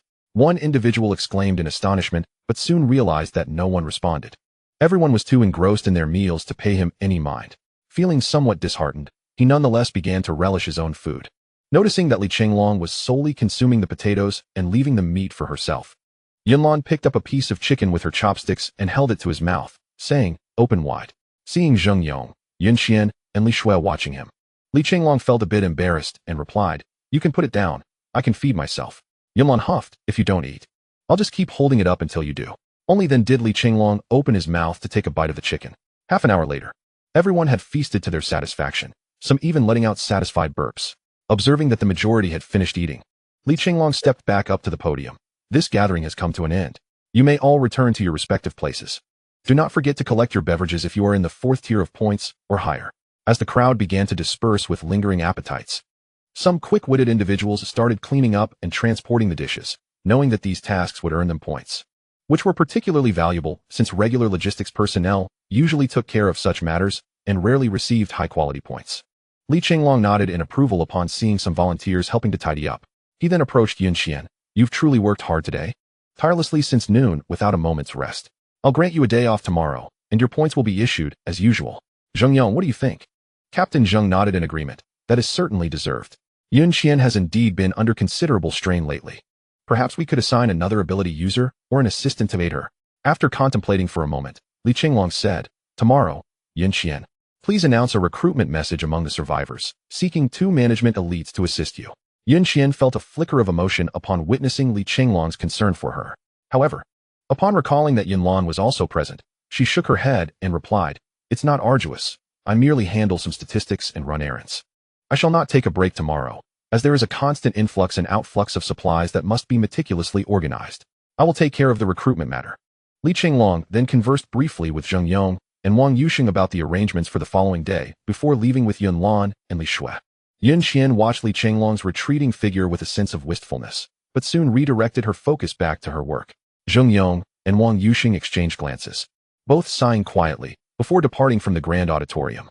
Chapter 17. The unexpected turn and evacuation. Upon returning to the dormitory, Li Chenglong first retrieved a rechargeable desk lamp, then diligently polished and maintained the QBZ-191 rifle that hung on the wall. Realizing that the 2 ladies might need a bath, he fetched a bucket of hot water for both Li Shui and Yunlan, instructing them to mix it with cold water for their ablutions. Only then did he prepare a bucket of hot water for himself, swiftly taking a shower before retiring to bed. Not long after laying down, Li Chenglong found himself ensnared in a nightmarish vision, besieged by a horde of zombies and monstrous creatures. The infernos consuming numerous buildings painted the sky a vivid crimson. Suddenly, a mysterious man, cloaked in black and wearing a mask, appeared before him, speaking in an oddly peculiar dialect of Huaxia, declaring, "The trial shall commence slowly." Before vanishing into thin air, Chenglong then beheld immense spacecraft descending from the heavens, releasing countless grotesque beings that resembled both insects and lizards. With a mere wave of their appendages, they summoned hurricanes that obliterated buildings, and a fiery breath turned the surroundings into a sea of flames. No. Chenglong awoke with a start, drenched in cold sweat. At that moment, Yunlan and Li Shui, having donned their clothing, knocked on the door, asking, "Brother, Longo, are you all right? What happened?" Chenglong opened the door to welcome them inside, took a sip of water to steady himself, and slowly recounted the details of his dream. Yunlan and Li Shui listened in silence until Yunlan finally spoke. "Thoughts during the day manifest in dreams at night. You must be overly tense these past few days. A good rest will remedy it." Li Shui chimed in, "Sister Yunlan is right. Brother, please take care of yourself." Chenglong rose and gazed out the window, pondering, "Our growth has been rather sluggish. We must expedite our strengthening." At that time, Long Ling mentioned that reaching level 5 is a critical juncture. We should aim to attain that swiftly. He then turned to Yunlan and Li Shui, saying, "All right. It's already 1 in the morning. You both should get some sleep. Tomorrow morning, Yunlan and I will head out with the supply search team, while Li Shui, you should practice your skills diligently at the hospital." The two women nodded in agreement and departed, reflecting on the vivid scenes of his dream. Chenglong sensed there was a deeper significance, yet he could not decipher its meaning, so he returned to slumber. At 7 in the morning, just as he was awakening and preparing for his morning routine, a sudden, urgent knocking resounded at the door. Sensing the gravity of the situation, Chenglong hastily opened the door, only to find Zheng Yong rushing in, clutching a radio. "Captain Li, listen to this broadcast. Kyoto has fallen." Chenglong swiftly seized the radio, only to hear several channels broadcasting the same grim news. At that moment, Yunlan and Li Shui, having also heard the earlier knock at Chenglong's door, approached him. The male announcer's sorrowful voice resonated through the radio, declaring, "To all compatriots of Huaxia." At midnight on January 11th, 2024, the capital, Kyoto, was suddenly besieged by a horde of zombies and zombie beasts. Despite the valiant efforts of the soldiers from the Kyoto and Donghai bases, they were ultimately overwhelmed. By 7 this morning, the majority of Kyoto had fallen into the hands of the undead, forcing the troops to abandon their positions and retreat. The esteemed supreme commander of the Xia nation, General Feng Ku, tragically lost his life on the front lines while leading the forces from both bases. Deputy Commander Li Jiqiang has issued an open letter to all citizens of the Xia nation via public communication. Having listened for over 20 minutes, Chenglong felt increasingly alarmed and heartbroken. Memories flooding back of the day he had the honor of meeting the commander. He recalled the time he was commended for his exceptional service, coinciding with the commander's visit to express his gratitude. The commander had warmly shaken hands with each of them and engaged in a lengthy 30-minute conversation with Chenglong, Yunlan, and others. In Chenglong's memory, the commander was a benevolent, eloquent, and charismatic elder who acted with decisive authority. He never anticipated such a loss. After enduring 20 minutes of profound silence, Chenglong took several deep breaths and mournfully remarked, "Do they all know about this?" Zheng Yong quietly replied, "They likely do. Listening to the radio is part of our daily routine, and it seems the situation among the survivors has become quite chaotic. What should we do? This news is too devastating." Chenglong forcefully slapped his cheeks with both hands to regain his composure and asserted, "Zheng, the situation is rapidly changing, and we are at a critical juncture. We must act immediately to stabilize everyone's emotions." Zheng Yong promptly agreed and left without hesitation. Li Shui, filled with anxiety, questioned, "What shall we do? If even Kyoto, with its formidable strength, could not withstand this, and the commander has sacrificed himself, can we truly survive?" Yunlan stepped forward, embracing Li Shui's shoulders in a gesture of comfort. Chenglong stated resolutely, "We will certainly survive. For now, let us descend and devise a plan." The three of them hurried down the stairs, only to find the ground floor in turmoil. Over 1,000 survivors had also received the shocking news from the radio, creating a cacophony of panic, even among the more than 200 guards who appeared visibly unsettled. Chenglong harnessed his powers, amplifying his voice so that everyone could hear him. "I believe that upon hearing this news, you, like me, are filled with shock and fear of the undead. To claim that we are not afraid would be a falsehood. Truthfully, I too feel a tinge of fear. But what does fear matter? That which is destined to come will inevitably arrive. It is merely a question of how we shall respond. Allow me to impart a lesson. So what? In a world where irrationality reigns and reason is cast aside, I firmly believe that our unity will enable us to overcome this daunting challenge. As long as everyone places their trust in me, I shall expend my last breath to safeguard you all. Li Chenglong addressed everyone, slightly alleviating the atmosphere of tension. At that moment, Hao Dahai rushed over and whispered, according to the investigations conducted by several speed-type ability users. A massive horde of zombies and mutated beasts is advancing towards us, numbering at least 3,000 to 4,000. Their energy is formidable, and it seems there are several Tier 4 leaders among them, possibly even Tier 5. Based on estimates from the speed-type ability users, they will reach us within 2 hours at most. Li Chenglong's expression darkened, and he quickly gathered Yunlan, Li Shui, and Zheng Yong to convene a meeting. Li Chenglong stated, "The number of approaching zombies is overwhelming. Our mere 200 cannot withstand them. I propose we retreat immediately." Zheng Yong nodded in agreement. "I concur with the evacuation, but where shall we go?" Li Chenglong unfolded the map from his backpack, Qing'an Town. There are 2 reasons. First, it is relatively close, making our journey easier. Moreover, the population there is sparse. Thus, the zombie presence will likely be minimal. Second, Qing'an Town is not on the path of this horde, and it is backed by Zhigu Mountain. If we cannot hold our ground there, we can retreat into the mountains. Zheng Yong and the others nodded in agreement. Li Chenglong called out, "Yun Qian, immediately relay this message to the survivors. They must gather their belongings within 30 minutes, and ensure that the buses and trucks I had you prepare are fueled and ready. Bring all essential supplies that can be easily carried." Yun Qian nodded and promptly coordinated with her assistant. Li Chenglong continued, "Yunlan, use the storage space to secure the generator and other large equipment, allowing for more passengers in the vehicles." Yunlan complied without hesitation. Li Chenglong proceeded to assign tasks to Captain Zheng. "I will allocate a majority of the ability users to you. Li Shui, Wu Gang, and Hao Aigua, the stronger ones, will also be assigned to you. You will lead the entire defense team in military vehicles as protection and depart with them." Zheng Yong inquired, "What about you?" Li Chenglong replied with a smile, "We simply do not have enough time. If we want everyone to evacuate safely, someone must remain behind to delay the zombie horde. And that responsibility falls solely upon me. Now, Captain Zheng, please make the necessary arrangements. Time is of the essence." Although Zheng Yong wished to voice further concerns, he recognized the urgency in Li Chenglong's words and swiftly departed. The survivors, having learned of the impending zombie horde through Yun Qian, were immediately thrown into chaos as they scrambled to gather their belongings. Li Chenglong sat on the steps of the hospital building, fingers pressed against his lips, lost in thought. At that moment, Wu Gang and Zheng Aigua approached him. "Boss, we heard the zombie horde will arrive in just over an hour. Captain Zheng mentioned you want us to lead a majority of the ability users and the survivors team to safety." Li Chenglong turned to observe the logistics personnel and the 2 to 3 dozen assisting defense team members loading supplies onto vehicles in the distance, affirming, "Yes. I need you both to leave with Shui. You are on the brink of Tier 3, and your abilities are commendable. With you and Li Shui as the core of the ability users, it should suffice to protect the people during their evacuation." Wu Gang resolutely declined, stating, "I refuse, Captain. We shall not depart. Your unilateral decision is unreasonable, whether for those of us who remain to confront the horde of zombies or for those who wish to leave. We categorically disagree, and we shall not leave."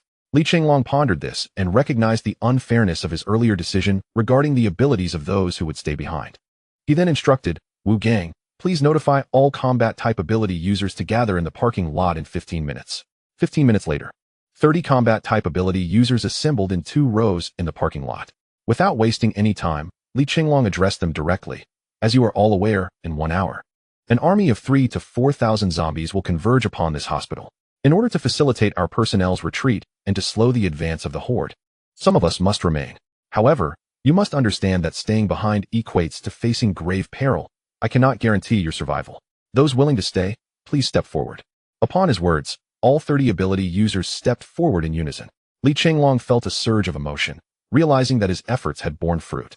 "In that case, I shall call names. Those names should immediately join the evacuation team and assist them in safely departing the hospital for Qing'an Town. Those who remain should prepare themselves.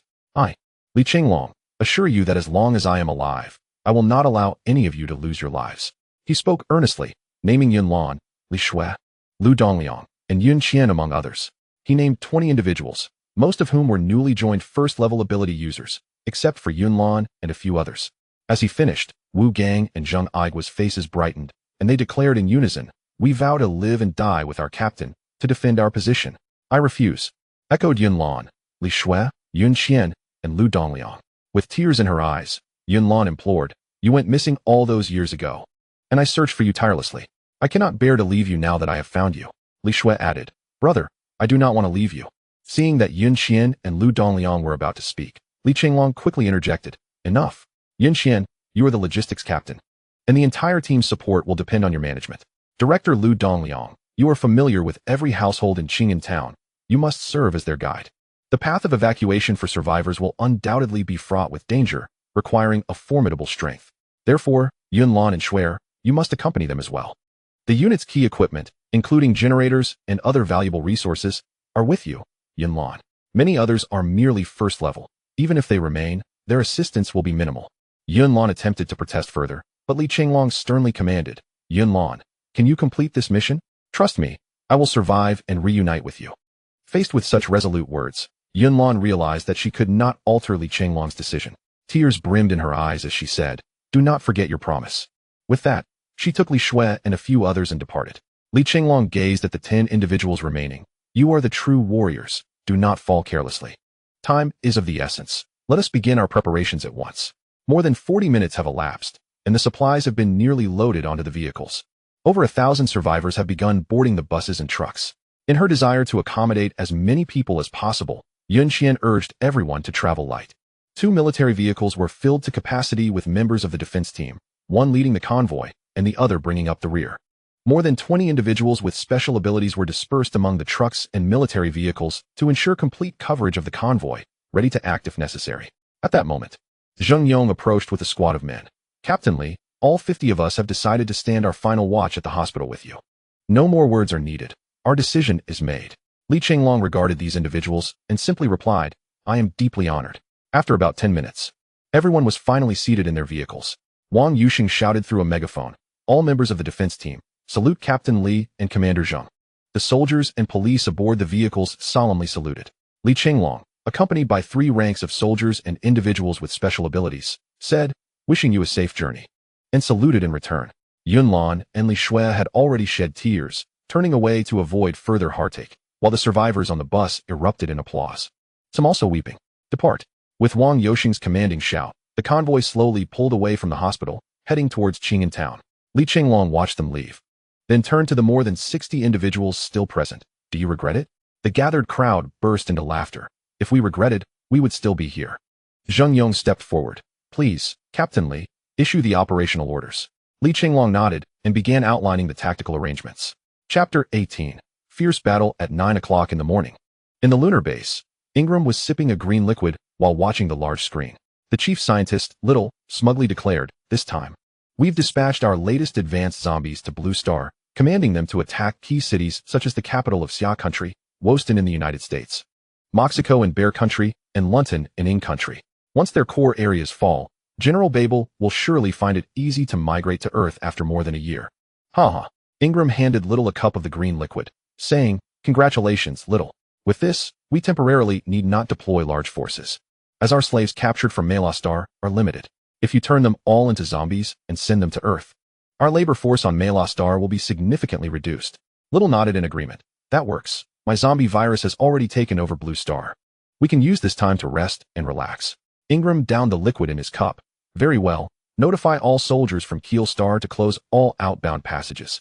Activate the energy shield and automated defensive weapons, and then enter the sleep pods for rest, set for 1.5 years of Blue Star time. I trust that when we awaken, Blue Star will be a planet suitable for our habitation. At the First People's Hospital of Jinghai City, Li Chenglong and all the soldiers were fully armed, standing at the first line of defense, 1 kilometer away from the hospital. Li Chenglong ordered the extraction of all gasoline, creating an expansive sea of fuel 300 meters from their position. When the horde of zombies approached, the flames would surely consume many of them.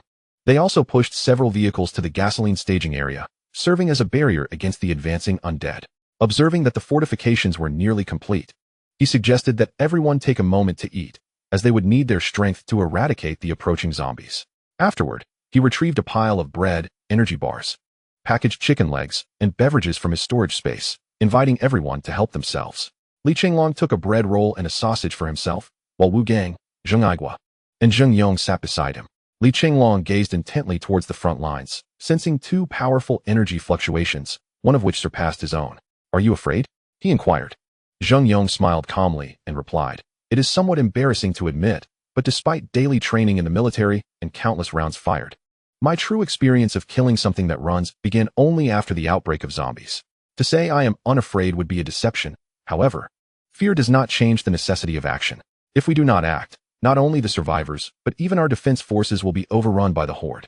Li Chenglong nodded and then asked, I have assigned Yunlan and Li Shui, both level 4 awakened, to guard the convoy.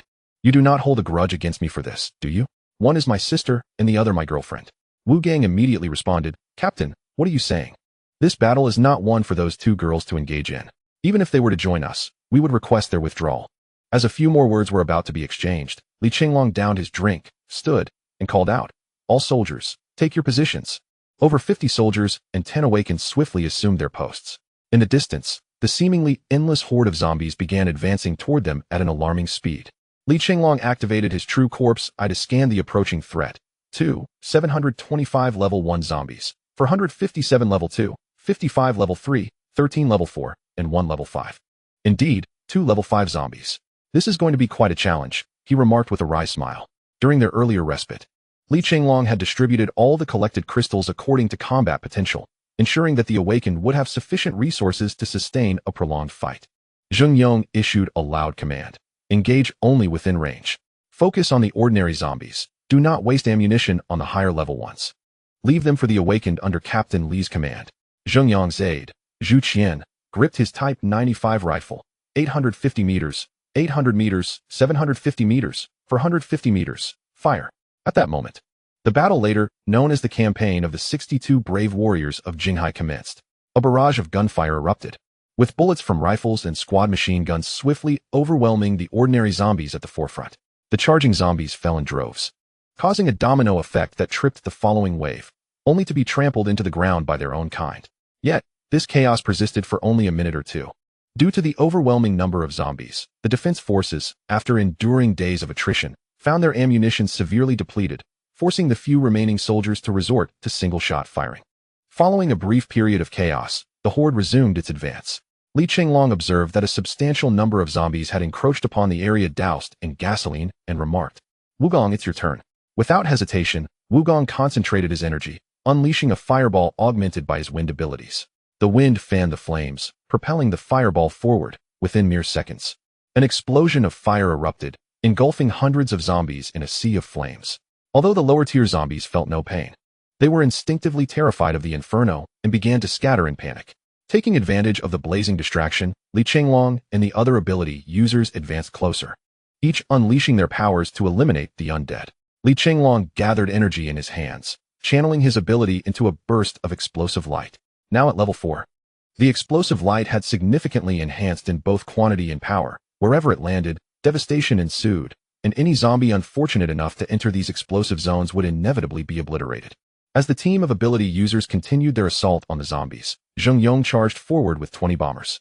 The effective throwing range for the bombers was between 30 to 40 meters. Shielded by Li Chenglong's group and the barrier of flames ahead, the bomb squad approached their target. At Zheng Yong's command, dozens of grenades were hurled forth, after which the team swiftly retreated, abandoning their first defensive position to shift to a second. The grenades detonated with the force of missiles, decimating the advancing horde of ordinary zombies. After several waves of bombardment, few remained standing. As they fell back, Zheng Yong called out, Captain Li, we are out of grenades, and each person is left with only 5 or 6 bullets at most from the previous skirmish. Li Chenglong replied, the ordinary zombies ahead are nearly depleted, and a small fraction of the second-tier zombies have also been eliminated. There is no need for us to engage in a protracted fight. We should retreat while continuing to strike. Our priority is to buy time for the main force to evacuate. Within 2 minutes, the group had successfully retreated to their second defensive position. He surveyed the team and said to Zheng Yong, Zheng, in 10 minutes, take 50 ordinary defense personnel and withdraw.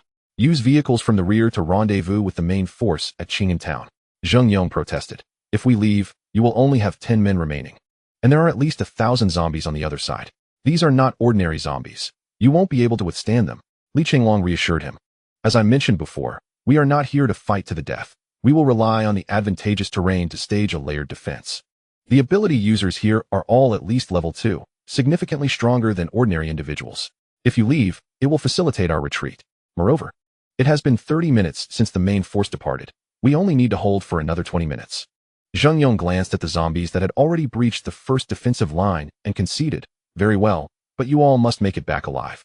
Li Chenglong smiled and replied, "Rest assured, I value my life even more than you do." Li Chenglong and several gifted individuals rose to their feet, each unleashing their unique abilities: a super fireball, a bursting light bomb, a swift water arrow, and seismic tremors. At that moment, a sudden tremor and wave of heat engulfed them. Turning to investigate, Li Chenglong realized that Wu Gang and Zheng Aigua had leveled up at this crucial juncture.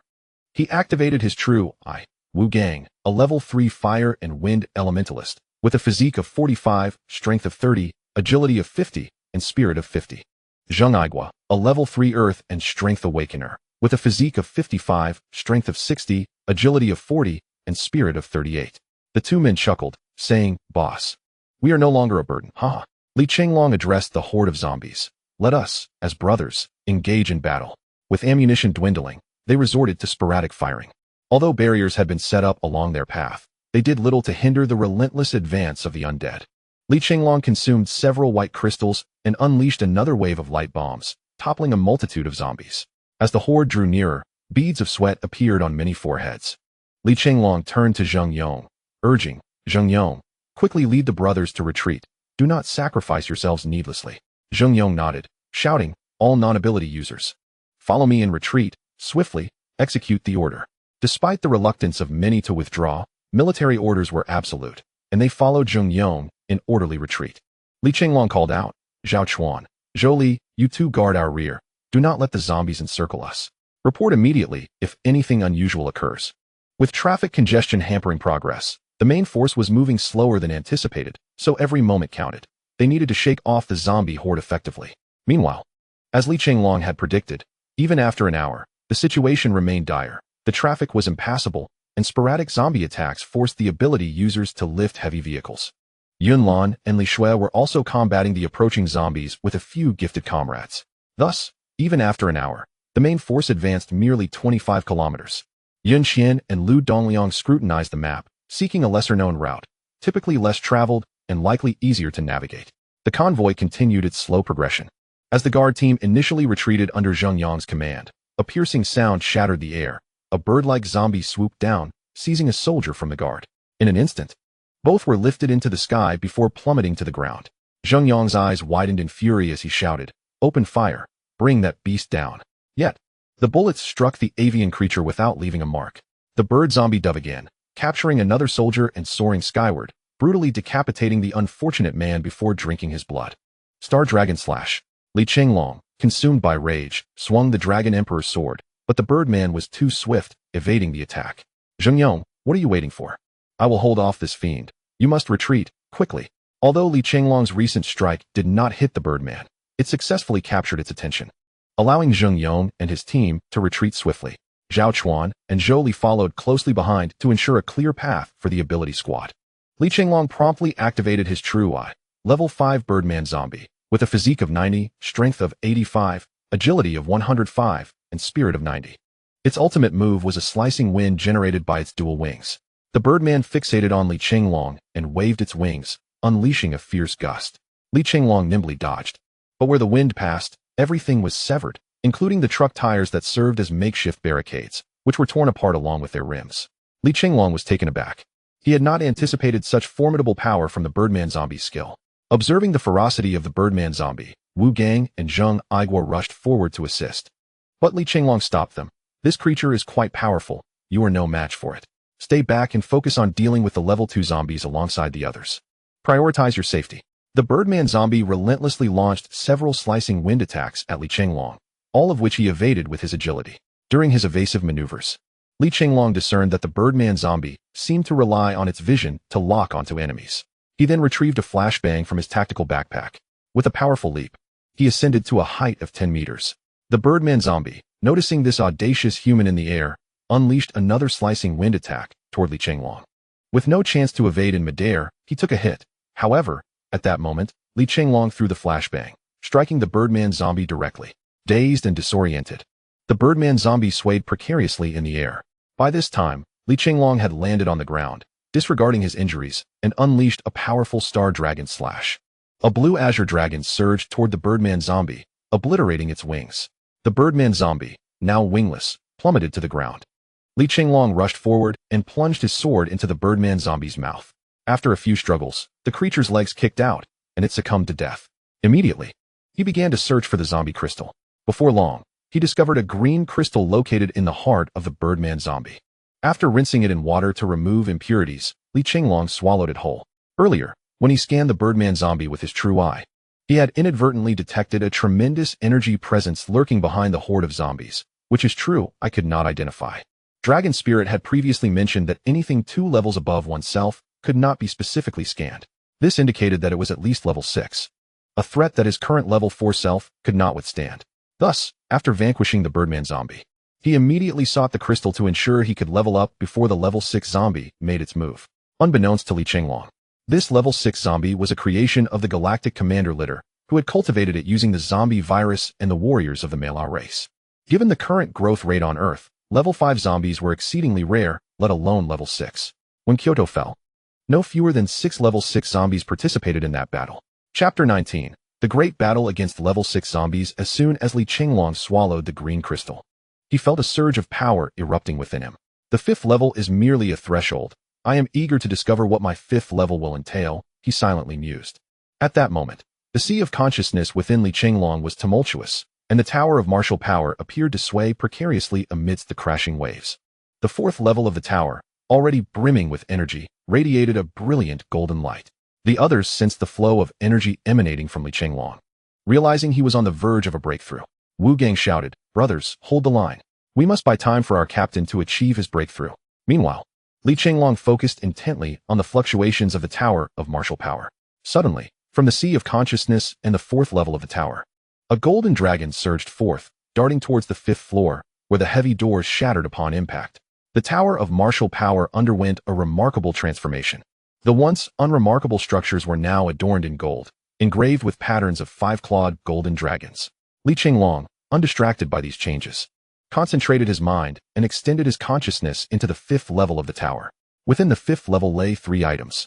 The first was a scroll stating that the blood of a dragon blood user would evolve into dragon blood, significantly amplifying attack capabilities when martial techniques were employed. However, dragon blood was notoriously difficult to control. A moment's carelessness could lead to self-inflicted harm. The second scroll detailed the Double Dragon Strike, an upgrade to the Star Dragon Slash, which would double its power. The third scroll was the Exorcising Bow, initially at level 1, which could automatically upgrade with the user's ascension, capable of firing exorcising arrows. Initially, only 1 arrow was available, but its quantity would increase with the bow's level, rendering it capable of piercing all obstacles. Li Chenglong immediately began to absorb these scrolls. A searing pain coursed through his body as dragon blood replaced his own, and he could only endure it silently. In mere moments, the change in Li Chenglong's aura was nothing short of earth-shattering, accompanied by the faint sound of crackling energy. Then, a vortex appeared in the sky, from which a dazzling golden dragon descended, soaring directly into Li Chenglong's body. With a sudden awakening, Li Chenglong opened his eyes, unleashing a dragon's roar from within. The ordinary zombies in front of him were struck by this roar, exploding on impact, while even the level 2 zombies began to falter. A round of applause echoed in Li Chenglong's mind. "I never expected you to reach level 5 so swiftly. Congratulations." Li Chenglong hastily probed with his consciousness and beheld a youthful figure, around 13 or 14 years old, manifesting in his sea of consciousness. Li Chenglong gasped in astonishment. "You are the dragon spirit. You have awakened? But how have you grown so much?" The dragon spirit bowed to Li Chenglong, expressing gratitude. "This is all thanks to you for successfully activating the true dragon blood, which has not only awakened me from slumber, but has also allowed me to mature into my youthful phase. By the way, you should quickly check your own condition. Having activated the true dragon body, you must have undergone significant changes." Li Chenglong, the awakened true dragon of level SS, possesses a physique of 210, strength of 211, agility of 197, and spirit of 201. He has attained the 1st level of true dragon blood, the 1st level of true dragon body, the true dragon eye, the 2nd level of dragon emperor sword, the 2nd level of twin dragon strike, weapon mastery, and a 5th level storage space, which is at its maximum of 10 levels. His evil slaying bow is at the 1st level, and his meteor light bomb is at the 5th level, nearing its full potential at level 8. "How have my skills changed so drastically?" Li Chenglong inquired. The dragon spirit replied, "It is because you have genuinely awakened your true dragon body. Previously, you only had the true dragon spirit. You are indeed fortunate, for among our true dragon clan, Only a few have managed to activate the true dragon body. Upon activation, a significant transformation occurs, automatically merging or discarding lesser abilities. Additionally, after achieving true awakening, your energy meter will be replaced with energy points, which will be doubled compared to other awakened beings of the same level due to your true dragon body. Chenglong then experienced a moment of clarity. Suddenly, the sounds of explosions erupted. Numerous level 3 zombies, witnessing the fierce resistance of the ability user team, unleashed their powers, launching a barrage of light and fire projectiles towards the second defense line, resulting in a series of detonations. 2 exhausted ability users were struck by the explosions, sustaining severe injuries. One was spewing blood uncontrollably, on the brink of death. Chenglong shouted, "How to high? Take the others and retreat. These are level 3 zombies. You cannot withstand them at your current level 2. I have left motorcycles at the hospital. Take one each, and bring along the 2 who are guarding the rear." How to high understood that remaining here would only complicate matters for their leader. He lifted the gravely injured individual and, along with several level 2 ability users, swiftly made their escape. Chenglong drew the Dragon Emperor's sword, and with a swift motion, created a gaping hole in the ground. Wu Gang moved to bring over the fallen ability user, Chenglong, who had only recently joined them. A level 2 water ability user, he had a younger sister who was a level 1 ability user, currently working with Yinxian. Chenglong nodded, stating, "His sister is my sister. Once we return, I will personally bring her to safety." The 3 of them offered a solemn salute to the people of the city, and with a wave of his hand, Li Jinghua activated his powers to bury Chenglong. Chenglong surveyed the surroundings and declared, "We shall retreat to the hospital's position, where we will face them in a final stand." He then unleashed a powerful meteor light bomb, sending forth dozens of half-meter-wide orbs that erupted in violent explosions and blinding white light. Numerous level 2 zombies and several level 3 zombies were directly struck and obliterated into fragments. Seizing the opportunity as the light bombs delayed the advance of the zombies, the 3 of them hastened to the final defensive line. Wu Gang, puzzled, asked, "Captain, you have already slain that level 5 zombie, and the rest are merely level 4, level 3, or even level 2. Why must we still retreat?" Before Chenglong could respond, the horde of zombies parted, forming a path along the street. As a towering zombie slowly approached from behind, wherever this colossal creature tread, it sent cars and sandbags flying away with ease. Zheng Aiguo exclaimed, "What manner of creature is this, exuding such formidable presence?" Chenglong activated the Dragon Eye, revealing a level 6 special mutated zombie with a physique of 241, strength of 243, agility of 239, and a mental acuity of 247, its skills remaining unknown. A wave of dread washed over Chenglong. Although he had anticipated the extraordinary nature of this 6th-level foe, the elevation of its attributes was staggering, compounded by the enigmatic skills it possessed. At that moment, the dragon spirit within his mental realm cried out in disbelief, "How is this possible? It is him." Chenglong hastily inquired if the dragon spirit recognized the creature, to which it promptly retorted with denial, No, I do not know him." However, it acknowledged the zombie's formidable prowess, advising, "Even you in your current state cannot prevail. It is best to flee."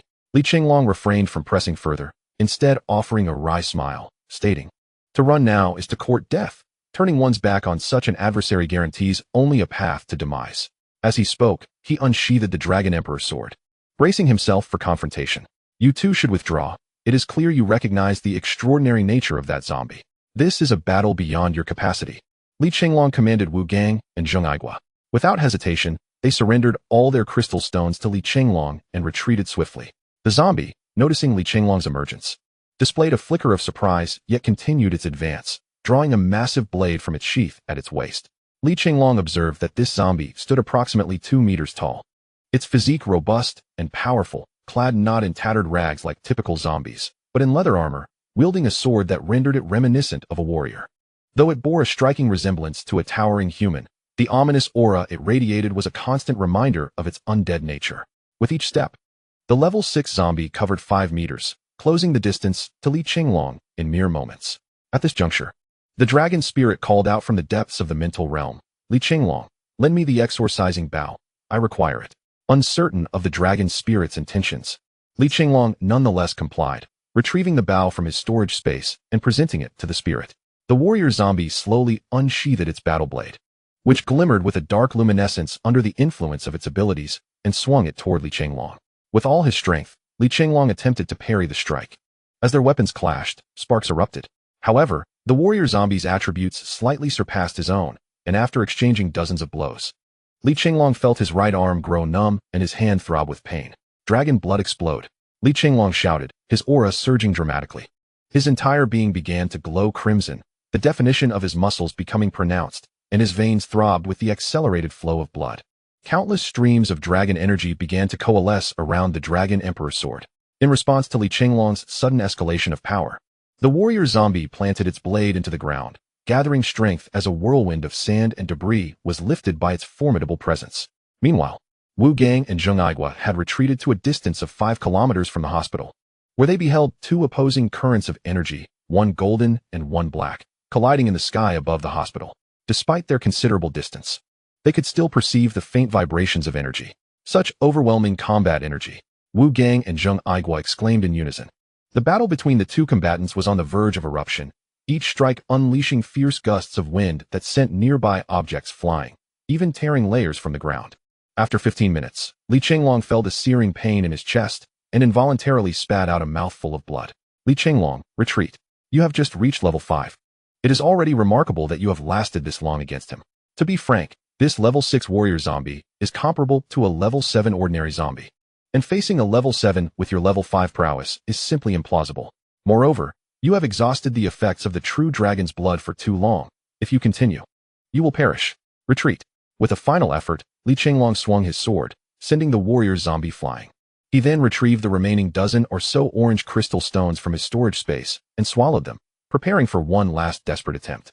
Observing Li Chenglong's determination to fight to the death, the warrior zombie surprisingly acknowledged him with a gesture as a surge of dark energy enveloped its form. Ah! Li Chenglong shouted, channeling all his strength into the Dragon Emperor's sword, which had transformed into a radiant sword of light, flickering between brilliance and darkness.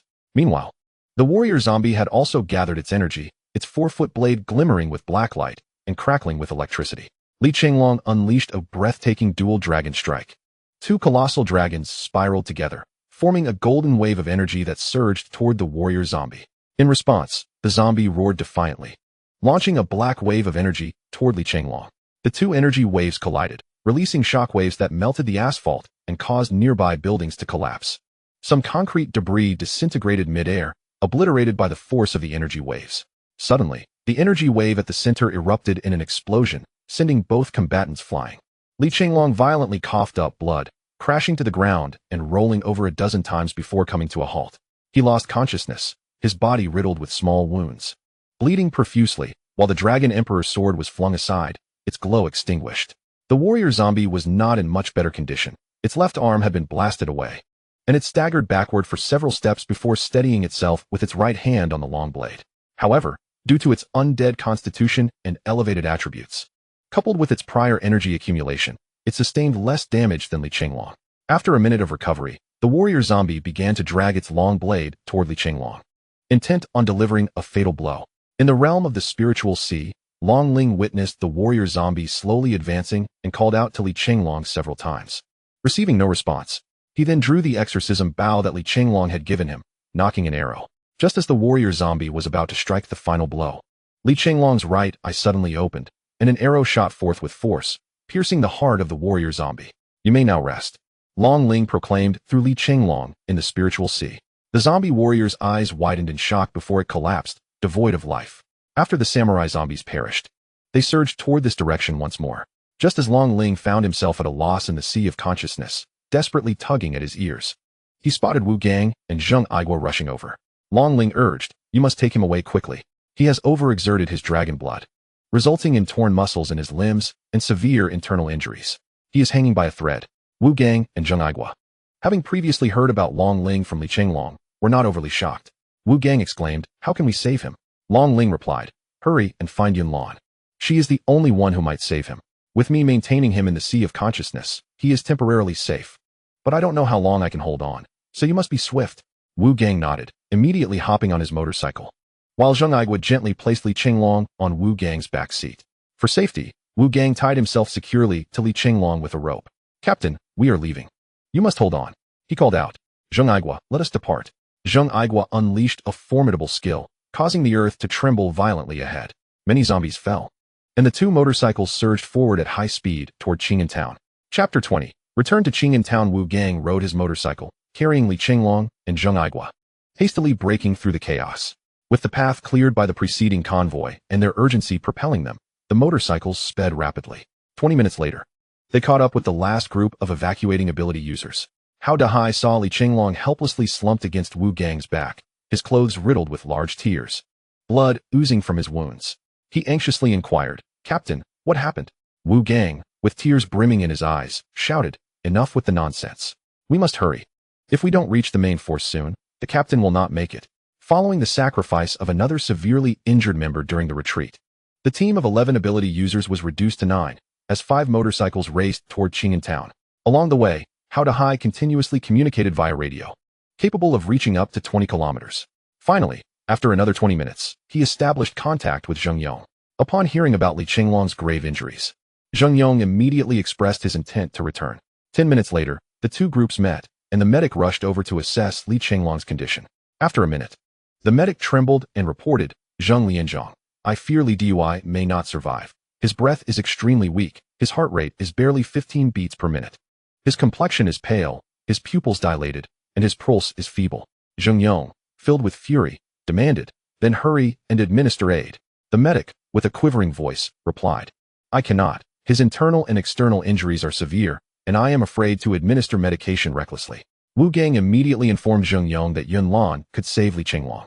Zheng Yong promptly ordered that Li Chenglong be carried on a stretcher to the military truck, and the group hastily set off. Meanwhile, the 5 advanced team members dispatched by Zheng Yong during the retreat had already merged with the main force. Upon discovering Zheng Yong's arrival, Yun Lan and Li Shui promptly rushed to the advanced team's vehicle to inquire about the situation. The team leader of the advanced party, Wu Feng, reported dire circumstances. "The number of zombies exceeded our expectations, and we have lost numerous comrades. In an effort to mitigate the sacrifices of ordinary citizens, Captain Li led a team of superhumans to resist the horde of zombies. To establish contact and confirm the route, Commander Zheng dispatched us to assist you." Upon hearing this, Yun Lan and Li Shui grew increasingly alarmed, with Yun Lan nearly brought to tears. As the clock struck 11 in the morning, the main force finally arrived at Qing'an town. Upon their arrival, Wang Yuxing promptly organized personnel to execute the prearranged plans with Li Chenglong and Zheng Yong. Establishing a presence in the heart of Qing'an town, specifically in the leadership office building and the adjacent residential complex. The buildings in this complex were only a year old, equipped with excellent facilities intended for the families of officials and civil servants. Each apartment was exquisitely decorated, making it an ideal refuge, particularly given the low occupancy rate, which would minimize unnecessary complications. Upon entering the town's office building, Wang Yuxing discovered, to his astonishment, that not a single living person remained. Only a few scattered zombies roamed. He promptly ordered the formation of 2 combat teams, along with several superhumans, to cleanse the area of zombies, instructing them to thoroughly clear the residential towers as well, ensuring a clean environment for future survivors. At that moment, Yun Lan approached him to relay the situation concerning Zheng Yong and Li Chenglong. Wang Yuxing's brow furrowed with concern. Yun Lan, in a state of urgency, expressed her intention to assist them, requesting Wang Yuxing to oversee the matters at hand.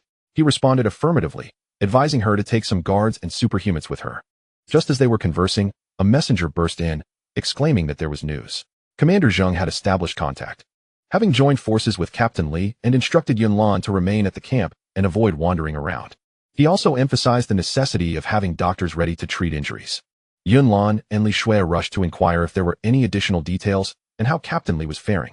The messenger replied that Commander Zheng had not elaborated, yet his tone was exceedingly grave, and the communication had been abruptly severed, leaving them uncertain of the specifics. Upon hearing this, Wang Yuxing immediately instructed the messenger to contact the doctors accompanying them, urging the best physicians to prepare. Yun Lan, promptly retrieve the X-ray and CT machines you brought. And Director Liu, please inform Yun Qian to expedite the preparation of the generators and connect the wiring. They will surely be needed shortly. The group dispersed to fulfill their assignments, while Wang Yuxing, with a serious demeanor, stepped out to oversee various tasks. As the clock struck noon, a military truck sped into the town's office courtyard. The occupants inside, upon hearing the abrupt screech of brakes, hurriedly rushed outside to witness dozens of soldiers disembarking. However, Li Chenglong was nowhere in sight. Yun Lan immediately stopped one soldier, demanding to know the whereabouts of the others and Captain Li. The soldier hastily replied that the others were behind, but due to Captain Li's severe injuries, their progress was slowed to avoid excessive jolting. However, they would certainly arrive within 20 minutes. Upon hearing that Li Chenglong was gravely injured, Yunlan instinctively wanted to rush outside, while Li Shui began to weep. At this moment, a figure emerged to obstruct Yunlan's path. It was the extraordinary abilities instructor, How to High. You cannot leave now. Although I am unaware of the specifics, both Wu Gang and Zheng Aigua have asserted that only you can save him, so you must remain here. Upon hearing this, Yunlan halted, joining Li Shui outside the courtyard gate, her gaze fixed intently on the direction of the road. The guards and members of the survivor team, upon learning of Li Chenglong's grave injuries, ceased their labors and instinctively positioned themselves along either side of the road before the town's administrative courtyard, ready to welcome the hero home. 20 minutes later, another military vehicle finally appeared at the intersection, slowly making its way toward them. The vehicle drove directly to the town's administrative courtyard, and as the doors swung open, Wu Gang and Zheng Aigua leaped out, carrying a stretcher. The onlookers beheld Li Chenglong, his clothing tattered and his fair skin marred by numerous wounds. Though bandaged, the dressings were soaked in blood, and his complexion was alarmingly pale, had one not observed closely. They might have failed to notice the subtle rise and fall of his chest. "Brother, what has happened to you?" Li Shui cried, rushing forward to climb onto Li Chenglong. Zheng Yong quickly intervened, lifting Li Shui, insisting, "We must prioritize saving him. We cannot waste time here." Wu Gang turned to Yunlan, urging, "Instructor Yunlan, why are you still hesitating? Come quickly and join us. Captain Wang, please summon a doctor at once. Commander Zheng, I entrust you with maintaining order." As the two men carried the stretcher under Captain Wang Yusheng's guidance into a clean room, they laid Li Chenglong onto the bed. The doctor, who had been prepared in advance, immediately stepped forward to examine him. 2 minutes later, Professor Zhang Huimin, the deputy director of the First People's Hospital of Jinghai and the foremost surgeon in the city, solemnly declared, "After our examination, it is evident that Captain Li's injuries are far too severe. Not only would treatment be futile here, but even in a major hospital in Kyoto, it would be of no avail. I am truly sorry." With that, he departed with several doctors. Wu Gang and Zheng Aigua recognized that, given the current state of medicine, they could not save Captain Li. Wu Gang promptly stated, "The dragon spirit said she could save him. We must leave this to them." With that, he and a few others exited, standing guard outside the door, leaving only Li Chenglong, Yunlan, and Li Shui in the room. A dragon-shaped energy surged forth from Li Chenglong. Noticing Li Shui's presence, he requested, "Please step outside and lock the door. No one is to enter for the next 5 hours." Li Shui glanced at Yunlan, and upon receiving a nod, she exited. The dragon-shaped energy transformed into a youthful apparition, declaring, "Xiao Feng, come forth. We must rely on you this time." No sooner had the words been spoken than a young girl emerged from within Yunlan. "Are you truly prepared to do this?" she inquired. "Surely you understand the consequences of such actions." The dragon spirit replied calmly, "I am well aware of what may transpire, but it was that person who harmed him." Initially, Yunlan could comprehend their exchange, but as the conversation progressed, their words became unintelligible to her, and she observed the two engaged in what appeared to be an intense debate. 15 minutes later, Long Ling appeared to have persuaded Xiao Feng, turning to Yunlan and declaring, "We have reached an agreement. Now that Li Chenglong lies in a deep coma, if you can pledge to us one thing on his behalf, we shall commence the rescue immediately." Yunlan hastily inquired what the matter was, assuring that whatever she and Long Gu could accomplish, they would comply. However, she noted that Long Gu, being of an upright nature, might refuse certain requests, yet she would certainly assist him in any way possible. Xiao Feng nodded reassuringly, stating, "Rest assured, we will not compel you to engage in any nefarious deeds, but this task is exceedingly challenging, so you must deliberate carefully." Gazing at Li Chenglong, Yunlan resolutely affirmed, "I and Long Gu agree." Long Ling added, "There is one more consideration you must weigh. To save Li Chenglong, you must exhaust all your abilities. You may not only lose all your extraordinary powers, but also age at a rate 3 times faster than an ordinary person." After stating this, Long Ling stepped aside with Xiao Feng. Yunlan clutched Li Chenglong's bloodied hand, staring at his pallid face for several moments. "My life was saved by Long Gu. I accept this condition," she declared. Long Ling burst into hearty laughter, exclaiming, "Indeed, I did not misjudge your character. The latter part of my statement was fabricated merely to ascertain your willingness to sacrifice everything sincerely for his salvation. Should you resist during the healing process, all efforts would be in vain, and Li Chenglong's life would be at stake. I have sealed that matter along with some materials within Li Chenglong's spiritual sea. As your powers grow, those elements will gradually be unsealed. This is a promise you must uphold." "Very well, without further ado, let us begin. Yunlan, first assist him to sit up, resting against you. Then, clasp his right hand with your left, and relax your mind and body. We shall take care of the rest." Yunlan promptly complied. Long Ling and Xiao Feng exchanged a glance, nodded, and transformed into ethereal shadows, returning to the bodies of Li Chenglong and Yunlan. Immediately, a golden and a crimson light emanated from both individuals, and in the sky above the government compound, two swirling vortices of gold and red materialized. The guardians stationed outside suddenly sensed a powerful energy dispersing, only to vanish instantaneously, replaced by a warm energy that filled the room. At this moment, Li Chenglong remained leaning against Yunlan, but the energies they grasped began to intertwine and flow within their bodies. Long Ling instructed, "You two must lie side by side, but do not release your hold." Upon hearing this, Yunlan first helped Li Chenglong recline, then laid beside him. At this juncture, Xiaofeng unleashed a surge of energy, causing Yunlan to fall into a deep slumber. Long Ling and Xiaofeng transformed into a dragon and a phoenix, respectively, circling about a meter above Li Chenglong and Yunlan. Over 1,000 survivors and several hundred guards had gathered outside, witnessing the dragon and phoenix swirling amidst the two vortices in the sky, with a soft radiance streaming into Li Chenglong's chamber. Observing this spectacle, the onlookers began to silently offer prayers for Li Chenglong. 5 hours later, as it was still winter, twilight descended early. However, under the illuminating splendor of the dragon and phoenix, the area resembled broad daylight. The brilliance of the dragon and phoenix was perceptibly intensifying. At that moment, in Li Chenglong's room, all the wounds on his body had vanished, and a healthy hue had returned to his face. His heartbeats had resumed their normal rhythm. However, the silhouettes of the dragon and phoenix above their heads appeared exceedingly dim, nearly on the verge of vanishing. The dragon spirit spoke, "You do not hold me accountable. Do you, Xiaofeng? Having descended upon Blue Star for less than a month, we are to meet our end here." Xiaofeng replied with a sweet smile. "How could I? Moreover, our journey is not yet complete. As long as Sister Yunlan and Brother Li Chenglong can survive, we essentially live on." The dragon spirit nodded. "Indeed. Let us proceed with the final step." After uttering these words, the two projected a message into the spiritual seas of Li Chenglong and Yunlan. Almost immediately, the dragon and phoenix surged towards Li Chenglong's room and entered the bodies of Li Chenglong and Yunlan.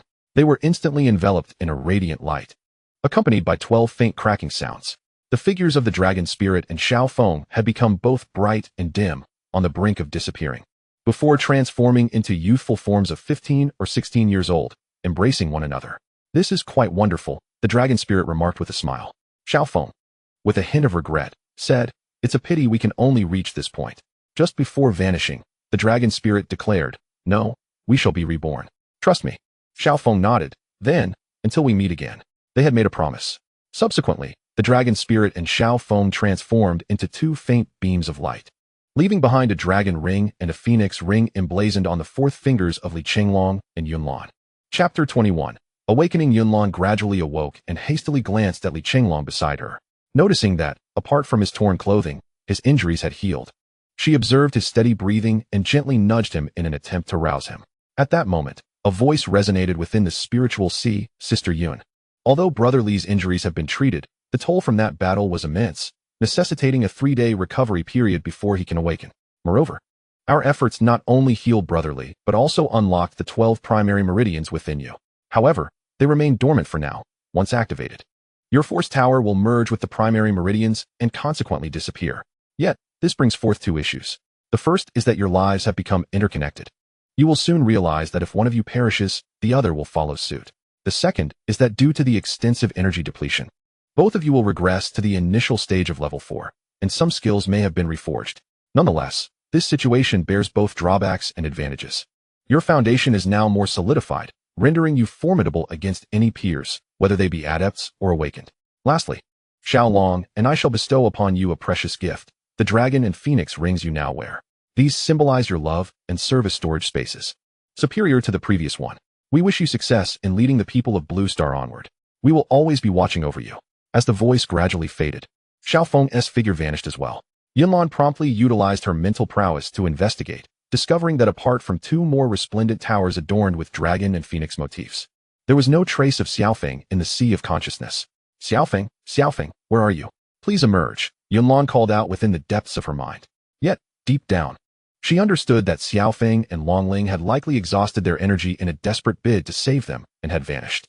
Wiping away the tears from the corners of her eyes, she assessed herself. Yunlan, a level 4 SS grade wielder of the Dragon Phoenix body, with a physique of 167, strength of 155, agility of 164, and spirit of 170. Her Flame Phoenix Spear was at level 4, the explosive Dragon Phoenix Charge at level 2. She possessed mastery over all weaponry, and her Meteoric Fire Rain was at level 4, max level 9, alongside the Evil Banishing Eye, the Dragon Phoenix Body. And 4 of the 12 main meridians activated. Raising her right hand, she gazed at the red phoenix-shaped pattern on her ring finger. With a thought, she delved into the ring, revealing a storage space as vast as an 11-person football field. Remarkably, unlike her previous storage compartments, this one was illuminated by several glowing stones at the top, casting a soft yet warm light throughout the entire space. At that moment, those outside heard a commotion from within the room. Li Shui gently knocked on the door, pulling Yunlan from her reverie, prompting her to approach and open it. The doorway was teeming with people, primarily members of the ability teams and some from the defense forces, including several representatives of the survivors.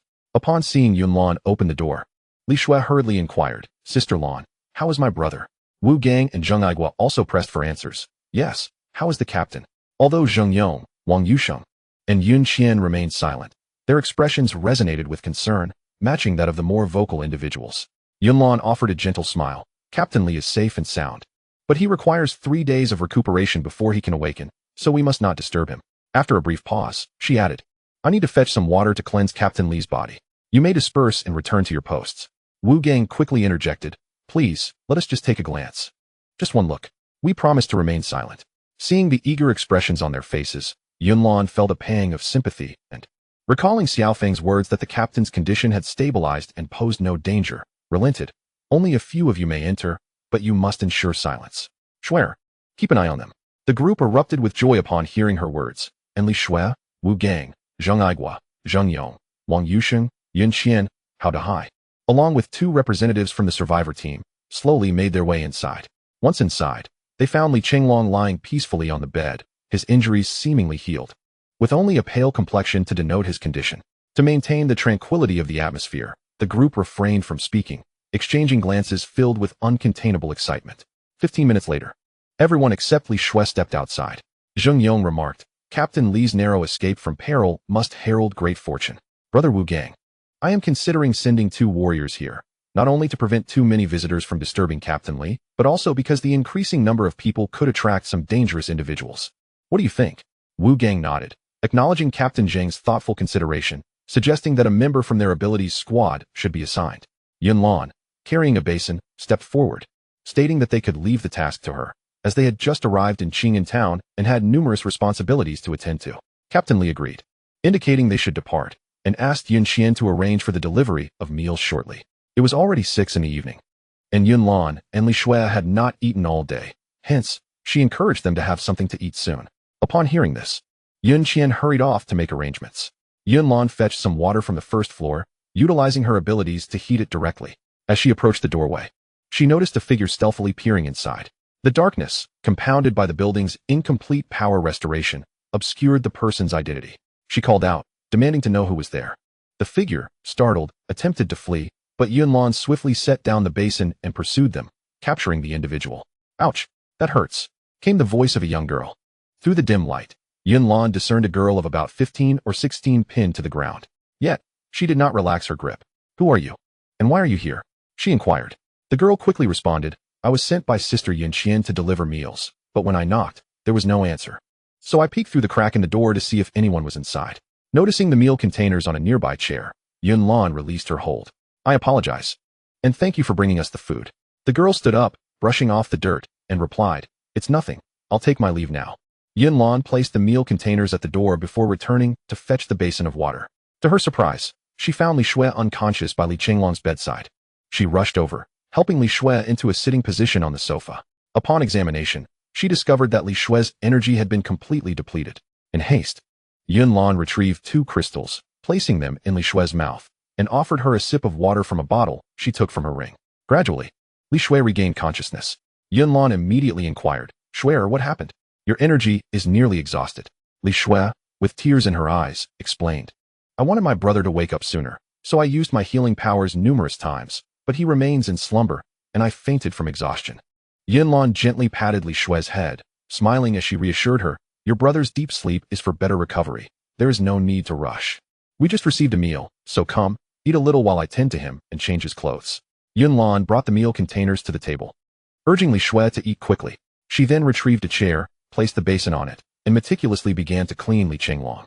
Afterward, she took out thermal underwear, a warm coat, and a padded jacket from her ring to dress Li Chenglong, mindful that the northern winter in January could be quite frigid. Although Qing'an town was slightly further south than Yanjing, nighttime temperatures could still plummet to below 10 degrees Celsius. Once her tasks were completed, Yunlan sat beside the table and began to eat. Li Shui glanced at Li Chenglong, then at Yunlan's right hand, breaking into a smile. Yunlan, feeling somewhat puzzled, asked, "You were crying just now, and now you're laughing. What is going on?" Li Shui pointed at Yunlan's right hand, smiling as she said, "Sister Lan, what happened to your fingers?" Yunlan's delicate face flushed slightly as she recounted the events that had transpired. Li Shui, with a heavy heart, lamented, "Have Longling and Xiaofeng truly vanished, never to return?" Yunlan replied resolutely, "No, I firmly believe they will come back." After a moment's contemplation, she added, "The bond between your brother and me is a secret meant solely for the three of us. It must not be divulged to anyone else. My abilities are still lacking compared to Long Guo's, and I fear that others might target me to get to him. I am not one to fear death, but I dread the thought of anything happening to Long Guo because of me. You understand, right, Li Shui? If anyone inquires about the dragon and phoenix rings, we shall claim they are a testament to the awakening of our powers." Li Shui nodded. "I assure you, I will not disclose this to anyone. However," she continued, "Sister Lan, given our connection, perhaps I should mention it to my brother. If you two were to marry, it would deter all those other girls vying for his attention. I've noticed that even Yunxian has a fondness for him." Yunlan shook her head. "Long Guo has promised to marry me once peace is restored to the world. I must become stronger to stand by his side forever." Li Shui clenched her fists. "I, too, wish to grow stronger." The two friends chatted as they finished their dinner. After the meal, Li Shui tidied the area and prepared to return the items to the temporary kitchen. Yunlan remarked, "Earlier, when I brought the water, a little girl was waiting outside. She claimed to be sent by Yunxian. If you see her, please inform her that I am looking for that little girl." Li Shui nodded and stepped outside. Yunlan returned to her bed to tuck Li Chenglong in, then began to explore her new skill, the Eye of Exorcism. This skill harnessed energy in her right eye, igniting a single target with black flames, an immense fire capable of incinerating all. What a remarkable ability, Yunlan mused to herself. After a brief interval, Li Shui knocked and entered, informing Yunlan, "I have brought the little girl. She is waiting outside." Yunlan smiled, "Thank you. I will go see her. You should rest for a while." As Yunlan stepped outside, the dim lighting had obscured her view earlier, but with the electricity restored, she could finally see the girl clearly. "What is your name? How old are you?" The girl timidly replied, "My name is Chen Xiaoka, and I am 15. Yunlan was taken aback. "You are the sister of the fallen Chen Liren." Chen Xiaoka's expression darkened. "Yes, my brother sacrificed himself this morning. He joined the ability user team 2 days ago and returned, praising Captain Li's greatness, expressing his determination to emulate him. Yet now my brother is gone." Yunlan embraced Chen Xiaoka. "Do not worry. Captain Li mentioned during your brother's sacrifice that his sister is my sister. When Captain Li awakens, I will take you to see him." Chen Xiaoka's eyes widened in gratitude. "Thank you, Instructor Yunlan. I truly wish to meet the captain whom my brother admired so much and speak with him." Yunlan gently patted the girl's head. "You will definitely get that chance. Now, it is late. You should rest."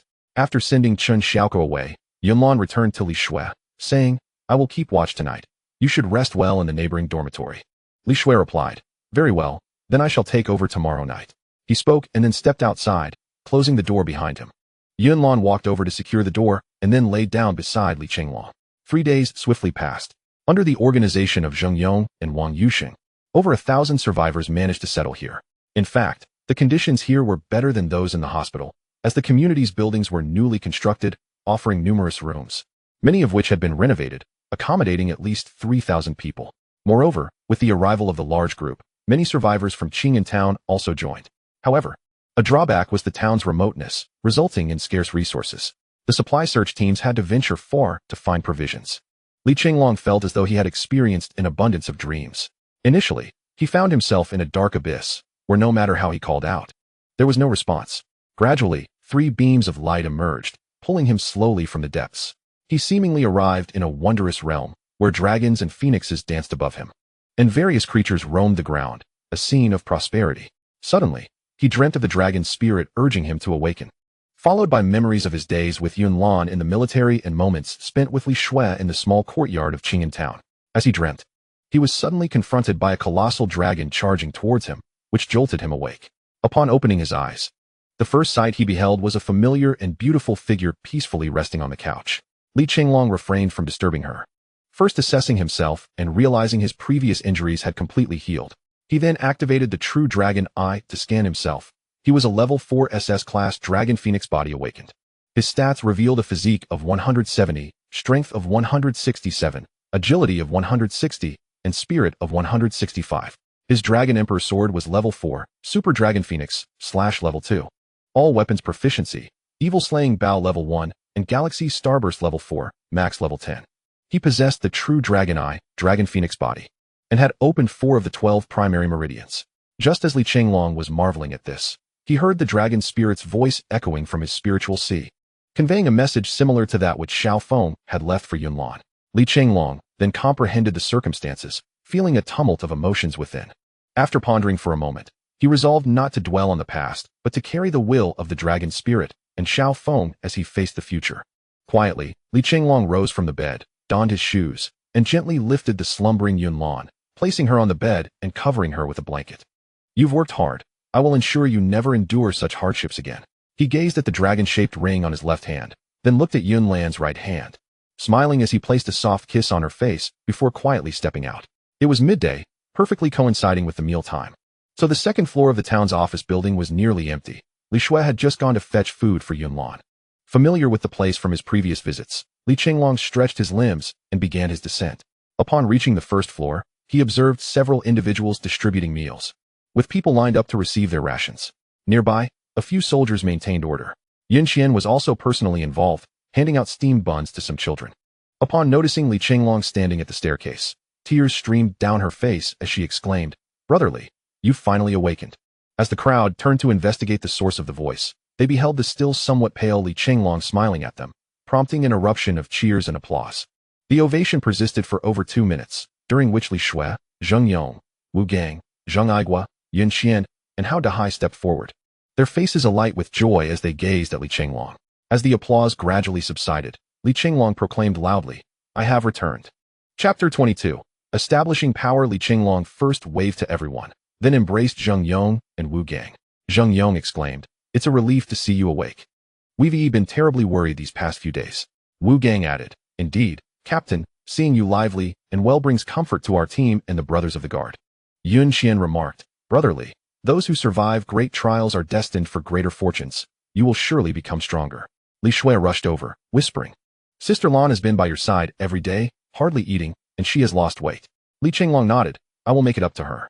Just as the crowd was celebrating, a graceful figure dashed down the stairs and flung herself onto Li Chenglong, weeping, "You're finally awake. I was so worried." Li Chenglong allowed Yunlan to pound her small fists against his chest while he cradled her with one arm and gently stroked her back with the other. "It's all right. I'm back," he reassured her. "I heard from Shui that you haven't been eating or resting well. Go rest a bit more while I prepare your meal." Yunlan buried her head in Li Chenglong's down jacket, pleading, "Carry me upstairs." Li Chenglong chuckled. Addressing the others, "Please return to your posts. I'll head upstairs for a moment." Zheng Yong, smiling, replied, "No worries, take your time. I'd like to convene a meeting for all personnel above the grassroots level at 3 this afternoon. What do you think?" Li Chenglong nodded in agreement. "That sounds appropriate. I need to familiarize myself with the situation." He then ascended the stairs, holding Yunlan close. Once they reached the upper floor, Yunlan sensed the absence of others and struggled to free herself from Li Chenglong's embrace. However, he tightened his hold, saying, "Don't move. I want to hold you a little longer."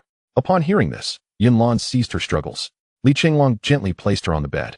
"Shui said you've been by my side for the past 3 days without proper rest. You should take some time to recuperate." He settled onto the nearby sofa, continuing, "I am aware of what Long Ling and Xiao Feng have entrusted to us. I will ensure their tasks are fulfilled. But Long Ling also mentioned that we can only unlock what they have sealed within our spiritual sea once we reach a certain level of strength. Therefore, we shall set this matter aside for now and focus on enhancing our abilities." Yunlan nodded in agreement, her gaze fixed on Li Chenglong. He then added, "The second matter is that in order to heal my injuries, we not only sacrificed Long Ling and Xiao Feng, but also put you at great risk. From now on, for your sake, I will take care to protect myself. No matter the dangers that await, I shall return alive." Yunlan's eyes glistened with unshed tears as she replied, "Do not overexert yourself. One's strength is always limited. Just remember that you have me, Shui, Wu Gang, and all your comrades by your side. We are your steadfast support." Li Chenglong nodded, feeling that the topic of conversation had taken on a rather somber tone. Suddenly, he burst into laughter, saying to Yunlan, "We are now bound together. You cannot escape anywhere. From now on, you can rest assured and tend to the home." Yunlan huffed. "No. In the future, I shall fight alongside you. Wherever you go, I will follow. Do not even think about shaking me off." A series of knocks at the door interrupted their jovial exchange. Li Chenglong went to open the door, revealing a girl of about 14 or 15 standing at the threshold, holding a tray laden with several food containers. "Sister Li Shui and Sister Yunqian said you must be starving, so they sent me to bring you food," the girl timidly explained. Upon seeing her, Yunlan turned to Li Chenglong and said, "She is Chun Liren's younger sister, Chen Xiaoke." Li Chenglong nodded. "Come in quickly. Have you eaten? Would you like to have a bite?" Chen Xiaoke placed the containers on the table. "I've already eaten. You two take your time. I will leave now." Li Chenglong quickly stopped her. "Wait a moment. Please sit down. I have a few things I wish to discuss with you." Once Chen Xiaoke was seated, Li Chenglong continued. "Your brother sacrificed himself valiantly to cover the retreat of our main force, and I was unable to bring him back due to the dire circumstances. He was buried on the spot, and I hope you can forgive me for that." With reddened eyes, Chen Xiaoke nodded silently. Li Chenglong added, "I promise to treat Chun Liren's sister as my own. Furthermore, I will personally train you. However, if you find it inconvenient to train with a male, I can have Yunlan or Shuer assist you instead." Chen Xiaoke shook her head. "No need for that, brotherly. My brother often told me to be independent and not overly rely on others. Besides, I am currently working with Sister Yunqian, and I feel quite content. Everyone cares for me. Although I lack combat skills, my water-based abilities can purify water sources. While the quantity is still modest, it contributes to the safety of our drinking water." Hearing this, Li Chenglong sighed. "That is commendable. However, if you encounter any difficulties in the future, do not hesitate to seek my help. This afternoon, we will discuss matters concerning the families of martyrs. Since you are also an ability user, you will receive an additional 30% of the crystal distribution and 50% more in living supplies. Do not decline. It is rightfully yours." Chen Xiaoke nodded. "All right then. Brother Li and Instructor Yun, please enjoy your meal. I shall not disturb you any longer." With that, she hurriedly exited. At this point, Yunlan had also risen from the bed and walked over to the table to open the food containers. Inside were 2 portions of rice, 2 servings of chicken soup, 1 box of pork with cabbage, and another of stir-fried potatoes with chili. Although Qing'an Town is safe, the resources are exceedingly scarce, and our numbers continue to grow, leading to significant consumption, Yunlan remarked to Li Chenglong. Li Chenglong nodded in agreement. "This is indeed a pressing issue. We shall address it in the meeting this afternoon. Now, let us eat." With that, he encouraged Yunlan to enjoy their meal, and the two finished their food amidst laughter and conversation. Suddenly, Yunlan seemed to have an epiphany and said, "Indeed, we received a momentous announcement yesterday through the radio. The General Affairs Office disseminated a notice via all communication channels, which contained 2 main points. First, due to the recent assaults by the zombie horde on various key strongholds, many regions have experienced a disruption in communication. To ensure the survival of more individuals, the General Affairs Office has decided to grant local autonomy for self-rescue, encouraging the establishment of self-defense organizations against the zombies. The second point is that the General Affairs Office has disclosed the functions of crystal stones, aimed at aiding more people in their survival." Li Chenglong nodded in agreement, acknowledging that this was indeed necessary. The recent global zombie outbreak had been terrifying, and if such information were not made public, ordinary survivors would remain in the dark, facing inevitable destruction. Li Chenglong then gazed at the map of Donghai Province hanging on the wall. Qing'an Town was too small, hindering our development, while the overwhelming number of zombies in Jinghai City posed significant challenges for us to penetrate. I propose that after 1 or 2 months of further development, we aim for Lehigh City, which is less than 200 kilometers to our south. Though Lehigh City is not vast, it houses an armament factory that can provide support for our weapons and ammunition. And it also contains a high-tech development zone where we can innovate crystal ammunition and protective agents against the zombie virus. Yunlan approached, also contemplating the map, agreeing that it would be an excellent move. Li Chenglong then suggested that Yunlan take a moment to rest while he stepped outside to discuss the meeting agenda with Zheng Yong and a few others. At 3 in the afternoon, the main conference hall of the town's administrative building was filled with 90 management personnel from various sectors. Li Chenglong reviewed the meeting content that he had just discussed with Zheng Yong. Upon seeing that everyone had arrived, Yun Xian signaled to close the doors and stepped onto the stage, announcing the commencement of the first conference for the survivors of Qing'an Town. The audience erupted in enthusiastic applause. As the applause gradually subsided, Yun Xian continued, "The primary agenda of this meeting consists of 3 main points. First, the establishment of our organization and the confirmation of key management personnel. Second, the formation of our own military, and third, the determination of our future course of action. I now invite Captain Zheng Yong to preside over the first agenda item.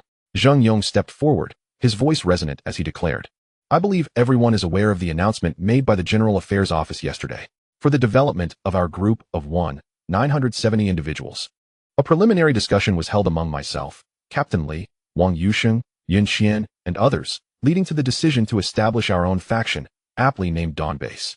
The term dawn signifies the break of night, a gradual transition from darkness to light, symbolizing our base's journey to overcome the shadow of the zombie horde and usher in a hopeful tomorrow. The hall once again erupted in fervent applause. Zheng Yong continued, in these extraordinary times, we must employ extraordinary measures.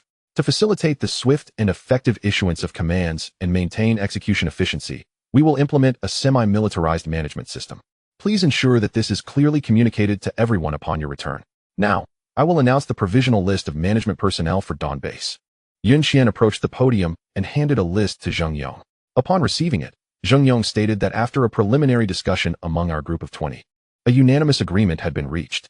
The Dawn Base would appoint 1 captain and 2 vice captains, Captain Li Chenglong, and vice captains Zheng Yong and Yun Lan. Additionally, a coordinating committee was established, comprising 7 members who would be responsible for significant decision-making and supervising various departments. The members included Li Chenglong, Zheng Yong, Yun Lan, Wang Yusheng, Yun Xian, Wu Suqiang, and Lu Qingqing. A logistics department was formed, led by Yun Xian as the minister and Li Shui as the deputy minister. The security department was tasked with maintaining internal order and safety, headed by Minister Lu Dongliang and Deputy Minister Hao Dehai. Pausing briefly, he continued, stating that a management department would also be established to oversee daily operations concerning ordinary personnel, with Yun Xian as the minister and Lu Qingqing and Wu Suqiang as deputy ministers. The medical department would be led by Li Shui as minister and academician and Qing Yuan as deputy minister. With the report on the management structure of the Dawn Base concluded, Zheng Yong returned to his seat. A flurry of whispered discussions erupted among the attendees, who ultimately expressed their agreement. Noting the absence of dissent, Yun Xian proceeded to announce the list of management personnel for the Dawn Army. Currently, the Dawn Army, including the ability users, comprises 400 members. There would be 1 camp leader Li Chenglong, and 1 deputy camp leader, Yun Lan, alongside 2 instructors, Zheng Yong and Wang Yusheng. The army would be divided into 3 companies, each consisting of 130 personnel. Company 1 would be led by Wu Gang, Company 2 by Zheng Aigua, and Company 3 by Hao Dehai. The positions of deputy company leaders would be selected from the best performers within each company, chosen by the respective company leaders. Yun Lan added that to minimize casualties among ordinary soldiers, each platoon leader would be at least a level 2 combat type ability user. At this point, Li Chenglong stepped forward to supplement the discussion, noting that as our numbers grow, the scale of the army will inevitably expand. At that time, I will establish a supervisory team tasked with addressing issues of corruption or cowardice that may arise within the ranks. Furthermore, Yun Xian has developed a set of temporary regulations for the Dawn Base. Any violations, regardless of an individual's position, will be dealt with according to these rules. Without favoritism, Yun Xian nodded in agreement, indicating that the base regulations would be compiled into a booklet and posted on the bulletin board for everyone to view starting tomorrow morning. Li Chenglong continued. Moving on to the third agenda item, future planning. Our committee members, after deliberation, have decided on a 3-fold approach.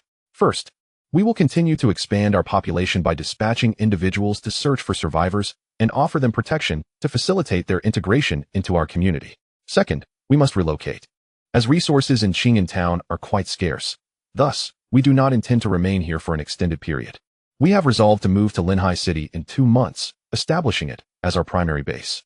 Thirdly, concerning resource management, starting tomorrow, we will implement a new distribution system based on a meritocratic approach, wherein contributions will be rewarded with points, following a tiered system of total and phase-based points allocation.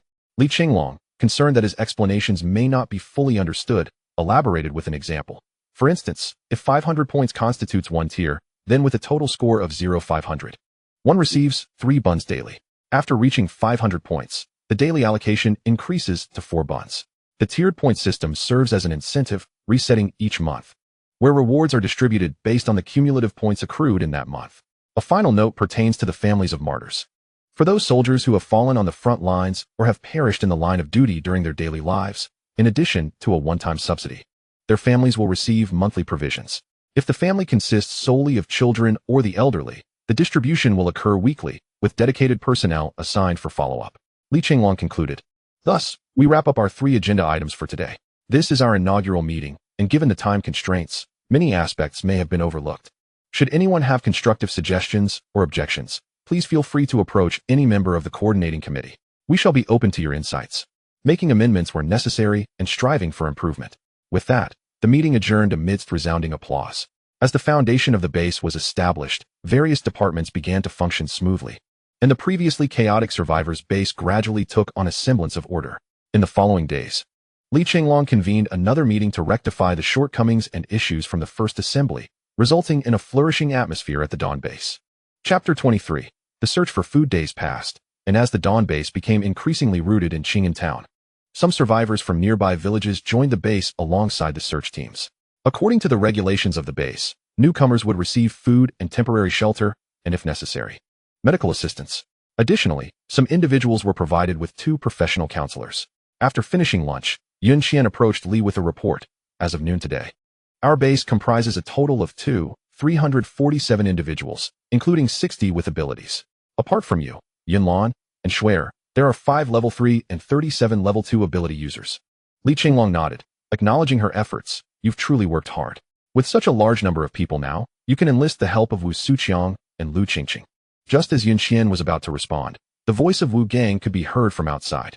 Come in, Li Chenglong called. Wu Gang entered, appearing weary, and immediately gulped down 2 mouthfuls of water from a cup on the table, exclaiming, Boss, we set off yesterday afternoon, traversing over 30 kilometers of mountain paths.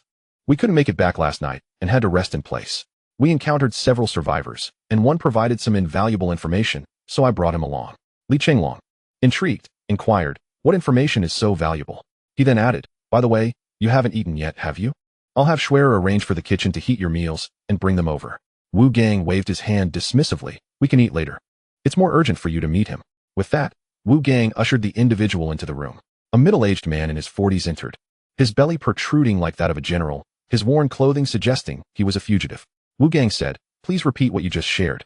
The man replied, I am famished. Is there anything to eat? Provide me with a morsel, and I shall speak. Li Chenglong reached into his pocket and produced a 250G pack of soda crackers, though the act of retrieving it from his pocket was merely a ruse, as it was actually drawn from a storage ring. He then poured a cup of water for the man, saying, eat first, and share as you do. The man snatched the crackers, tore open the package, and devoured them ravenously, finishing the entire pack in just a few bites. However, the dry nature of the crackers caused him to choke, and he comically pounded his chest before downing the water in one gulp. Once the man had finished eating, Li Chenglong spoke, you have eaten sufficiently. Why not share that vital information with us? Afterward, Captain Wu Gang will escort you to the mess hall. If your intelligence proves valuable, you may indulge as you wish. The man then leisurely disclosed, I am an employee of the Grain Bureau in Longan County. I am aware of a grain storage facility in the county, one of which is nearly full, conservatively estimated to contain several hundred tons. However, it is perilous, as there are several of those mutated beasts you mentioned. We intended to go, but upon sighting the creatures, we fled in terror. Additionally, it seems several factions have set their sights on that granary. Upon hearing this, Li Chenglong immediately inquired about its location. If you divulge this information to us, and we successfully procure a substantial amount of grain, I shall offer you the rank of squad leader, ensuring your comfort and sustenance. The man provided Li Chenglong with the precise address, and after marking it on the map, Li Chenglong instructed Wu Gang to take him to the mess hall. Yun Qian glanced at the map and remarked, it is approximately 40 kilometers from us. We could attempt it. Li Chenglong nodded and promptly used the intercom to inform Zheng Aigua, directing half of his second platoon to assemble post-haste. He examined the map again, noting, 40 kilometers is neither too far nor too short. I will gather the troops immediately, and you arrange for 4 trucks. I shall summon Yunlan, and we depart in 15 minutes. With that, he exited. Li Chenglong made his way to the training ground behind the town's administrative compound, observing Yunlan instructing the newly enlisted soldiers of the Dawn Army. The recruits were engrossed in her explanations of the weaknesses of zombies and demonstrations of combat techniques. Noticing Li Chenglong's arrival, Yunlan instructed them to continue training independently and approached him, asking, have you come to inspect the progress? Li Chenglong relayed the situation regarding the granary, to which Yunlan responded, during the outbreak of the zombie virus, many granaries were damaged by falling projectiles, resulting in food contamination. I am astonished that a large granary remains so well preserved. What are we waiting for? Let us depart at once. With that, She entrusted the remainder of the training to others and followed Li Chenglong. In less than 15 minutes, 60 individuals had assembled in the administrative compound under the command of Zheng Aigua. Zheng Aigua saluted Li Chenglong and reported, "As per your directive, half of the second platoon has been dispatched for this mission. Please provide further instructions." Li Chenglong cast a sweeping glance over the gathered crowd, noting their readiness. "Very well. Our mission this time is to venture forth for 40 kilometers in search of provisions.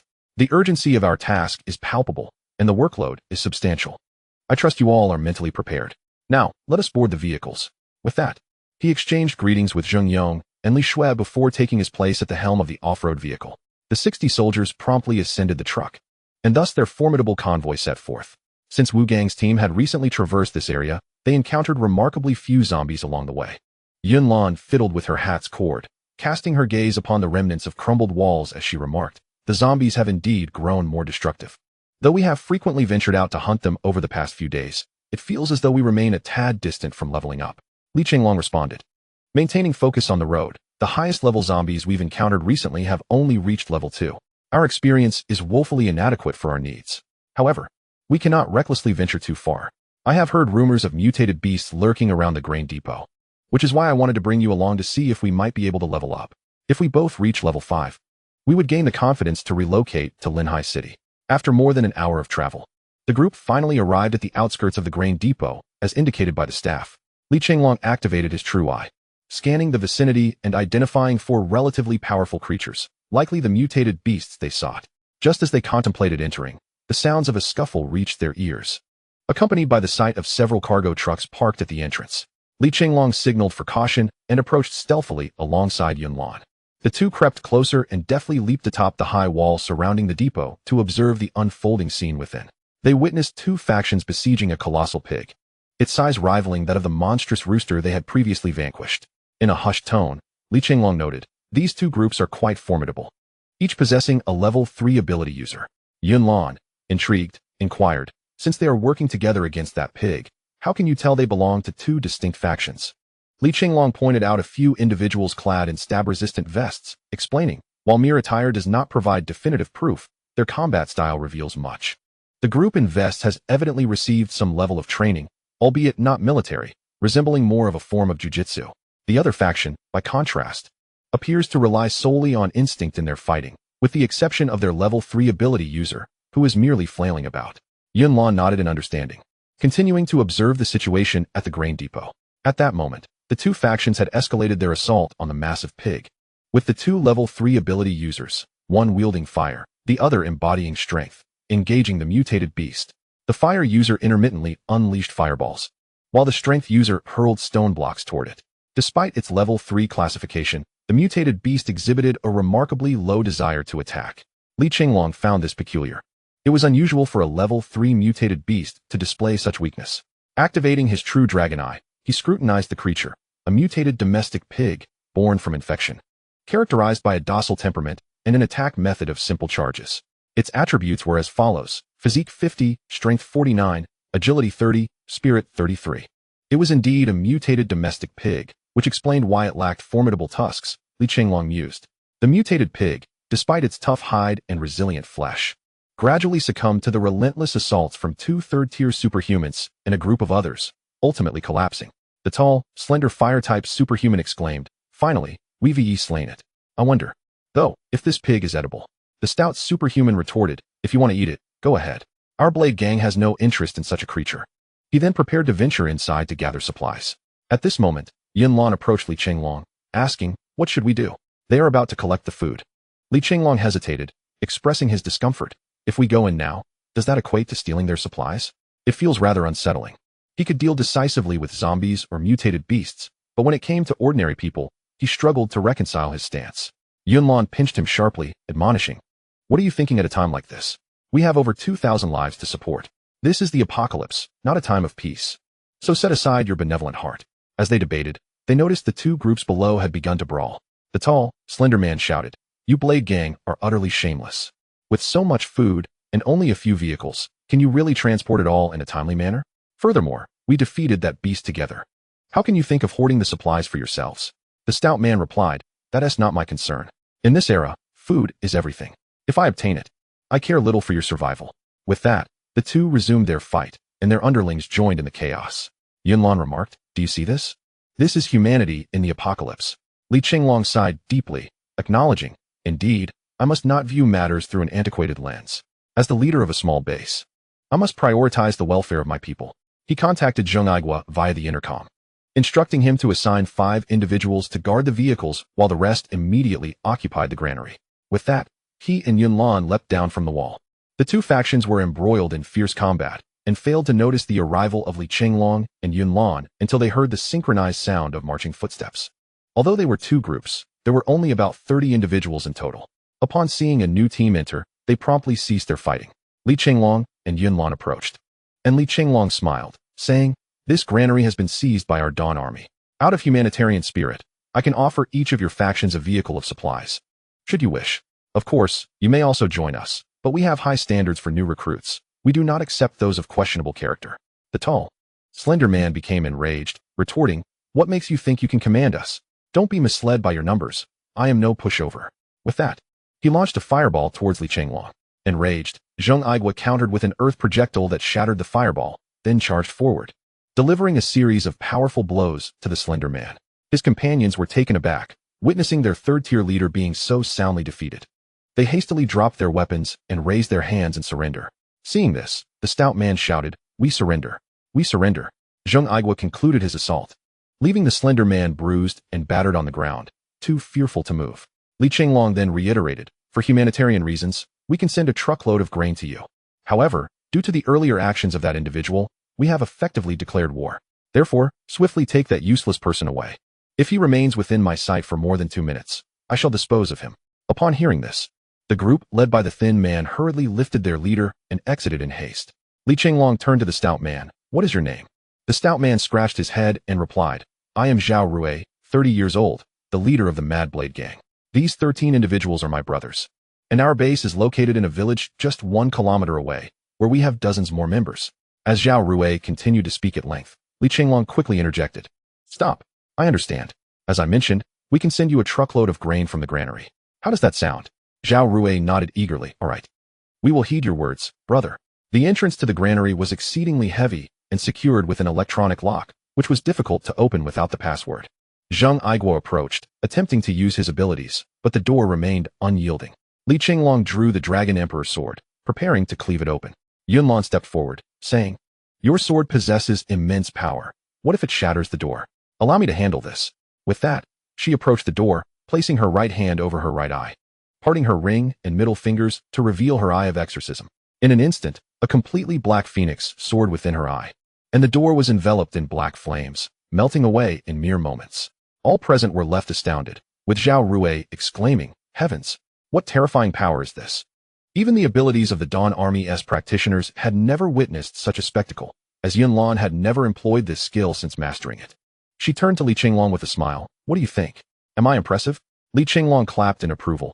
"That technique is indeed extraordinary. I feel it could even annihilate a level 5 zombie." Upon saying this, Li Chenglong, along with Yunlan, led Zheng Aigua and the others into the granary.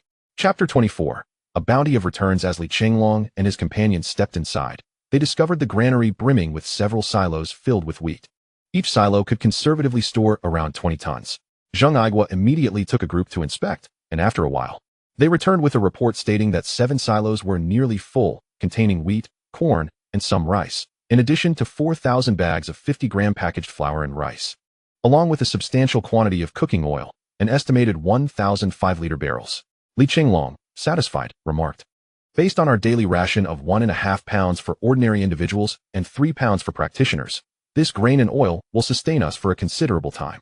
Zheng Aigua, organize a team to load the packaged goods onto the truck, as we will require a truck for our people. We can manage 3 trucks.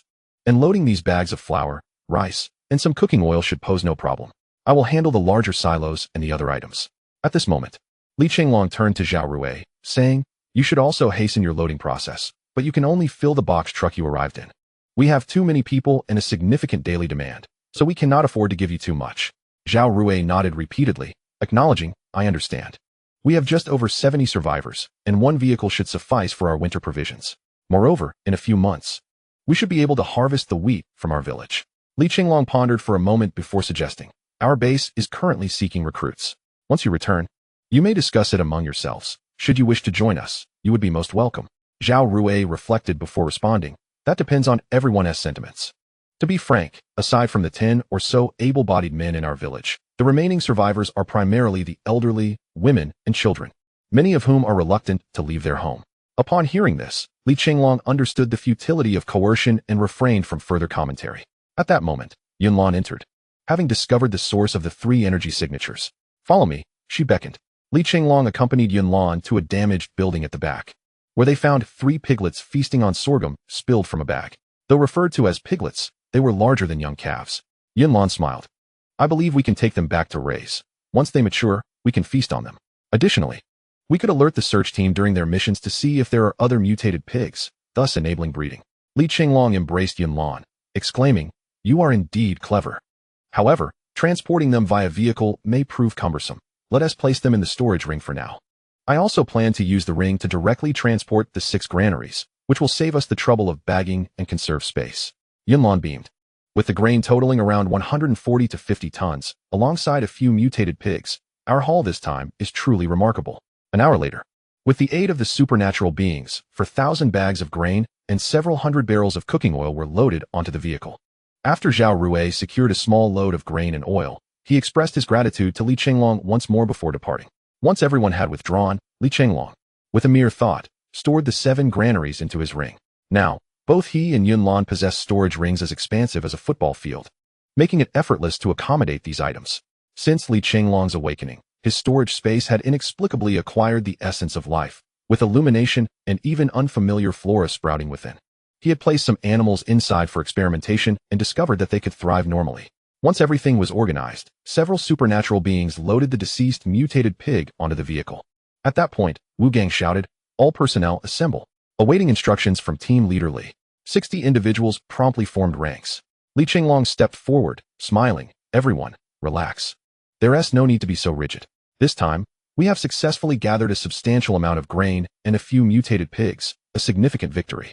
However, I urge you not to become complacent. The recent hospital incident has reminded us that zombies are gradually growing stronger. Therefore, I hope everyone will continue to strive diligently.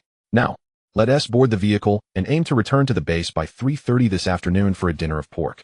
The crowd erupted in cheers. For the meat of mutated beasts was a coveted delicacy. For ordinary individuals, it could bolster health and prevent illness, while for supernatural beings, it provided experience and accelerated their evolution. The convoy proceeded in the direction of home when they encountered a colossal boulder obstructing their path. Several individuals endowed with extraordinary abilities, along with soldiers, disembarked to shift the immense stone. At that moment, Li Chenglong was preoccupied with thoughts of upgrades and paid little attention, when suddenly another stone fell. A recently joined soldier, caught off guard, was struck on both legs, resulting in a gruesome injury. Li Chenglong and Yunlan sensed something amiss and rushed out of the vehicle, only to behold a group of individuals perched on a nearby elevation, preparing to hurl down boulders. Leading them was a burly giant with a face marred by blemishes, flanked by the previously fleeing skinny man and his companions. Zheng Aigua grit his teeth in anger, exclaiming, "We spared your life out of kindness, and now you repay us with malice. What gives you the audacity?" The giant interjected, "You harm my men. If you know what's good for you, leave the belongings on your vehicle, or you shall find yourselves with no way back." The skinny man, with a smug grin, added, "You may not be aware, but my elder brother has reached level 4. None of you can match him. Hand over everything swiftly." Suddenly, the skinny man noticed Yunlan standing beside Li Chenglong and exclaimed, "Oh, I didn't expect such a stunning beauty among you. Those legs, that figure, that face, my. Even movie stars pale in comparison. She must stay, to serve as a warm bed servant for my elder brother. Ha ha ha." Enraged, Yunlan was ready to avenge the insult by attacking the already battered skinny man. Zheng Aigua, witnessing the soldier being carried away for urgent medical attention and hearing the vile words directed at Yunlan, roared, "I'll make you pay for this." Li Chenglong, maintaining a stoic expression, raised his hand to halt him. Then, crossing his arms in a claw-like posture, he summoned 4 translucent orbs that radiated dazzling light, each containing swirling patterns reminiscent of galaxies. "Galactic starburst," Li Chenglong shouted, thrusting his crossed arms forward.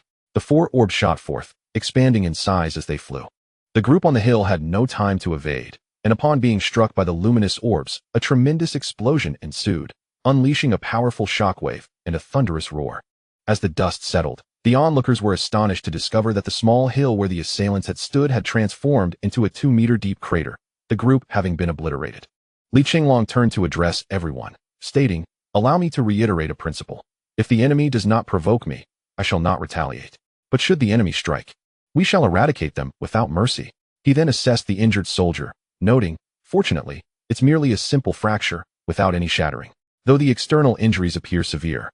Once we reach the base, a healing ability user will attend to it, and all will be well. Just hold on a bit longer." With that, Li Chenglong approached the boulder, kicked it aside effortlessly, and climbed into the off-road vehicle, starting the engine. The convoy accelerated in pursuit of Li Chenglong's vehicle as he drove. Turning to Yun Lan and remarking, "Perhaps I was a bit harsh. Not all among them may be villainous. Some might have been compelled by circumstance to follow those too." Yun Lan sat at the back, gently massaging Li Chenglong's shoulders, and remarked, "Not at all. It has only been a month since the apocalypse began to unfold. Yet these individuals are already behaving with such reckless abandon. What they have done today, I can only imagine how many lives they have harmed during this time. I believe that their extermination is justified. In chaotic times, one must employ stringent measures." Li Chenglong smiled faintly and slightly accelerated his pace. At that moment, on the last military transport truck, the company commander, Zheng Aigua, and the vice commander, the third-tier water elemental ability user Wanda Hai, had arrived on board. Zheng Aigua exchanged glances with Wanda Hai and spoke, "Just now, Captain Li eliminated that group with a single strike. If anyone feels that the captain's actions were ruthless, please feel free to voice your thoughts. I assure you, as both an individual and the commander of the second company, that it will remain confidential." Among those present, more than half were former members of the hospital's garrison. One individual stood up and declared, "Even if the captain had not taken action, we would have dispatched them ourselves. They wounded our brothers and insulted our vice-captain. What can be tolerated has its limits." Zheng Aigua continued, "Those from the hospital should know that Captain Li is an exceptionally agreeable person.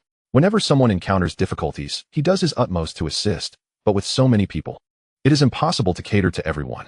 For those who joined later, observe with your eyes and feel with your hearts what kind of person Captain Li truly is. I have followed him for 5 years, and my assessment of him is that he is righteous, selfless, compassionate towards his soldiers, and vehemently opposed to evil. Now, reflect on that." Having spoken, Zheng Aigua handed the third-tier orange crystal, which Li Chenglong had previously given him, to the injured soldier. "This is a personal gift from the captain to you. After you return, Li Shui will come to treat you. She is a 4th-tier awakened being with advanced healing abilities, and your wounds are nothing to worry about. Furthermore, you can use this 3rd-tier orange crystal to exchange for points. With these points, even if you leave our Dawn Army, the daily minimum support will ensure your well-being." Since most ability users were still at the 2nd tier, it was uncommon for anyone to surrender such valuable 3rd-tier crystals that greatly aided in upgrades. Moreover, there were regulations at the base stating that all crystals acquired belonged to the individual, and no one was permitted to seize them. The injured soldier's eyes glistened with tears as he said, "I won't leave. I will never abandon the Dawn Army, nor the second company. Commander, rest assured, I will return to duty as soon as I recover." Zheng Aigua nodded. "Well said, but do exercise caution in the future to avoid unnecessary injuries." The group arrived at the base by 4 in the afternoon. Many were elated to see several trucks laden with grain, and even a pig larger than a small car. Li Shui, Yun Xian, and Zheng Yong were already waiting in the administrative courtyard to welcome them. As Li Chenglong opened the truck door, Li Shui rushed over, exclaiming, "Brother, you all are amazing. You've brought back so much food and such a large pig." As she spoke, she gestured with her hands to illustrate the pig's size, appearing quite adorable.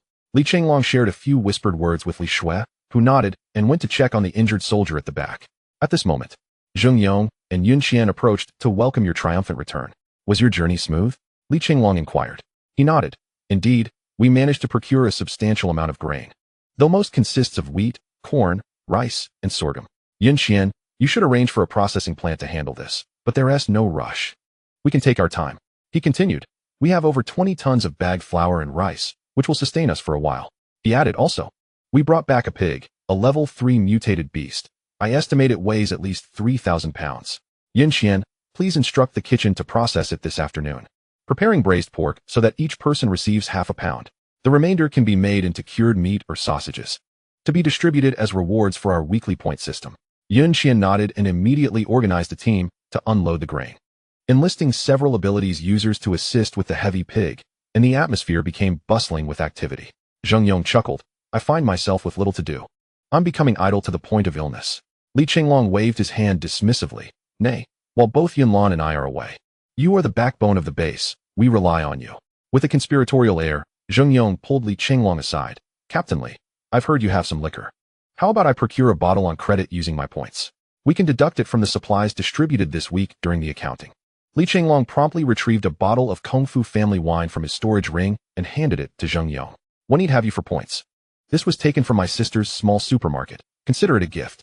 Zheng Yong grinned as he tucked the bottle away and resumed his duties alongside Yun Lan in managing logistics. Shortly thereafter, Yun Lan and Li Shui arrived. Li Chenglong asked, "How is that soldier faring?" Li Shui proudly replied, "Once I intervened, it was a swift resolution. The soldier is now fine and will be able to move freely by tomorrow, ready to participate in external missions in a few days." Li Chenglong nodded. It's heartening to see our auxiliary abilities users increasing. This is splendid news for our frontline warriors. Due to the lengthy process of preparing the mutated pork, dinner would be delayed this evening. However, no one expressed discontent, for Captain Li had assured that everyone would receive their share. Li Chenglong instructed Yun Lan to rest first, then joined Li Shui in the grain storage warehouse. Inside, the grains were neatly stacked, and 2 soldiers stood guard.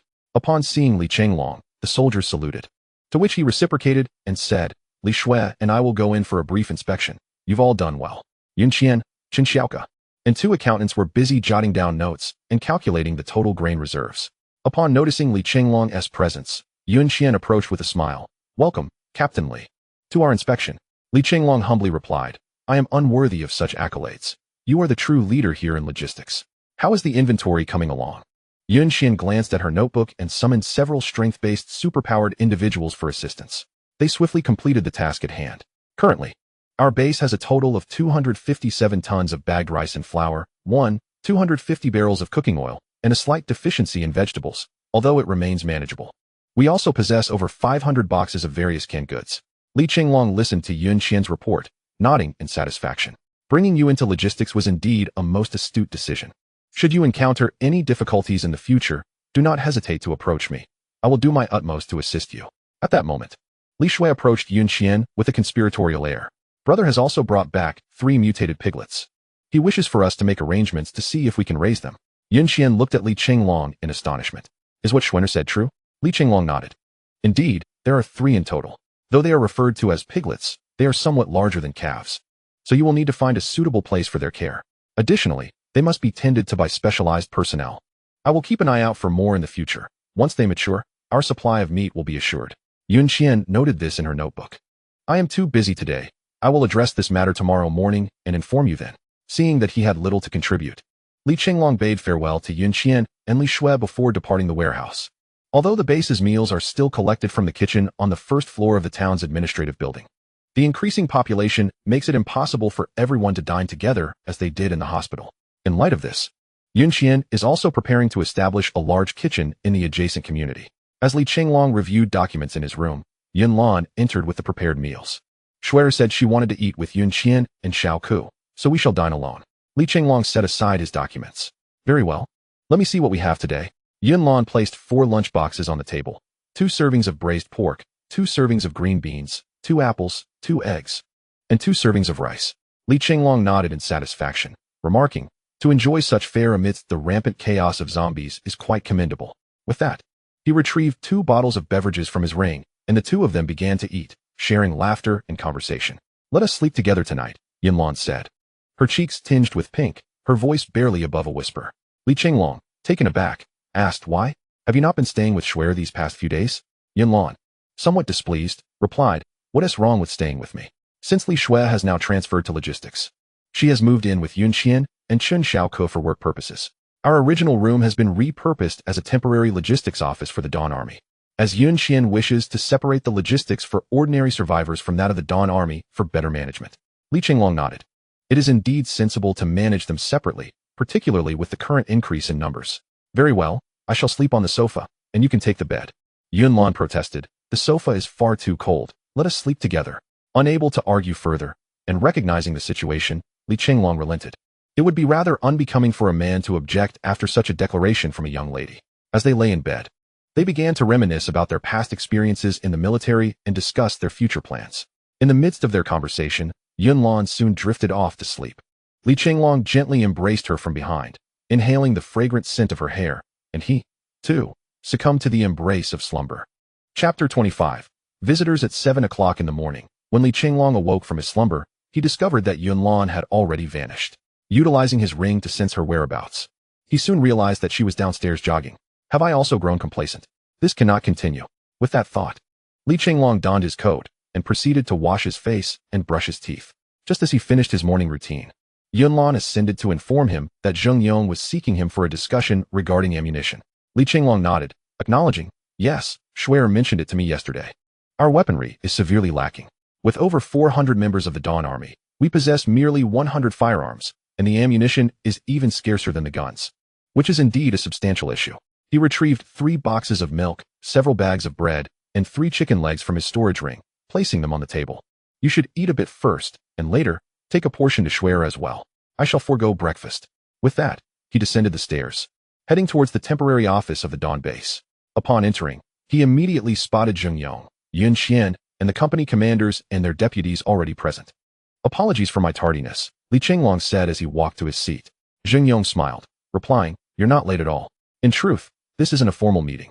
It's merely a casual gathering of a few individuals. At that moment, Yunlan knocked and entered the room. Seeing that most of the key personnel of the Dawn Army had gathered, Zheng Yong began, as you all are aware. The purpose of bringing together the main members of our military is to address the matter at hand. According to the reports from each company and the statistics compiled by Yun Xian, we currently possess 101 rifles, 40 handguns, a total of 204 rounds of ammunition, 5 grenades, and 200 grams of explosives. The insufficient supply of ammunition has severely impacted our soldiers' combat capabilities. Company Commander Wu Gang added, indeed, half of our personnel lack adequate weaponry. They are armed with nothing more than baseball bats and fire axes. Company Commander Zheng Igwa sighed. At least you have fire axes. Many of our weapons are mere mismatched items acquired from a martial arts training camp, and 30 individuals were issued only as staff. Li Chenglong listened patiently, feeling somewhat helpless. The shortage of firearms and ammunition was indeed a grave concern. Yet this issue was not as easily resolved as that of food supplies. Xia country has stringent gun control laws, and acquiring these essential materials can only be done through the major bases. As you all know, we are completely isolated, divided by both zombies and mutated beasts. How to Hai chimed in. There are always more solutions than difficulties. Didn't he, the captain, mention that we would be heading south to Linhai City soon? It is a designated high-tech development zone by the state, encompassing military, medical, and machinery manufacturing industries. Once we arrive there, we could not only manufacture bullets, but even firearms.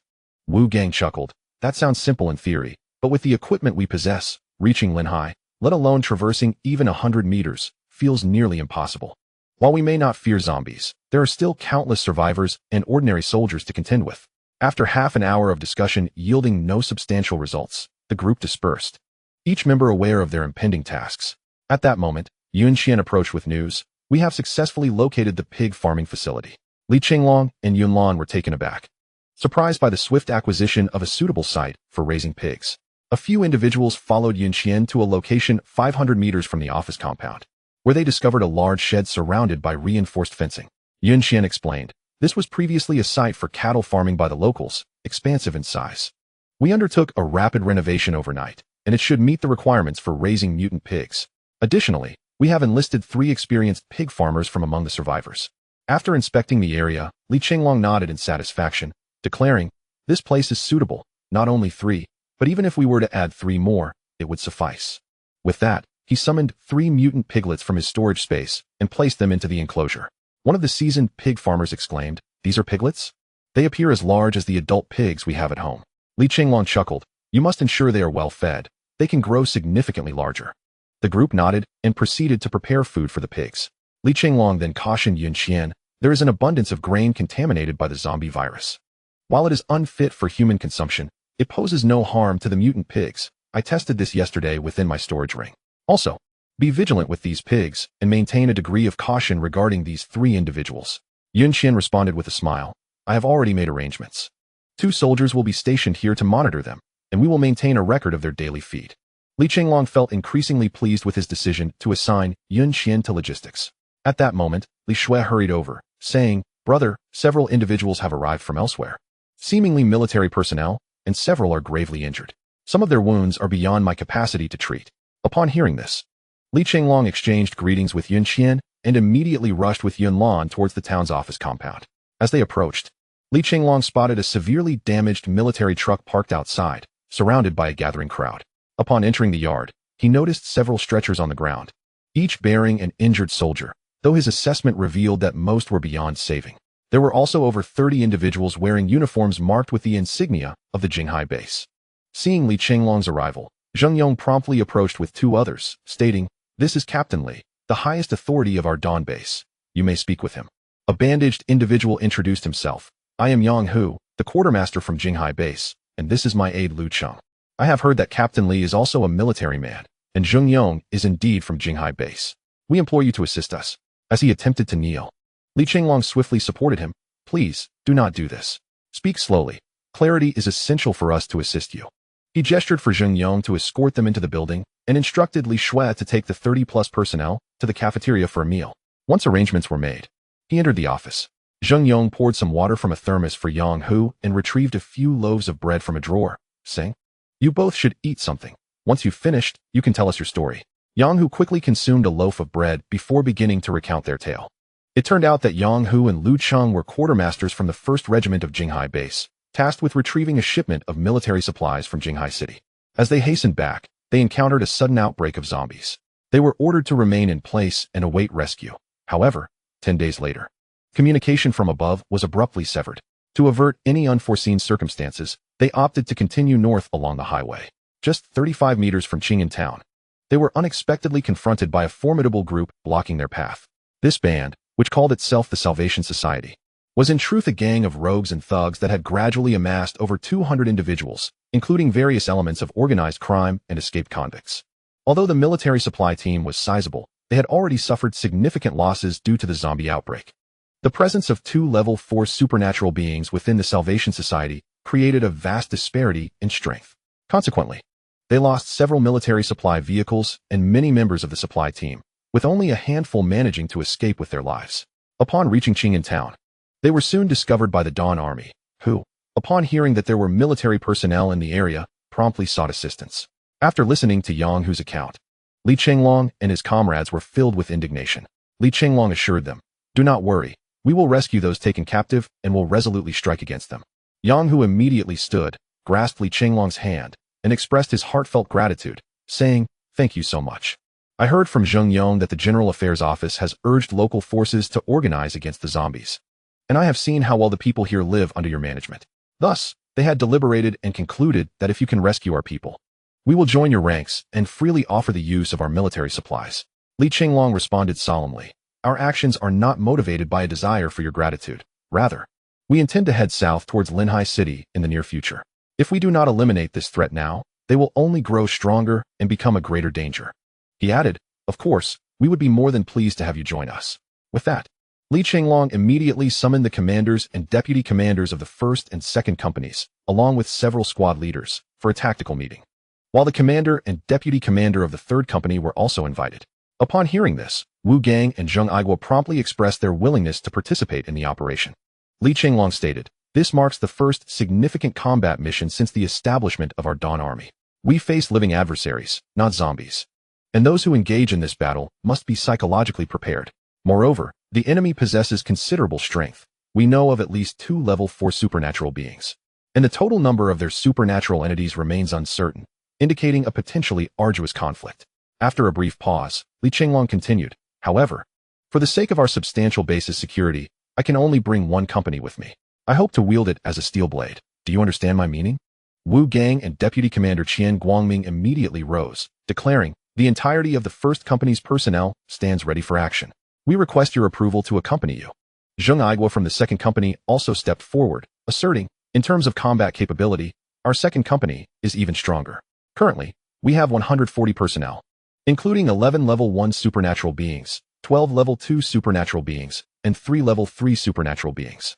Upon hearing these words, Wu Gang felt a surge of indignation. "Although our number of ability users may be fewer than yours, our original military personnel outnumber yours significantly. This upcoming operation will undoubtedly be a swift and decisive strike. When it comes to execution, we hold the advantage." As their debate intensified, Li Chenglong interjected, stating that the 2nd Company had accompanied him to the granary yesterday and was relatively fatigued. "We indeed require an element of surprise, so I have decided to lead the 1st Company instead." Upon hearing this, Wu Gang's chest swelled with pride, and Zheng Aigua, recognizing the captain's stance, refrained from further comment. Li Chenglong continued, now that the military commanders of all three companies are present, I, on behalf of the Dawn-based military committee, hereby announce the establishment of a special operations company due to our increased numbers. Yun Lan will serve as the company commander, with Li Chenglong as the deputy commander.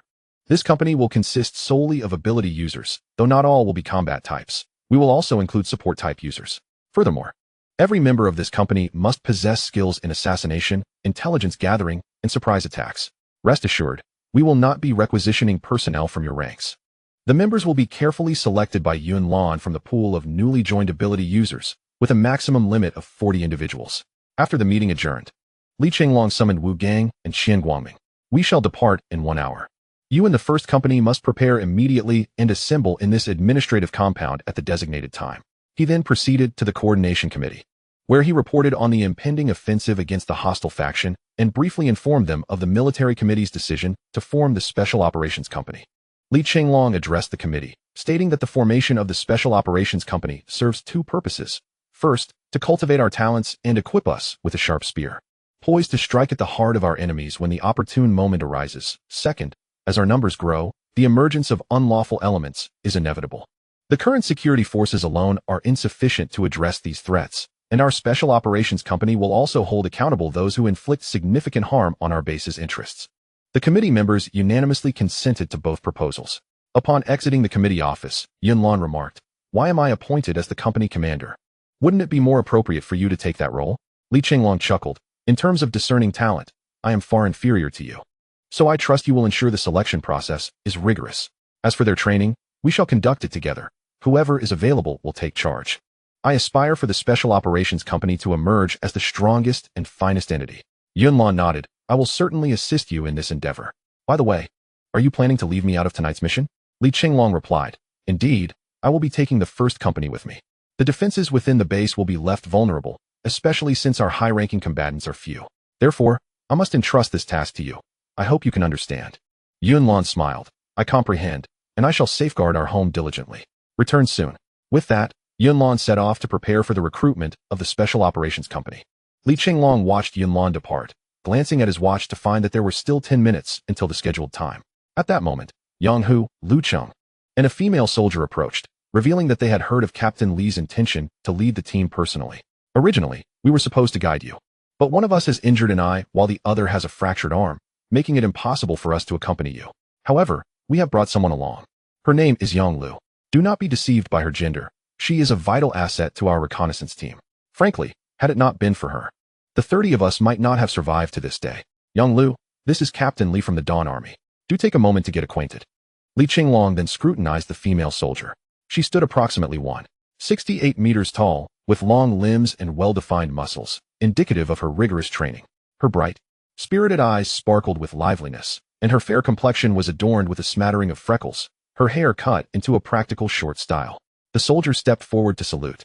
Introducing herself, "I am Yang Lu, a soldier from the reconnaissance company of the Jinghai base's 1st Battalion, reporting for duty." Li Chenglong nodded and turned to Yang Hu and Lu Cheng, saying, "So she's a scout. Excellent. Rest assured, I will bring her back unscathed." As the two men began to respond, the assembly whistle echoed through the administrative courtyard. "All right, we must set off now. Await our victorious news," Li Chenglong declared.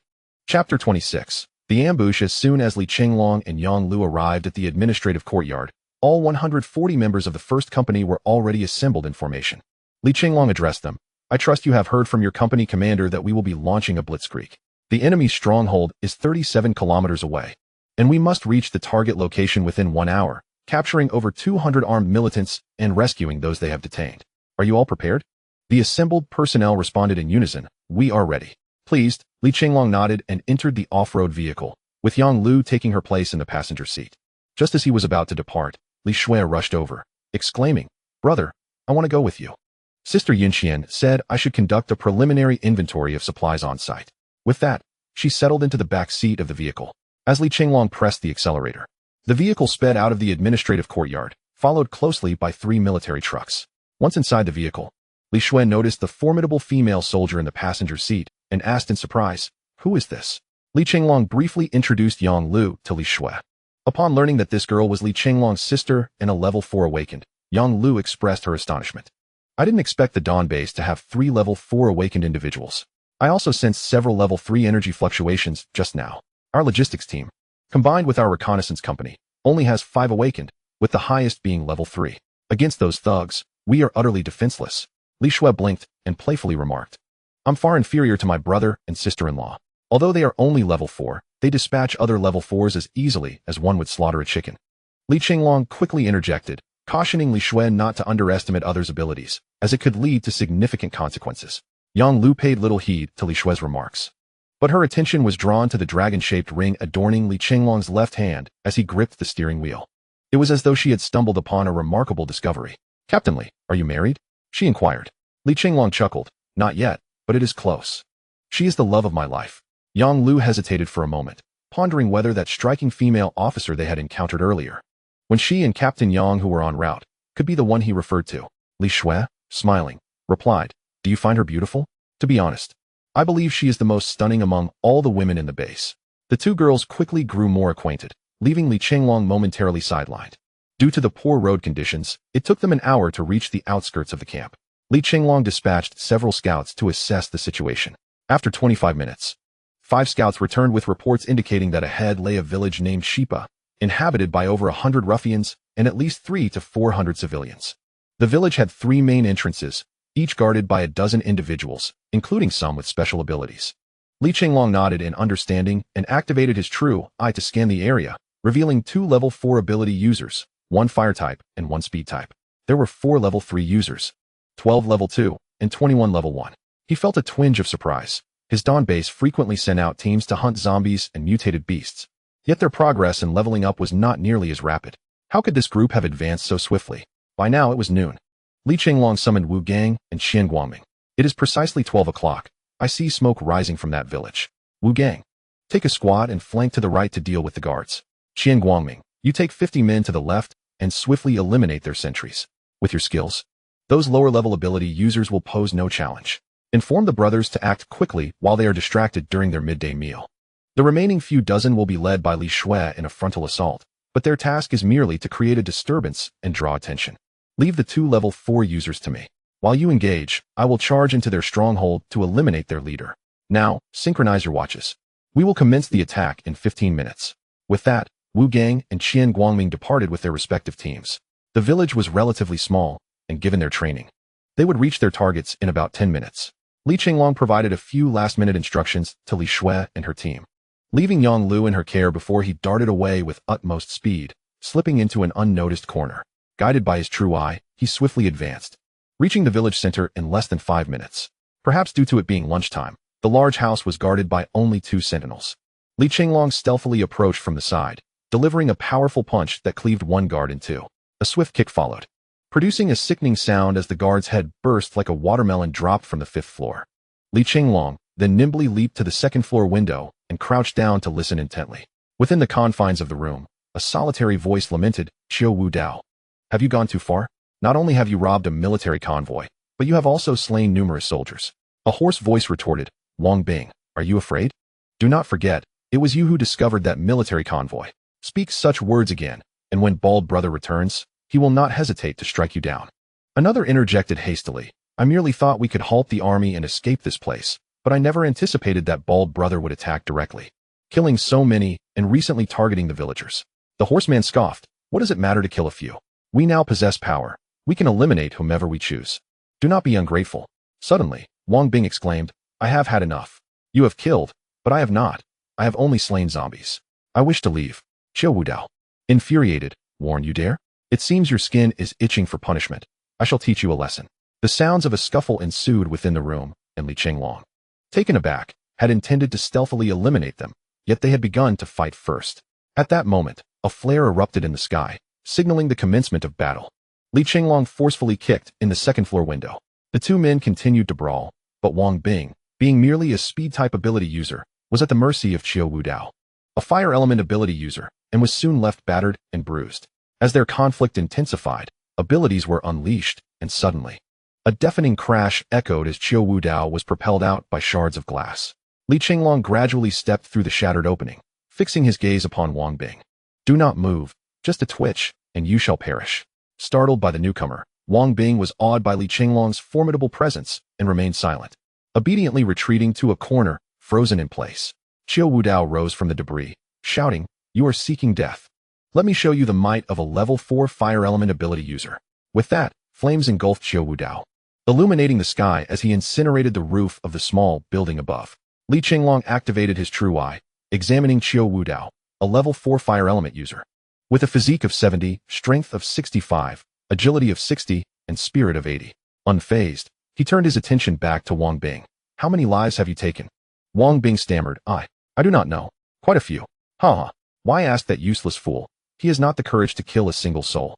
Let me tell you, since my escape from London prison, I have taken 78 lives, over 20 soldiers just yesterday. What do you think?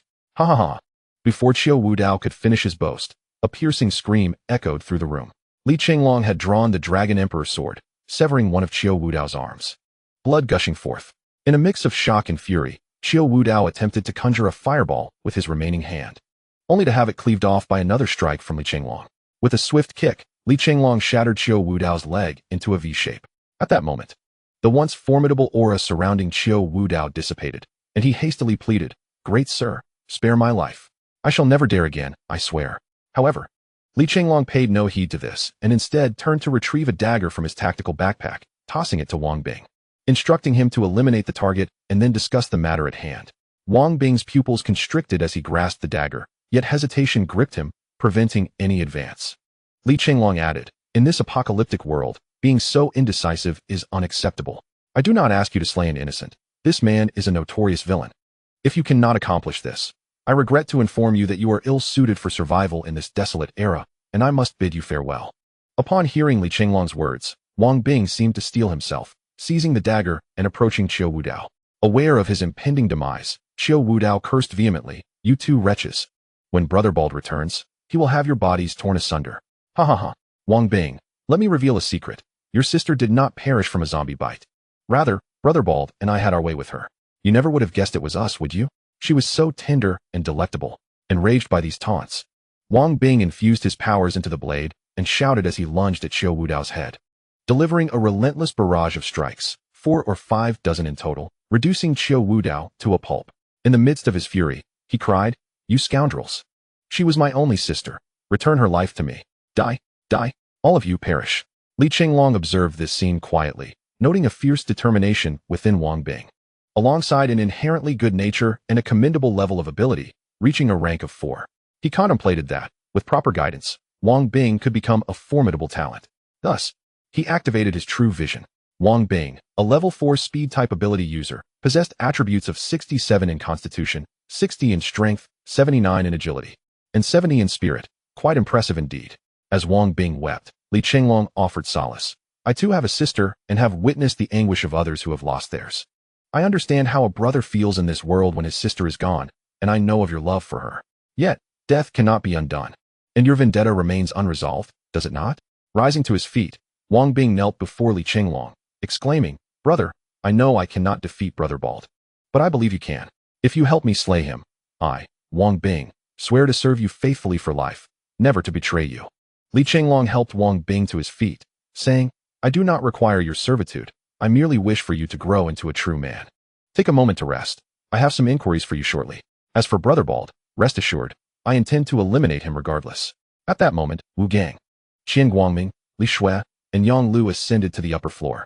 Wu Gang saluted and reported, "Captain Li, we have successfully subdued all members of this criminal organization and liberated the imprisoned soldiers and a few civilians, distributing some of our provisions to them." Li Chenglong nodded. "You have performed exceptionally well. The battle concluded within 15 minutes, something I did not anticipate, considering they had several ability users." Wu Gang replied with a smile. "Our swift victory is largely thanks to Shui. She single-handedly dispatched 2 level 3 ability users, while Qian Guangming and I each took down 1. Many others surrendered upon our arrival." Li Chenglong instructed, "Bring the captives to the village square, allowing the soldiers and villagers to identify those who have committed murder. They shall be executed on the spot. Those who have not will be detained." After a moment's contemplation, he added, "Li Shui, please expedite the inventory of the military supplies and enlist assistance to prepare them for transport. Qian Guangming, take half of the soldiers to escort these supplies back to the Dawn base. This matter is of utmost importance, so exercise caution." Also, ensure the logistics personnel are included. Li Chenglong issued a series of commands, after which Wu Gang, Li Shui, Yang Lu, and Qian Guangming departed to attend to their respective tasks. He turned to Wang Bing, seated on the sofa, and glanced at the bodies on the ground, stating, "This is not a suitable place for conversation. Let us see the villagers. I have a few questions for you as well." As they walked, Wang Bing explained, "My sister and I are villagers from Shipa. I returned home during the university's New Year break, while my sister is in high school, preparing for her college entrance exams in June. Suddenly, the zombie crisis erupted. My father was transformed into a zombie and killed by the villagers. Our mother lives with us. The group arrived 10 days ago, primarily consisting of inmates from London prison. Along with some others they gathered on the way, over 100 in total. They seized our village upon arrival, coercing us to surrender our food. It was only through my abilities as a level 4 enhancer that I managed to secure a semblance of survival for the villagers. Later, I discovered several military vehicles, thinking we could request protection from the soldiers, but the man known as Bald Brother organized his followers to hijack the vehicles and killed many in the process." Li Chenglong listened intently and inquired, "I have a significant question. How did both you and the previously mentioned Xiao Wudao, as well as Bald Brother, manage to level up so rapidly? Our base has only a handful of level 3 warriors, despite their daily hunts for zombies." Wang Bing pondered for a moment before responding. "Bald Brother arrived at level 3. He is indeed ruthless, often sending his subordinates to confront threats while he collects the experience for himself, absorbing the crystal stones for himself and his loyal follower, Xiao Wudao. With 1 to 200 individuals supporting just the two of them, their advancement is naturally swift. I reached level 4 due to a particular fruit." "A fruit?" Li Chenglong exclaimed in astonishment. Wang Bing continued, "Indeed, a fruit. Due to the many followers of Bald Brother, they almost depleted our food supplies, compelling us to search for sustenance. On one such outing, I discovered a small tree resembling an apple tree, bearing 2 fruits that were unlike apples. Famished, I consumed both, and afterward, I fainted. Upon awakening, I found myself at level 4. Li Chenglong was astonished by the existence of such a miraculous fruit and quickly urged, "Let me see that tree when the opportunity arises. It must be extraordinary to bear fruit in winter." Wang Bing continued, "At that time, Bald Brother and Xiao Wudao questioned me about my rapid level up.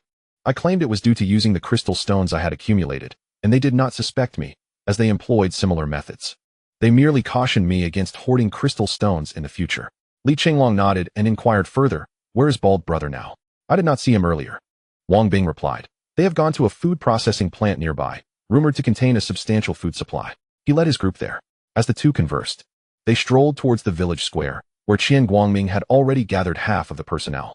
He had also assigned 2 drivers to each military vehicle and was preparing to depart with over 30 survivors from the logistics team. Li Chenglong remarked to Li Shui that the several military vehicles laden with supplies were of paramount importance to them, urging her to return with them. Though somewhat dissatisfied, Li Shui recognized the gravity of the situation and followed Qian Guangming and the others. At this juncture, Wu Gang had led the remaining soldiers to apprehend over 40 nefarious individuals identified by the villagers and survivors. In the presence of all villagers, a swift execution was carried out, eliciting applause and approval from the onlookers.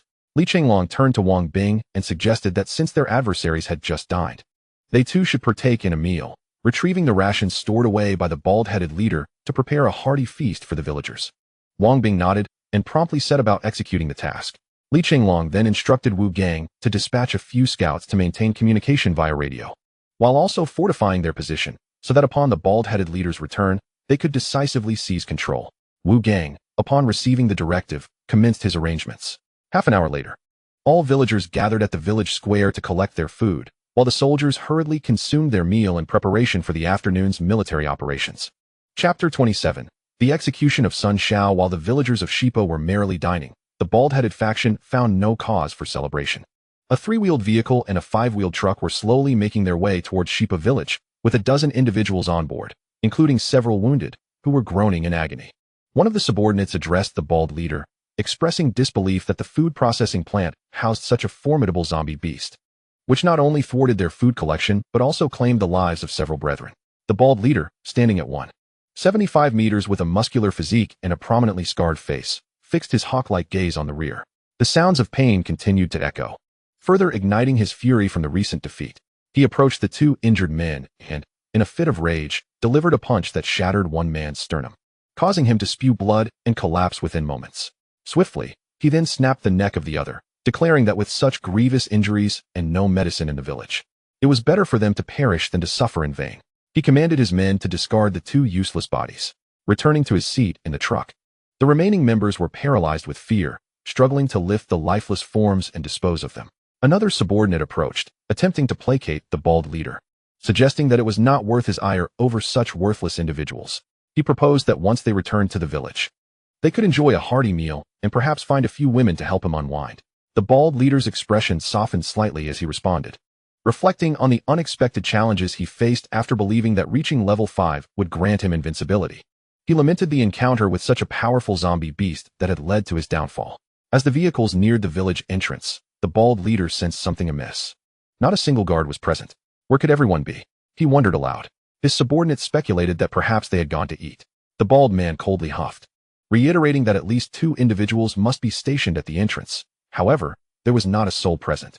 Furthermore, the smoke emanating from the village appeared somewhat suspicious, instilling within him a sense of foreboding. Without hesitation, he ordered his companions to disembark from the vehicle at once.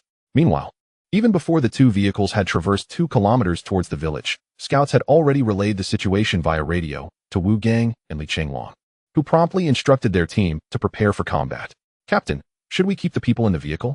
Wu Gang inquired while loading his firearm, the ammunition having been procured from the logistical unit. When Qian Guangming had led the convoy away, he left behind several boxes of bullets and a crate of grenades. Li Chenglong, gazing intently ahead, replied, "Leave one alive. I wish to inquire where they have gone and what they have obtained." Just as the bald man was about to direct everyone to disembark, a cacophony of gunfire erupted, and in an instant, more than 20 individuals from the 2 vehicles collapsed. Only the short, slender man who had spoken to the bald man earlier nimbly took refuge behind a large rock, aware that he lacked any supernatural abilities to shield himself from bullets. From his extensive experience, he understood that while a first-level supernatural being could withstand ordinary handgun bullets if they possessed metal attributes, other supernatural beings were not so fortunate. However, at the second level, most supernatural beings could evade bullets using various abilities. By the third level, they could often withstand gunfire without suffering fatal injuries, and at the fourth level, they became entirely immune to bullets and the impact of offensive grenades. As a wave of continuous fire swept through, the bald man's ordinary subordinates were felled, leaving only a few trusted supernatural beings alive, though some had sustained minor injuries. Taking shelter behind a 5-wheeled cart, the bald man shouted, "I am Sun Shao. May I inquire which faction you represent? Perhaps we could step out and discuss matters amicably." Wu Gang, from another side, retorted, "There is no need for discussion. We have come to eradicate you. Your subordinates in the village have already been captured. If you surrender now and comply, we might grant you a swift demise," he added. Enraged, Sun Shao countered, "You dare to push your luck after I have shown you mercy? Do not blame me for my lack of hospitality." With that, Sun Shao charged forward, accompanied by 2 third-level supernatural beings. Li Chenglong immediately activated his true eye on Sun Shao, revealing him to be a level 5 D-class Tiger Spirit Awakened, with physical stats of 90 in Constitution, 95 in Strength, 99 in Agility, and 79 in Spirit, with signature moves including the Tiger Roar Fist and Tiger Claw technique. Surprised to discover he was an Awakened, Li Chenglong thought, yet he appeared rather ordinary. Li Chenglong, alongside Wu Gang, Wang Bing, and another third-level Awakened, Zhu Feng, advanced to confront Sun Shao, while the remaining Awakened encircled the other members of Sun Shao's team. Initiating combat, Sun Shao bellowed, "Heaven has a path, yet you do not tread. Hell has no door, yet you intrude. I am not one of those feeble supernatural beings." With that proclamation, radiant red light surged from his hands, manifesting 2 colossal energy tiger claws. Li Chenglong quickly cautioned his comrades. "He is slightly stronger than the rest of you. Be wary of his ambushes." Without drawing his Dragon Emperor sword, he engaged Sun Shao in close combat. Li Chenglong's intention was primarily to gauge the prowess of the Awakened, for apart from Yun Lan and Li Shui, he had not encountered any others. And this Sun Shao was a formidable level 5. With each swipe of Sun Shao's claws, a resounding roar echoed, revealing his formidable combat prowess, which Li Chenglong discerned was the result of rigorous training. Unbeknownst to Li, Sun Shao had been the head of a martial arts academy before his imprisonment. In a fit of rage after being challenged, he severely injured the challenger, and despite attempts to restrain him, he continued to deliver brutal blows, ultimately leading to the death of his adversary. Convicted of manslaughter, he received a 22-year sentence. In his fury, he proclaimed the judgment unjust, vowing to annihilate the judge's family upon his release. However, during a zombie outbreak, he was inadvertently bitten, an unfortunate event that paradoxically awakened his latent abilities. enabling him to escape prison with a group of like-minded individuals. The increasingly radicalized ideologies he adopted while incarcerated had transformed him into a figure of sheer brutality. As Sun Xiao fought, he was astonished that despite being a level 5 awakened, he was unable to gain the upper hand against his opponent, who appeared to be effortlessly dominating the encounter. Meanwhile, all other supernatural beings had been dispatched by Wu Gang and his team, leaving only a frail, short figure cowering behind a stone. Wu Gang swiftly seized the individual and tossed him to the ground for binding. Enraged, Sun Xiao declared, "You have forced my hand. Transform." Fierce tiger armor. Instantly, his body was enveloped in a layer of tiger-patterned armor, his height increased by 20 centimeters, and a surge of energy radiated from him, exuding an imposing presence. Li Chenglong activated his true eye, assessing Sun Xiao. A level 5 D-class awakened with his armor engaged, possessing physical attributes of 110 constitution, 115 strength, 85 agility, and 80 spirit. Li chuckled, "Do you think yourself a warrior in armor? It's merely a suit of protection." Sun Xiao remained silent, slowly drawing a long blade from behind him, cognizant that the armor was energy draining, and he had only 3 minutes to defeat his opponent. Recognizing Sun Xiao's trump card, Li Chenglong unsheathed the Dragon Emperor's sword. "Now I comprehend the capabilities of a typical awakened. For the sake of our future endeavors, I shall expedite your demise." Sun Xiao charged, blade in hand, but Li, wielding his sword with one hand, met Sun Xiao's full force strike head-on. Seizing the moment of Sun Xiao's astonishment, Li delivered a swift kick to his chest, sending him tumbling several times before halting, tasting blood in his mouth. As Li swung his sword again, Sun Xiao hastily raised his blade to parry, sparks flying upon impact. However, he soon felt excruciating pain in his right arm, realizing that Li's immense strength had fractured his bone. Faced with an insurmountable disparity in power, Sun Xiao fell to his knees, bowing fervently, "Please spare me, brother. I had no choice, it was merely to survive." As he spoke, he cautiously reached for his knife, mustering all his strength to hurl it at Li Chenglong, exclaiming, "Die." Yet, before his laughter could linger for even 2 seconds, he was left dumbfounded as Li effortlessly caught the flying blade, examining it with a discerning gaze. The blade measures 2.5 feet in length and weighs no less than 12 pounds. It is a weapon that only a trained fighter or someone with extraordinary abilities could wield with any effectiveness. Remarkably, despite the enhancement from Sun Xiao's energy, after clashing twice with the Dragon Emperor's sword, it bore only 2 minor nicks, nearly imperceptible upon closer inspection. Li Chenglong, upon swinging the blade a couple of times, declared it a fine weapon, stating that it had been gifted by Wu Gang. Overjoyed, Wu Gang accepted the sword, swinging it a few times and expressing his gratitude, saying to Li, "With this treasured blade, I feel my advancement will accelerate, huh?" Witnessing the sword he earned upon reaching level 5 being so effortlessly taken by Li Chenglong, Sun Xiao seized the opportunity and shouted Tiger Roar Fist while extending his left hand. Instantly, a resounding roar echoed as a wave of energy in the shape of a tiger shot forth from his hand, hurtling directly towards Li Chenglong. Seizing this moment, Sun Xiao turned and fled. Li Chenglong initially retaliated with a punch, shattering the energy wave of the Tiger Roar Fist. He then retrieved the exorcising bow from his storage space, drawing it back and, after gathering strength for 3 seconds, released an arrow that transformed into a dazzling streak of light, striking Sun Xiao and causing a tremendous explosion. As the dust settled, the onlookers beheld the aftermath. Realizing that Sun Xiao had been obliterated beyond recognition, Li Chenglong, undeterred by the chaos, turned to the bound, diminutive man and commanded that he be taken back for questioning. Without delay, he entered the village. Li Chenglong instructed Wang Bing to find a suitable room to serve as an interrogation chamber, while he directed Wu Gang to consult with the villagers to secure a place for the soldiers to rest. At that moment, Zhu Feng entered, dragging the short man and unceremoniously tossing him to the ground. The man, dazed from the impact, still managed to plead for mercy. Li Chenglong replied coolly, "I can grant you your life, but you must answer my questions. What is your name? Where did you just come from? Why did so many leave, yet only a few return?" Zhu Feng helped the man sit up, and he rolled his eyes before responding, "My name is Qin Gui. We just visited a food processing plant, but it is overrun by a fearsome zombie beast. Not only did several ordinary people perish, but even 4 or 5 extraordinary beings fell victim. Thankfully, that bald-headed fellow, that bald man retreated quickly, otherwise, we would all have been lost. My lord, everything the bald man did was on his orders, and I had no part in it, truly." Wang Bing, filled with righteous fury, retorted, "Do not presume I am unaware of your deeds. You took ordinary people under the guise of searching for food, yet when you encountered attractive women, you simply claimed them as your own. Those who resisted met their demise, and those tied up in the square, they merely stole a morsel out of hunger. And you suggested to Sun Shao that they should have their legs broken and be hung in the square as a warning. Your evil cannot be excused. Upon hearing this, Li Chenglong's eyes darkened with growing malice. He then stated, well, since I promised to spare your life, I shall keep my word. You may leave now. Zhu Feng proceeded to untie the ropes binding Qin Gui. The man hastily kowtowed and, once freed, bolted for the exit. Wang Bing stepped forward, asserting, Captain Li. He is a man of unspeakable crimes and cannot be shown mercy. Before Wang Bing could finish his words, a gunshot rang out, and Zhu Feng swiftly executed Qin Gui. Remarking nonchalantly that the company commander had stated he personally would not kill him, but had not claimed that none would.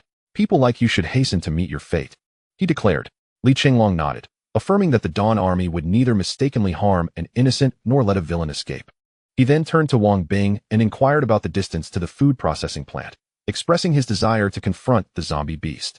After a moment's thought, Wang Bing estimated it to be roughly 6 or 7 kilometers away, but he cautioned that the formidable nature of the zombie beast could pose significant danger. Li Chenglong smiled, explaining that he had been stuck at level 4 for quite some time and believed that defeating this beast would surely grant him an upgrade. Zhu Feng, please fetch Wu Gang. I won't bring many people this time. The zombie beast is too powerful, and if it goes on a rampage, it could lead to unnecessary casualties. Furthermore, today's battle has been intense and may attract a horde of zombies, so you all must stay behind to protect these individuals and take the opportunity to rest. Having spoken, Li Chenglong exited, summoning Wang Bing, Yang Lu, and 2 ability users from the reconnaissance team to prepare for departure. Wu Gang requested that more soldiers accompany him, but Li Chenglong declined. The 5 of them boarded an off-road vehicle and set off toward the food processing plant. Chapter 28, Level Up this time. Li Chenglong did not drive. The 2 reconnaissance team members took the front seats, while he occupied the middle seat in the back, flanked by Wang Bing on the left and Yang Lu on the right. Throughout the journey, Li Chenglong meticulously inquired about the plant's dimensions and terrain, contemplating strategies for assault. Yang Lu sat on the right, seemingly lost in thought. Suddenly, as Li Chenglong was deep in contemplation, Yang Lu spoke up, Captain Li. I wish for you to be my master. I observed your battle just now, and your combat skills and use of abilities were truly exceptional. Hence, I would like to request you as my mentor. Li Chenglong chuckled, stating, we are all brothers and sisters here. Let us forego the formalities of taking on disciples. By the way, we are forming a special operations platoon, and you are welcome to join. The training will be directly overseen by me and Yun Lan. I assure you, the special operations platoon will become the sharpest blade of the Dawn Army. What do you think? Yang Lu eagerly replied, absolutely. I wish to enlist right now. Moreover, I am a level 2 wood-type ability user and can provide healing to the team. Li Chenglong nodded, saying, once we return to the base, I will register you. However, regardless of gender, training will be quite rigorous, so be mentally prepared. Of course, the benefits will be substantial. Yang Lu nodded, choosing not to elaborate further. After 12 minutes of travel, the 5 of them arrived at the front of the food processing plant. Li Chenglong employed his eye of truth to scan the area, discovering that apart from a significant force, all other powers were relatively weak. As anticipated, that formidable presence belonged to the level 5 zombie beast. He instructed everyone to wait outside to avoid accidental harm during the ensuing battle, while they could freely team up to eliminate nearby zombies, thereby enhancing their personal experience points. Having set the plan in motion, Li Chenglong retrieved the Dragon Emperor's sword from his sea of consciousness and proceeded inside. Yang Lu, her eyes sparkling with admiration, exclaimed, Captain Li is so handsome. A nearby scout remarked on the situation, recounting how Captain Li had recently single-handedly engaged a level 6 zombie, defeating it with ease. Furthermore, it was said that he had effortlessly dispatched a group of bandits led by a level 4. Yang Lu and Wang Bing were captivated by the story and eagerly detained the scout for further details. After a moment's reflection, the scout suggested they continue hunting these ordinary and level 2 zombies while conversing, and thus the quartet formed a team to commence their hunt.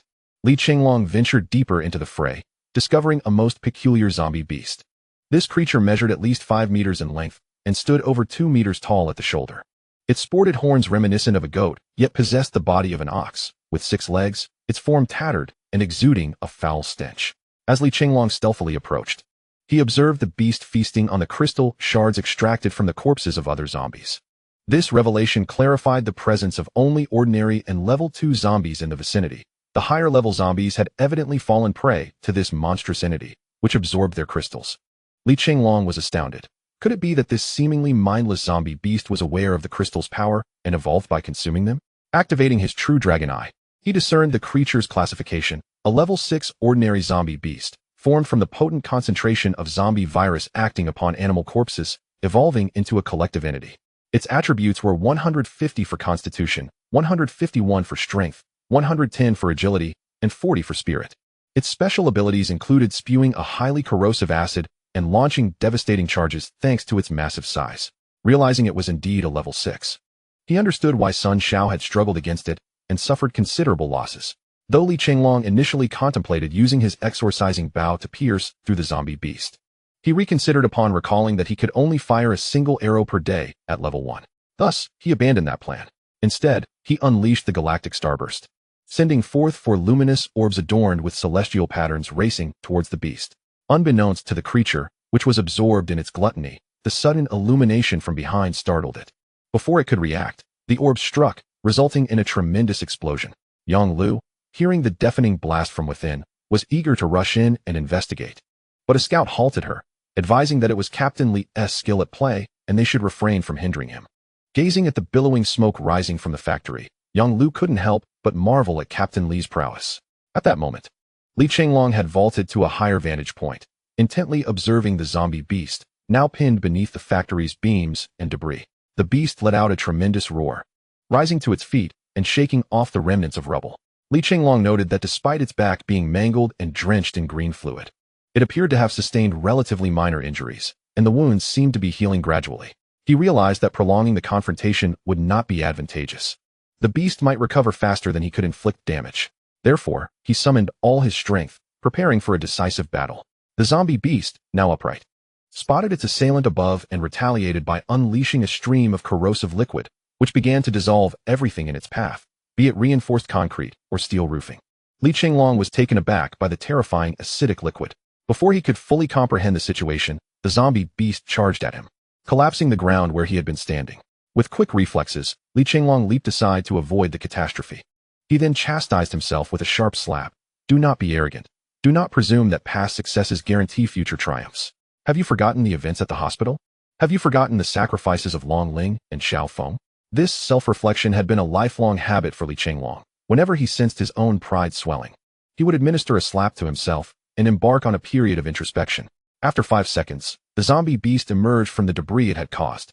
At this juncture, Li Chenglong had undergone a remarkable transformation. He radiated a golden aura, and the Dragon Emperor's sword in his hand gleamed brilliantly. The zombie beast, pawing the ground with its hind legs, charged at him again with its 6 legs in a frenzied sprint. Super Dragon Phoenix slash. Li Chenglong concentrated all his energy into the Dragon Emperor's sword, unleashing a wave of golden light toward the zombie beast. Surrounding the light were ethereal energy manifestations resembling dragons and phoenixes, swirling in the air. Upon contact, the energy wave detonated, sending a column of energy soaring into the heavens, only to vanish instantaneously. Everything in the vicinity was swept away by the force of the energy wave, and the entire factory was reduced to rubble. All mechanical equipment and related items seemed to have vanished without a trace. The 5 individuals outside had already sensed the surge in Li Chenglong's aura and swiftly retreated hundreds of meters away, thus avoiding the explosion. They were left shrouded in dust and smoke, obscuring their view of the scene. As the haze began to dissipate, they hurried over to investigate. To their astonishment, they found Li Chenglong seated casually atop a fallen pillar, toying with a green crystal. Wang Bing was the first to express his amazement. Captain Li, have you leveled up? I could sense your energy fluctuations before, even those of Sun Xiao, a level 5 ability user. But now, I cannot sense anything. It's as if you are an ordinary person. At that moment, Li Chenglong remained silent, immersed in perceiving the changes within his body. Li Chenglong.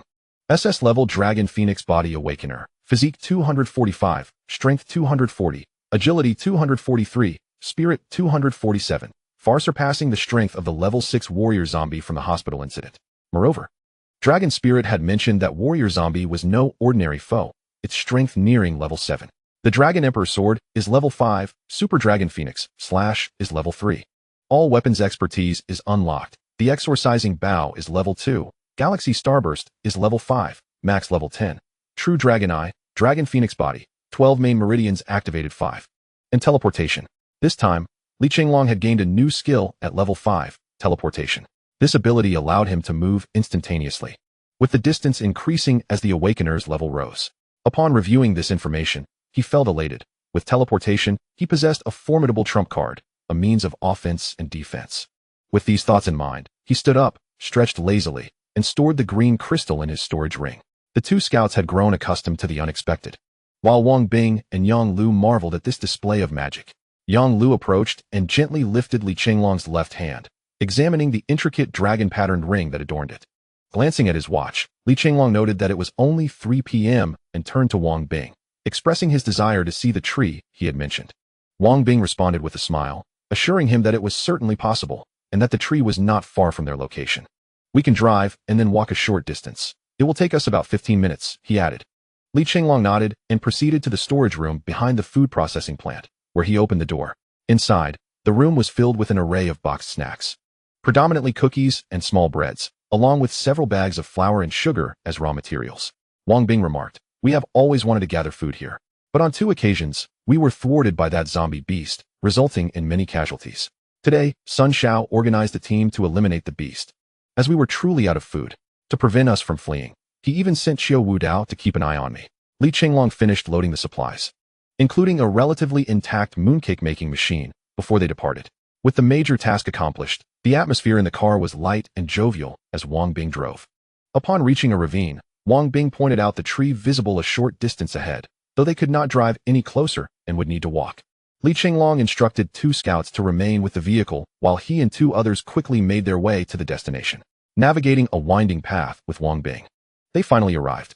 Despite it being nearly February, the northern temperatures remained frigid, yet a small tree stood out, lush and vibrant.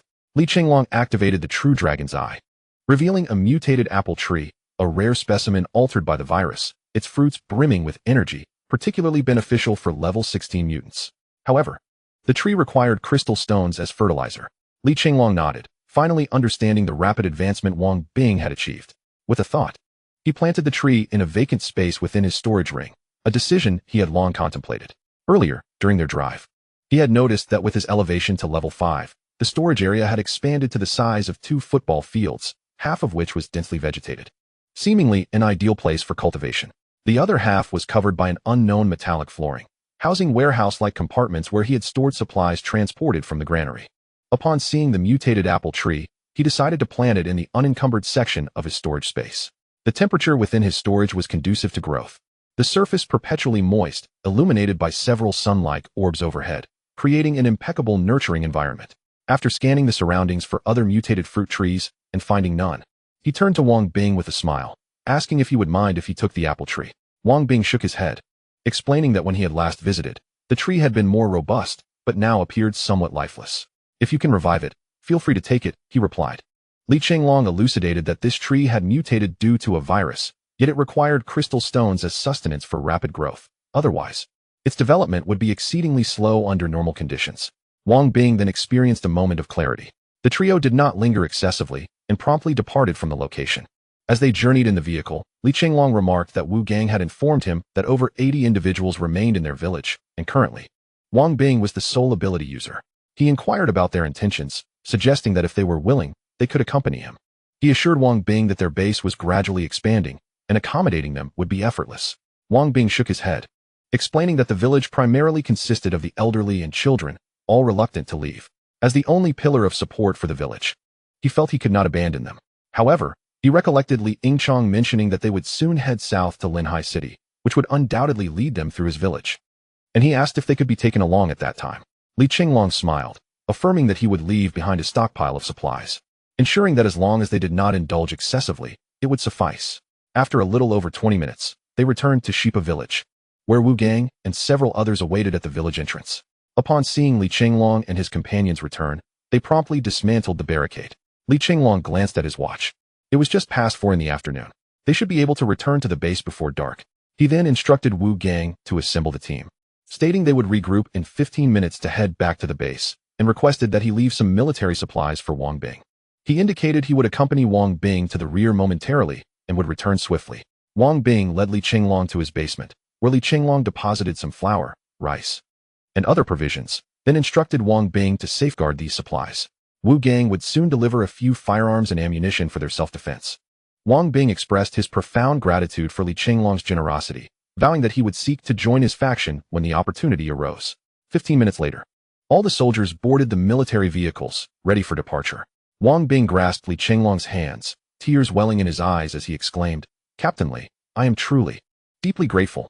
Li Chenglong chuckled, patting Wang Bing's arm, and waved farewell to the villagers who had come to see them off before settling into the off-road vehicle. Under the fading light of the setting sun, one off-road vehicle and two military trucks sped along the road home. Chapter 29, Base under attack around 3 p.m. Yunlan was organizing the information of those who had just registered for the Special Forces team, preparing for an initial screening. With further discussions to be held upon Li Chenglong's return, just as she was engrossed in her writing, the Fire Phoenix emblem on her right ring finger suddenly shimmered, and a fiery phoenix circled around her before returning to her left hand and vanishing. Immediately thereafter, a dragon's roar resonated within her spiritual realm. Yunlan felt her strength significantly amplify and promptly assessed her own status, an SS-level Dragon Phoenix body, a level 4 Awakener, with Constitution at 175, Strength at 160, Agility at 170, and Spirit at 175. No other attributes had notably changed. Could it be that Brother Long had reached level 5? It must be so, otherwise my attributes could not have inexplicably increased. I need to expedite my own advancement. A sweet smile graced Yunlan's face as she resumed her busy endeavors. At this moment, the commander of the 3rd Company, Hao Dahai, was conducting an inspection of the base alongside Deputy Commander Sun Yukai and Instructor Zhao Gang. Suddenly, they noticed a cloud of dust rising from the west, near Zhigu Mountain, as if something significant was unfolding. Hao Dahai hastily grabbed his binoculars and discerned that a pack of 20 to 30 colossal wolves was charging towards them at an astonishing speed. Moreover, energy fluctuations could be detected emanating from each wolf. They were, astonishingly, a pack of mutated beasts. The 3rd Company promptly took their positions. Sun Yukai, immediately contact the 2nd Company via the intercom and request reinforcements. Zhao Gang, you must urgently reach out to Deputy Captain Zheng Yong and Deputy Battalion Commander Yunlan. Also, inform Yunqian to prepare for civilian evacuation, ordered Hao Dahai. After issuing the commands, he led the 50-plus soldiers of the 3rd Company into their defensive positions, with the remaining soldiers arriving in succession. Upon receiving the request for support from the 3rd Company, Zheng Aigua quickly assigned a portion of his necessary troops to guard the eastern side of the town before heading towards the source of the wolf pack. Concurrently, Zheng Yong, Yunlan, and Yunqian also received reports and began their respective duties, Zheng Yong and Yunlan preparing for reinforcements, while Yunqian took charge of notifying the civilians for their evacuation. Looking through the binoculars at the enormous wolves, Sun Yukai remarked to Hao Dahai, "Commander, these must be mutated beasts. They are as large as a young calf. They have likely exhausted the prey in the mountains and have caught wind of the substantial human presence here, prompting their attack." Hao Dahai nodded, acknowledging the energy fluctuations he sensed. These wolves are at least level 2. Ensure that the soldiers remain vigilant, especially the ordinary troops. Their safety is paramount. We, the ability users, must play our part effectively. While the two were still conversing, all members of the 3rd Company had already taken their positions. The soldiers instinctively settled into their defensive stances, loading their firearms in preparation for the impending confrontation with the wolf pack. A dozen or so ability users from the 3rd Company stood ready, aware that they would be the true backbone of the defense against these mutated wolves. Shortly thereafter, Zheng Aigua and his contingent from the 2nd Company arrived at the defensive positions. The 2 company commanders exchanged brief words before diving into their tasks. Within 5 minutes, the wolf pack had approached to within 1 kilometer of their position. Hao Dahai shouted, "Prepare for engagement. Open fire at 400 meters and exhaust all ammunition. Then let the ability users take over the confrontation." As the wolves closed in to effective range, the soldiers opened fire. The level 2 mutated wolves possessed relatively limited defensive capabilities and were slightly smaller in size. While they could withstand 1 or 2 bullets, after a barrage of gunfire, many fell. However, regrettably, their ammunition was running low, and after the first wave of fire, they found themselves out of bullets. The soldiers then equipped their bayonets in preparation for close combat. Fire, earth, and water ability users unleashed their elemental powers, launching fireballs, water blasts, and stone projectiles at the wolves. Yet, the pack's formidable defenses proved challenging, aside from a few level 3 ability users. The attacks of the level 2 users could only injure or collectively take down a couple of level 2 mutated wolves, leaving them powerless against the level 3 beasts.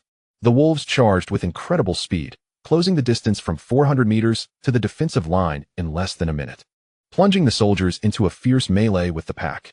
However, due to the current scarcity of superpowered individuals, with only a small fraction at level 3 and the majority lingering at level 2, despite the valiant efforts of several company commanders and their deputies, injuries and sacrifices among the soldiers ensued. Zheng Aiguo witnessed a soldier being pierced through the abdomen by the sharp claws of a level 3 mutated wolf. And in a fit of rage, he struck the ground with his fist, exclaiming, "Heaven and earth tremble." In an instant, the ground fissured, causing the mutated wolf to stumble and fall into the crevice. As the creature attempted to escape, Zheng Aiguo charged forward, unleashing the full force of his dual powers, earth and strength, effectively dispatching the wolf. How to High, a level 3 fire wielder, conjured several fireballs to impede the advance of the wolf pack, while Sun Yukai seized the opportunity to unleash 2 wind blades, slaying 2 level 2 mutated wolves. The deputy commander of the second company, Wanda Hai, and Zhao Gang, the instructor of the third company, utilized their water powers to project water bullets and high-pressure streams, injuring and killing several level 2 mutated wolves. Through the relentless efforts of the second and third companies, despite incurring certain losses, they managed to eliminate nearly 90% of the mutated wolves within a span of 10 minutes. Zheng Aiguo and How to High focused intently on the remaining 2 level 3 mutated wolves, preparing to strike decisively. Suddenly, 2 howls echoed from behind, prompting the wolves to retreat. Just as Zheng Aiguo and the others readied themselves to pursue, they heard Yun Lan's voice calling out, "Wait, do not chase. There are 2 extraordinarily powerful entities approaching from behind." Turning to look, they saw Yun Lan and Li Shui sprinting towards them. Yun Lan, slightly regretful, remarked, "I apologize for my late arrival. I detected 2 formidable energy signatures and was preparing to come immediately." However, Qian Guangming and Li Shui, as the vanguard of the first company, returned, and it took some time to regroup. "I failed to arrive in time, resulting in the casualties among our soldiers, and I will request disciplinary action from the Dawn Military Council." Zheng Aiguo quickly interjected, "You cannot blame yourself. It is solely due to the insufficient number of superpowered individuals and their lack of strength. It is also a reflection of my incompetence as a commander, unable to protect my own troops." At that moment, Li Shui, who had been with her eyes closed, suddenly opened them and declared, "They are coming." Everyone turned to see a male and female mutated wolf king slowly advancing, though still at a distance. The warriors on the front lines could sense the murderous aura emanating from the 2 creatures. Yun Lan activated her evil extermination eye and stated, "Level 5 mutated wolf kings, evolved from the leaders of the mountain wolf pack infected by the virus. Their attributes are Constitution 130, Strength 127, Agility 120, Spirit 117, with their signature moves being their extremely sharp claws and bites. The mutated wolves possess Constitution 125, Strength 120, Agility 115, Spirit 122. Upon observing this, Yun Lan was taken aback, remarking on their formidable power, noting that even Li Shui, a level 4 A-class mermaid spirit awakener, would be swiftly defeated. It is noteworthy that Li Shui's attributes are only 85, 80, 87, and 95. However, upon reaching level 5, an awakener will undergo a fusion with their spirit, significantly enhancing their attributes. Yun Lan retrieved the dragon and phoenix spear from the vast sea of consciousness and addressed the assembly, stating that the 2 wolves had reached level 5, possessing formidable attributes and combat prowess. She asserted that among them, she was likely the only one capable of confronting them, instructing everyone to step back. At that moment, Qian Guangming, weary from his journey, finally arrived at the front lines, accompanied by a military vehicle. As soon as the vehicle halted, soldiers unloaded crates filled with ammunition and firearms, including several anti-tank rockets. Qian Guangming remarked to Deputy Camp Leader Yun, asserting that there was no need for her to fight desperately.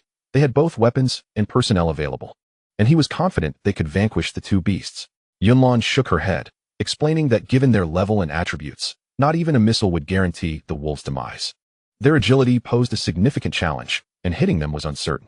She urged everyone to retreat and follow orders, acknowledging their inferior strength and inability to assist.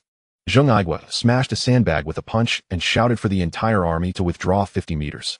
As Yun Lan observed the retreat, she felt a sense of relief and aimed her spear at the 2 colossal wolves, declaring their impending doom. At that moment, the wolves had moved within 50 meters of Yun Lan, baring their teeth and growling, drool dripping from their jaws. The 2 wolves exchanged glances, then fanned out to flank her. Fully aware that a protracted battle would not favor her, Yun Lan resolved to eliminate one of them first to gain a fighting chance. Thus, she concentrated her strength into the spear and charged towards the relatively weaker female wolf. As the female wolf leaped to pounce on her, Yun Lan attempted to thrust the spear into its belly, but the wolf deftly evaded. Meanwhile, the male wolf lunged at her from behind, prompting Yun Lan to bend swiftly and avoid the strike. Before she could regain her footing, the female wolf, wielding its sharp claws, lunged at her. In a moment of desperation, Yunlan braced herself with both hands on the spear. Fortunately, her attributes surpassed those of the wolves, preventing her from being toppled.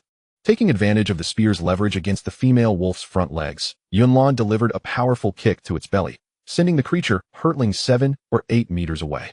The female wolf emitted a chilling scream, rolling several times before failing to rise. Yunlan sought to capitalize on this opportunity to unleash her eye of the evil breaking, intending to incinerate the female wolf. However, just as she began to concentrate, the male wolf sprang forth, interrupting her incantation. Yunlan had no choice but to raise her spear to intercept the male wolf's bite. In her urgency, she had not steadied her grip before the male wolf crashed into her, and she was sent sprawling to the ground. Yet, Yunlan was remarkably quick-witted. As she fell, she rolled backward several times, narrowly evading the male wolf's jaws. At that moment, the female wolf regained its footing and, alongside the male, initiated a coordinated assault.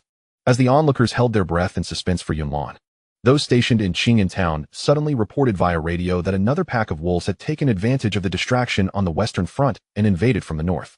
Some stationed soldiers and survivors who could not evacuate were under attack.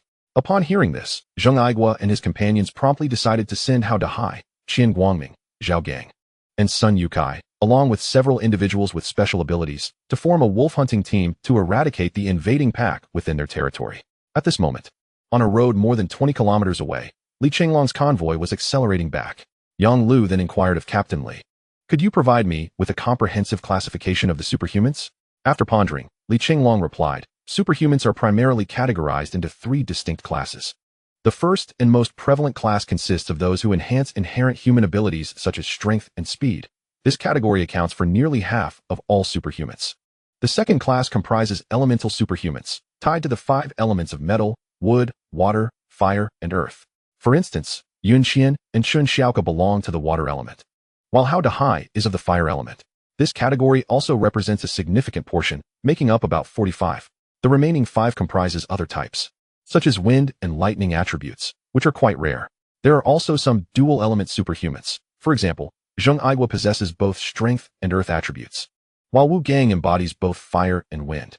Yang Lu nodded, ready to ask more, when suddenly, Li Chenglong felt a surge of unease. His blood raced, and even the ring on his left hand emitted a faint phoenix cry. "This is not good," he exclaimed.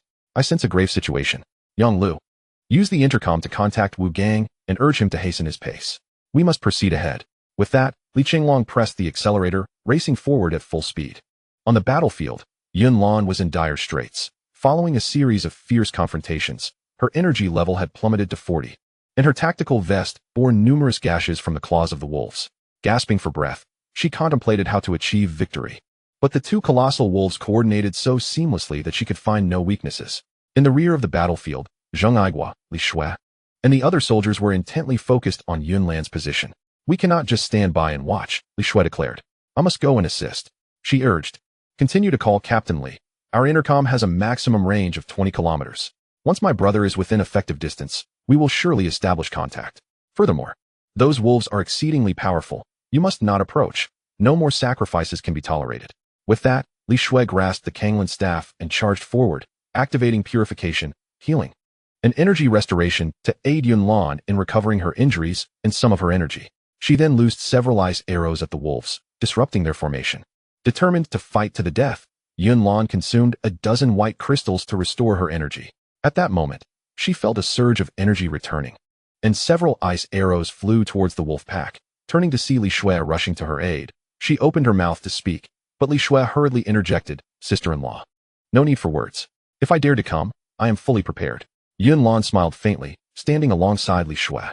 The 2 wolves, having expended considerable energy during the prolonged skirmish, sensed the arrival of reinforcements and intensified their assault.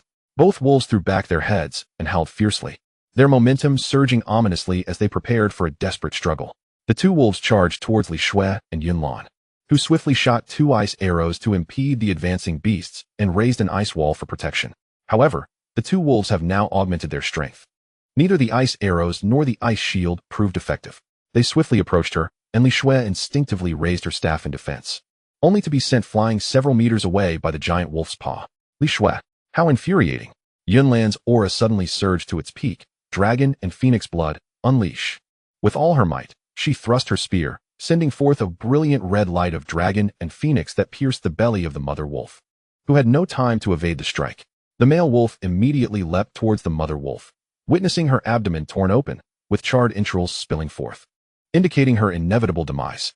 The male wolf, having confirmed her death, let out a furious howl and fixed his blood-red gaze upon Yunlan, his intent unmistakable.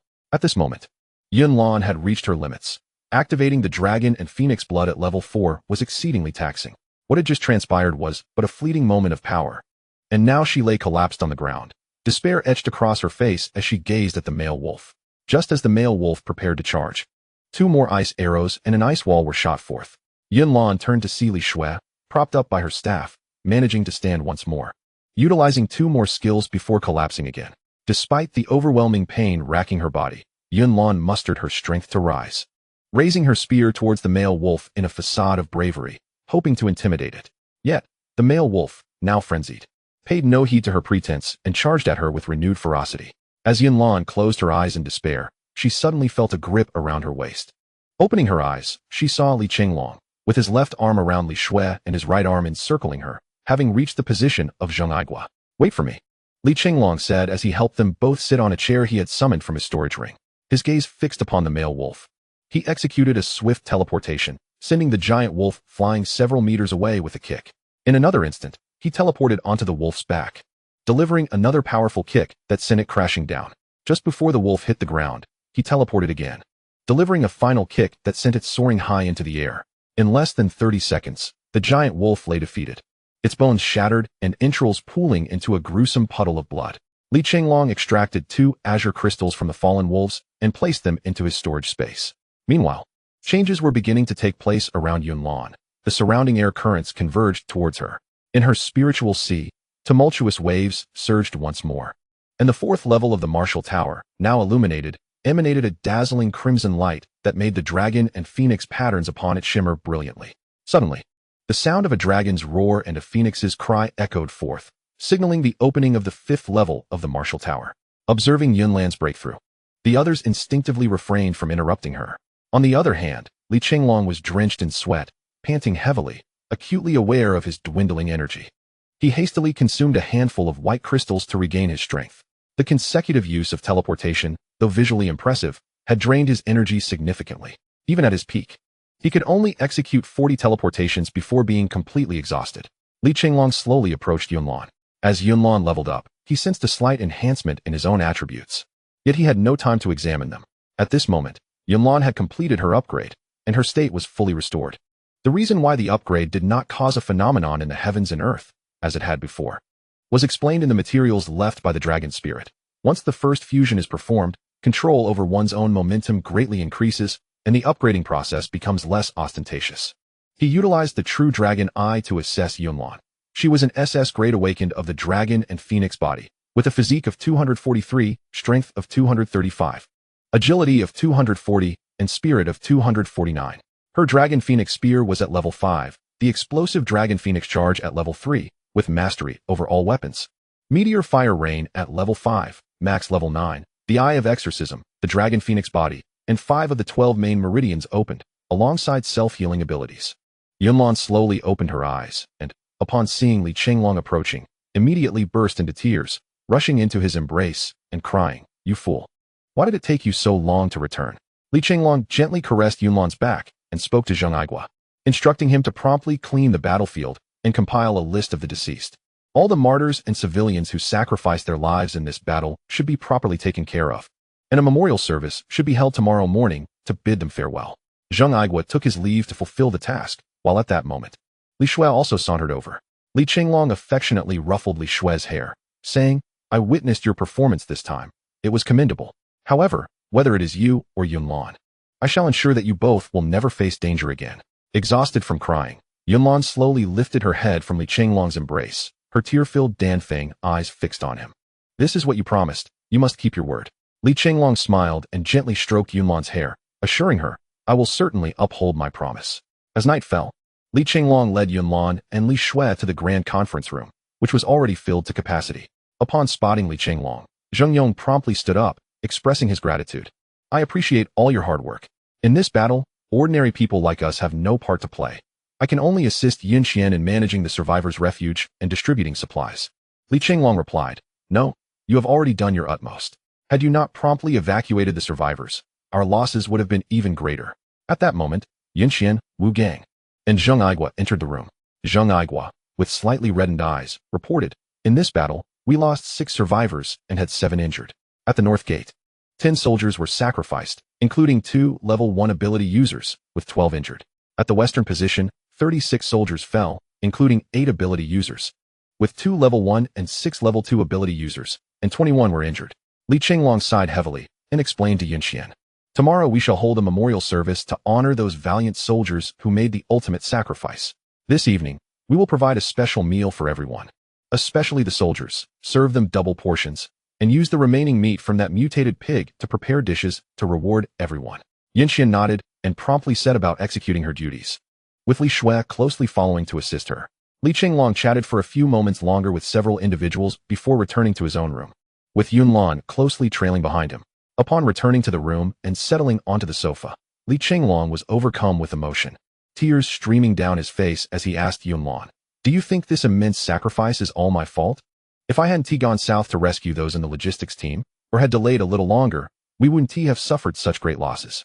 It's all my fault. Yunlan immediately embraced Li Chenglong, gently replying, you mustn't harbor such thoughts. How can this be blamed on you? No one could have foreseen the Wolf Pack's attack. Moreover, your efforts to save lives and procure military supplies were for the benefit of our base. No one will hold you accountable. Just as Li Chenglong was about to respond, Yunlan interrupted, no buts. You've been running around all day and are utterly exhausted. Rest for a while. I will go and prepare you some food. After we eat, we can have a proper rest this evening to face tomorrow in the best of spirits as we bid farewell to our brothers. With that, Yunlan assisted Li Chenglong onto the bed, helped him remove his coat, tucked him in, and placed a gentle kiss on his forehead before slowly exiting the room. Chapter 30. Preparing to depart at 3 in the morning, Li Chenglong awoke and turned on the solar-powered bedside lamp. He carefully tucked the blanket around Yunlan, dressed himself, turned off the light, and quietly left the room, locking the door behind him. At that moment, Yunlan opened her eyes, seemingly lost in thought, before closing them again moments later. As Li Chenglong descended the stairs, he found the town's administrative courtyard had been transformed into a makeshift memorial. The remains of 52 individuals who had perished or sacrificed their lives in the recent attack on the camp were laid out there. Yin Qian was still directing some final arrangements. Upon seeing Li Chenglong, she hurried over. Captain Li, the farewell venue is nearly ready. Li Chenglong nodded in appreciation. Thank you for your hard work. I'll keep an eye on things here. You should take a moment to rest. He then walked slowly past each body, taking note of the information recorded on A4 sheets beside them. He meticulously read each profile before sitting down on the ground, lost in contemplation. By 8 in the morning, the courtyard was filled with people, primarily over 500 soldiers and law enforcement personnel, with some survivors standing nearby. However, many survivors had formed 2 lines along the street in front of the town's administrative courtyard. Those who had lost loved ones during the incident wept openly, stirring empathy in those around them, who also found their eyes reddening with tears. Suddenly, 3 ceremonial cannon shots rang out, and Li Chenglong stepped up to the makeshift platform, declaring, I hereby announce the commencement of the memorial ceremony. I will now read the names of those who have perished. Zhang Jiqiang, squad leader of the 1st platoon of the 2nd company. Dong Feng, deputy platoon leader of the 2nd company. Qi Long, squad leader of the 2nd squad in the 3rd company.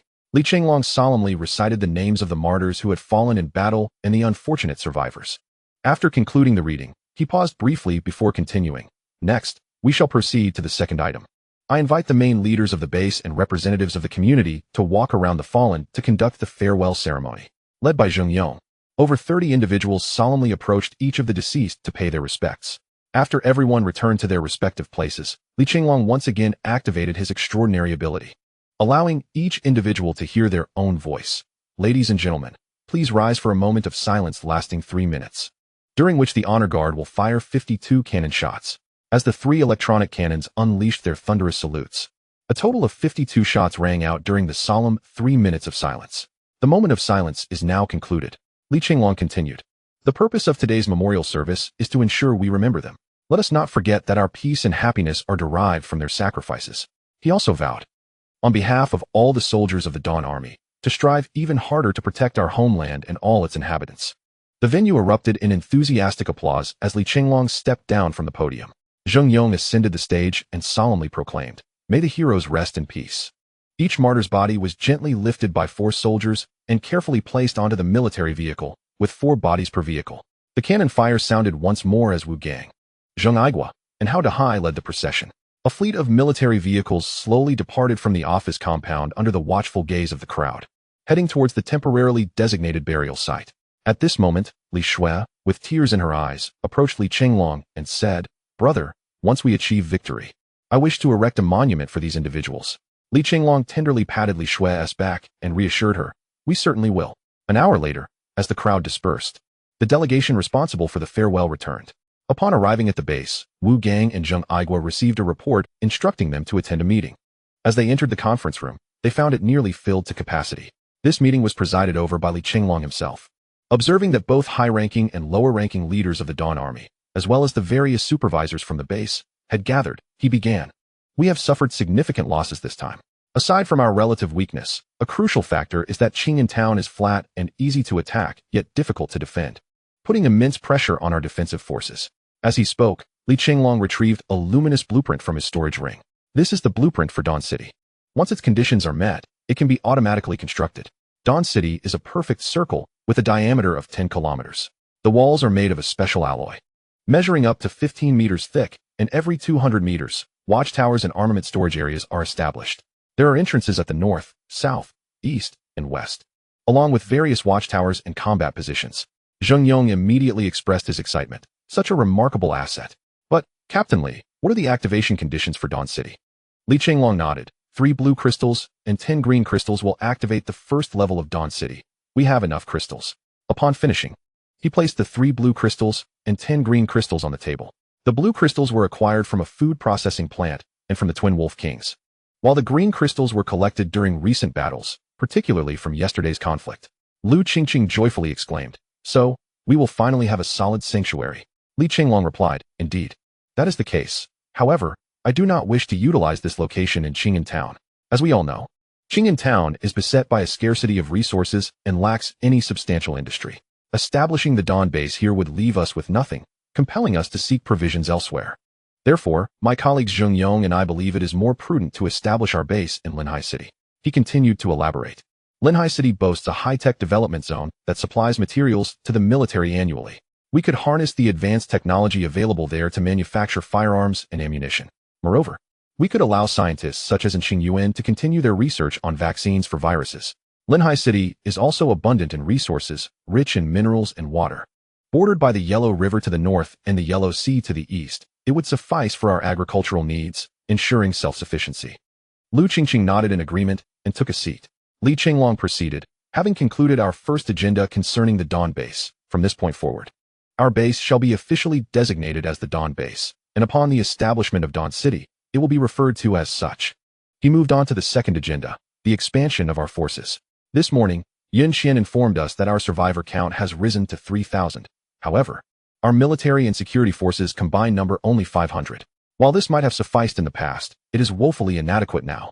Li Chenglong took out his notebook and stated, "According to discussions within the Dawn Army's Council, it has been unanimously decided to proceed with the expansion of our forces, forming the Dawn Regiment, with a provisional upper limit of 550 personnel. I shall serve as the commander, with Yun Lan and Zheng Yong as deputy commanders. The 1st Battalion will be led by Wu Gang, with Wang Yuxing as the deputy. The 2nd Battalion will be commanded by Zheng Aigua, with Sun Yukai as the deputy. The 3rd Battalion by Hao Dahai and Zhao Gang as the deputy. The 4th Battalion will be led by Qian Guangming, with Yang Xuelin as the deputy. The Logistics Battalion will be commanded by Yang Hu, with Lu Cheng as the deputy. And the Special Operations Company will be led by Yun Lan, with Li Chenglong as the deputy."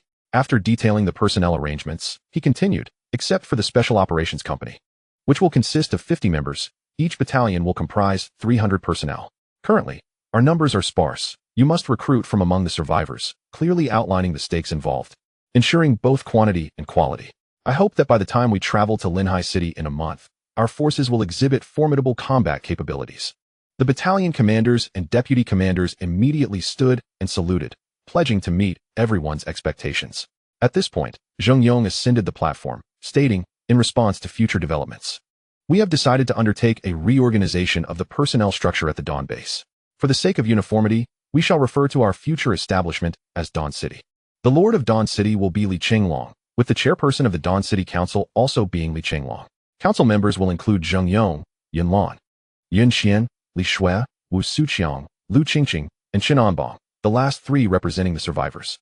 The chairperson of the Dawn Army Council will be Li Chenglong, with members including Zheng Yong, Yun Lan, Wu Gang, Zheng Aigua, Hao Dehai, and Xian Guangming. Other positions in the logistics and security departments will remain unchanged. However, as the number of survivors continues to grow, personnel in these departments will be increased accordingly. Li Chenglong then stood and stated, "In order to facilitate our future operations in Linhai City, I am preparing to travel alone to Linhai City, which is located 200 kilometers from here." At this moment, the assembly hall was filled with uproar, and Yun Lan glared at him with a furious gaze. "In my capacity as vice captain and a member of the military committee, I cannot agree to your solo expedition." Li Chenglong gently raised his hand to signal for silence. "My primary objective is to ascertain the situation. After all, Linhai City is quite distant from us. We cannot venture forth without any knowledge. What if there is a massive horde of zombies? Furthermore, I will not act recklessly. Having ascended to level 5, I can easily handle ordinary level 6 adversaries, and with my teleportation skill, I can escape if necessary. During my absence, I urge everyone to unite with sincerity and work diligently to build our home." Upon hearing Li Chenglong's words, the crowd fell silent, and after the meeting, they dispersed to attend to their own affairs. Only Yun Lan and Li Shui remained, visibly discontent. Li Chenglong approached them with a smile, and Yun Lan immediately expressed, "We wish to accompany you." Li Chenglong promptly rejected, stating, "No, you must stay here. Now that you have reached level 5, you are the second strongest presence aside from me. You must guard our home well, all right?" Although Yun Lan was still somewhat displeased, she understood the current situation of the base and nodded in agreement. He then turned to Li Shui and remarked, "After yesterday's battle, you are close to level 5 as well. You must strive diligently. Long Ling mentioned that level 5 will be a significant enhancement for Awakeners. When I return, I look forward to seeing how my sister has transformed." Li Shui shyly smiled. "I will certainly not disappoint you, brother. Just wait and see." With that, she left to assist Yun Xian with logistics, while Li Chenglong and Yun Lan exited the assembly hall. Once they left, a faint silhouette suddenly appeared in a corner of the hall. A cloaked figure, shrouded in black, took a few steps before vanishing, as if they had never been there. Li Chenglong took Yun Lan back to their dormitory, where he allowed her to store most of the food and supplies from his storage space into hers. As Yun Lan probed into Li Chenglong's storage, she exclaimed, "Your space is not only larger than mine, but also possesses a remarkable blend of advanced technology and nature. It is truly fascinating. Do you think that as the space continues to upgrade, we could eventually cultivate various fruits, vegetables, and grains within it?" Li Chenglong replied with a smile, "I believe it is possible, but currently, the area is still too small, only about the size of 2 football fields. Moreover, half of the ground is covered with an unknown metal, and there are numerous metal storage-like areas." Yun Lan lamented, "It's a pity that my storage space cannot compare to yours." Li Chenglong reassured her, "Each has its strengths and weaknesses. My storage capacity is evidently much smaller than yours." After considerable time, Li Chenglong and Yun Lan finally organized their respective storage spaces. At that moment, he retrieved the Zhu Xie bow and presented it to Yun Lan, saying, "Take this bow. Now that you are at level 2, you can shoot 2 arrows daily, and its power is substantial while requiring minimal energy. Keep it on you for emergencies." In truth, the evil-banishing bow is not a weapon intrinsically bound to the awakened, like the Dragon Emperor's sword or the Dragon and Phoenix spear, but rather resembles the formidable blade wielded by the bald fellow, Sun Shao, as a non-bound weapon that anyone may utilize. Yun Lan promptly declared her disinterest, asserting that the journey ahead was fraught with peril, and multiple weapons would be prudent as a precaution. Li Chenglong, with a smile, reassured her, expressing greater concern for her safety and insisting she accept it.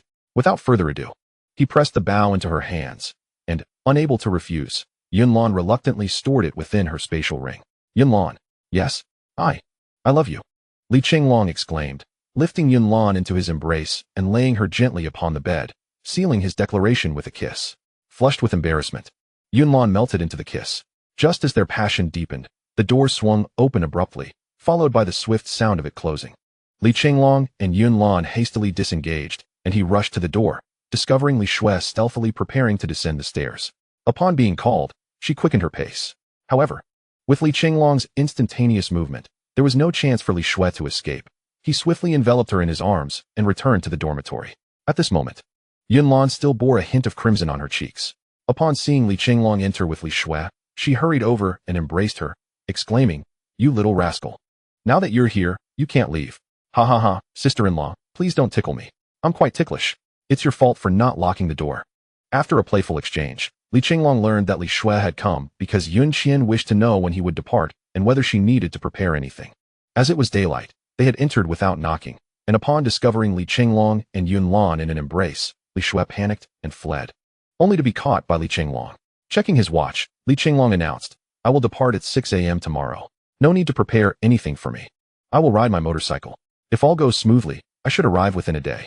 Also, please refrain from seeing me off. My departure time must remain confidential. Li Shui nodded. All right, I'll inform Sister Yunqian. You two carry on, but don't forget to lock the door this time. With a mischievous smile, she dashed out, leaving Yun Lan blushing with a mix of embarrassment and irritation. The next morning at 6 a.m., after sharing a farewell kiss with Yun Lan, Li Chenglong exited the room and secured the door. Descending the stairs, he spotted Zheng Yong, Wu Gang, Yun Qian, Li Shui, and a dozen others awaiting him in the courtyard. With a smile, Li Chenglong bid farewell to each of them, then retrieved his motorcycle from his spatial storage. Adjusting his helmet, he turned to the crowd and proclaimed, await my good news. With that, he lowered his visor and, revving the engine, sped away.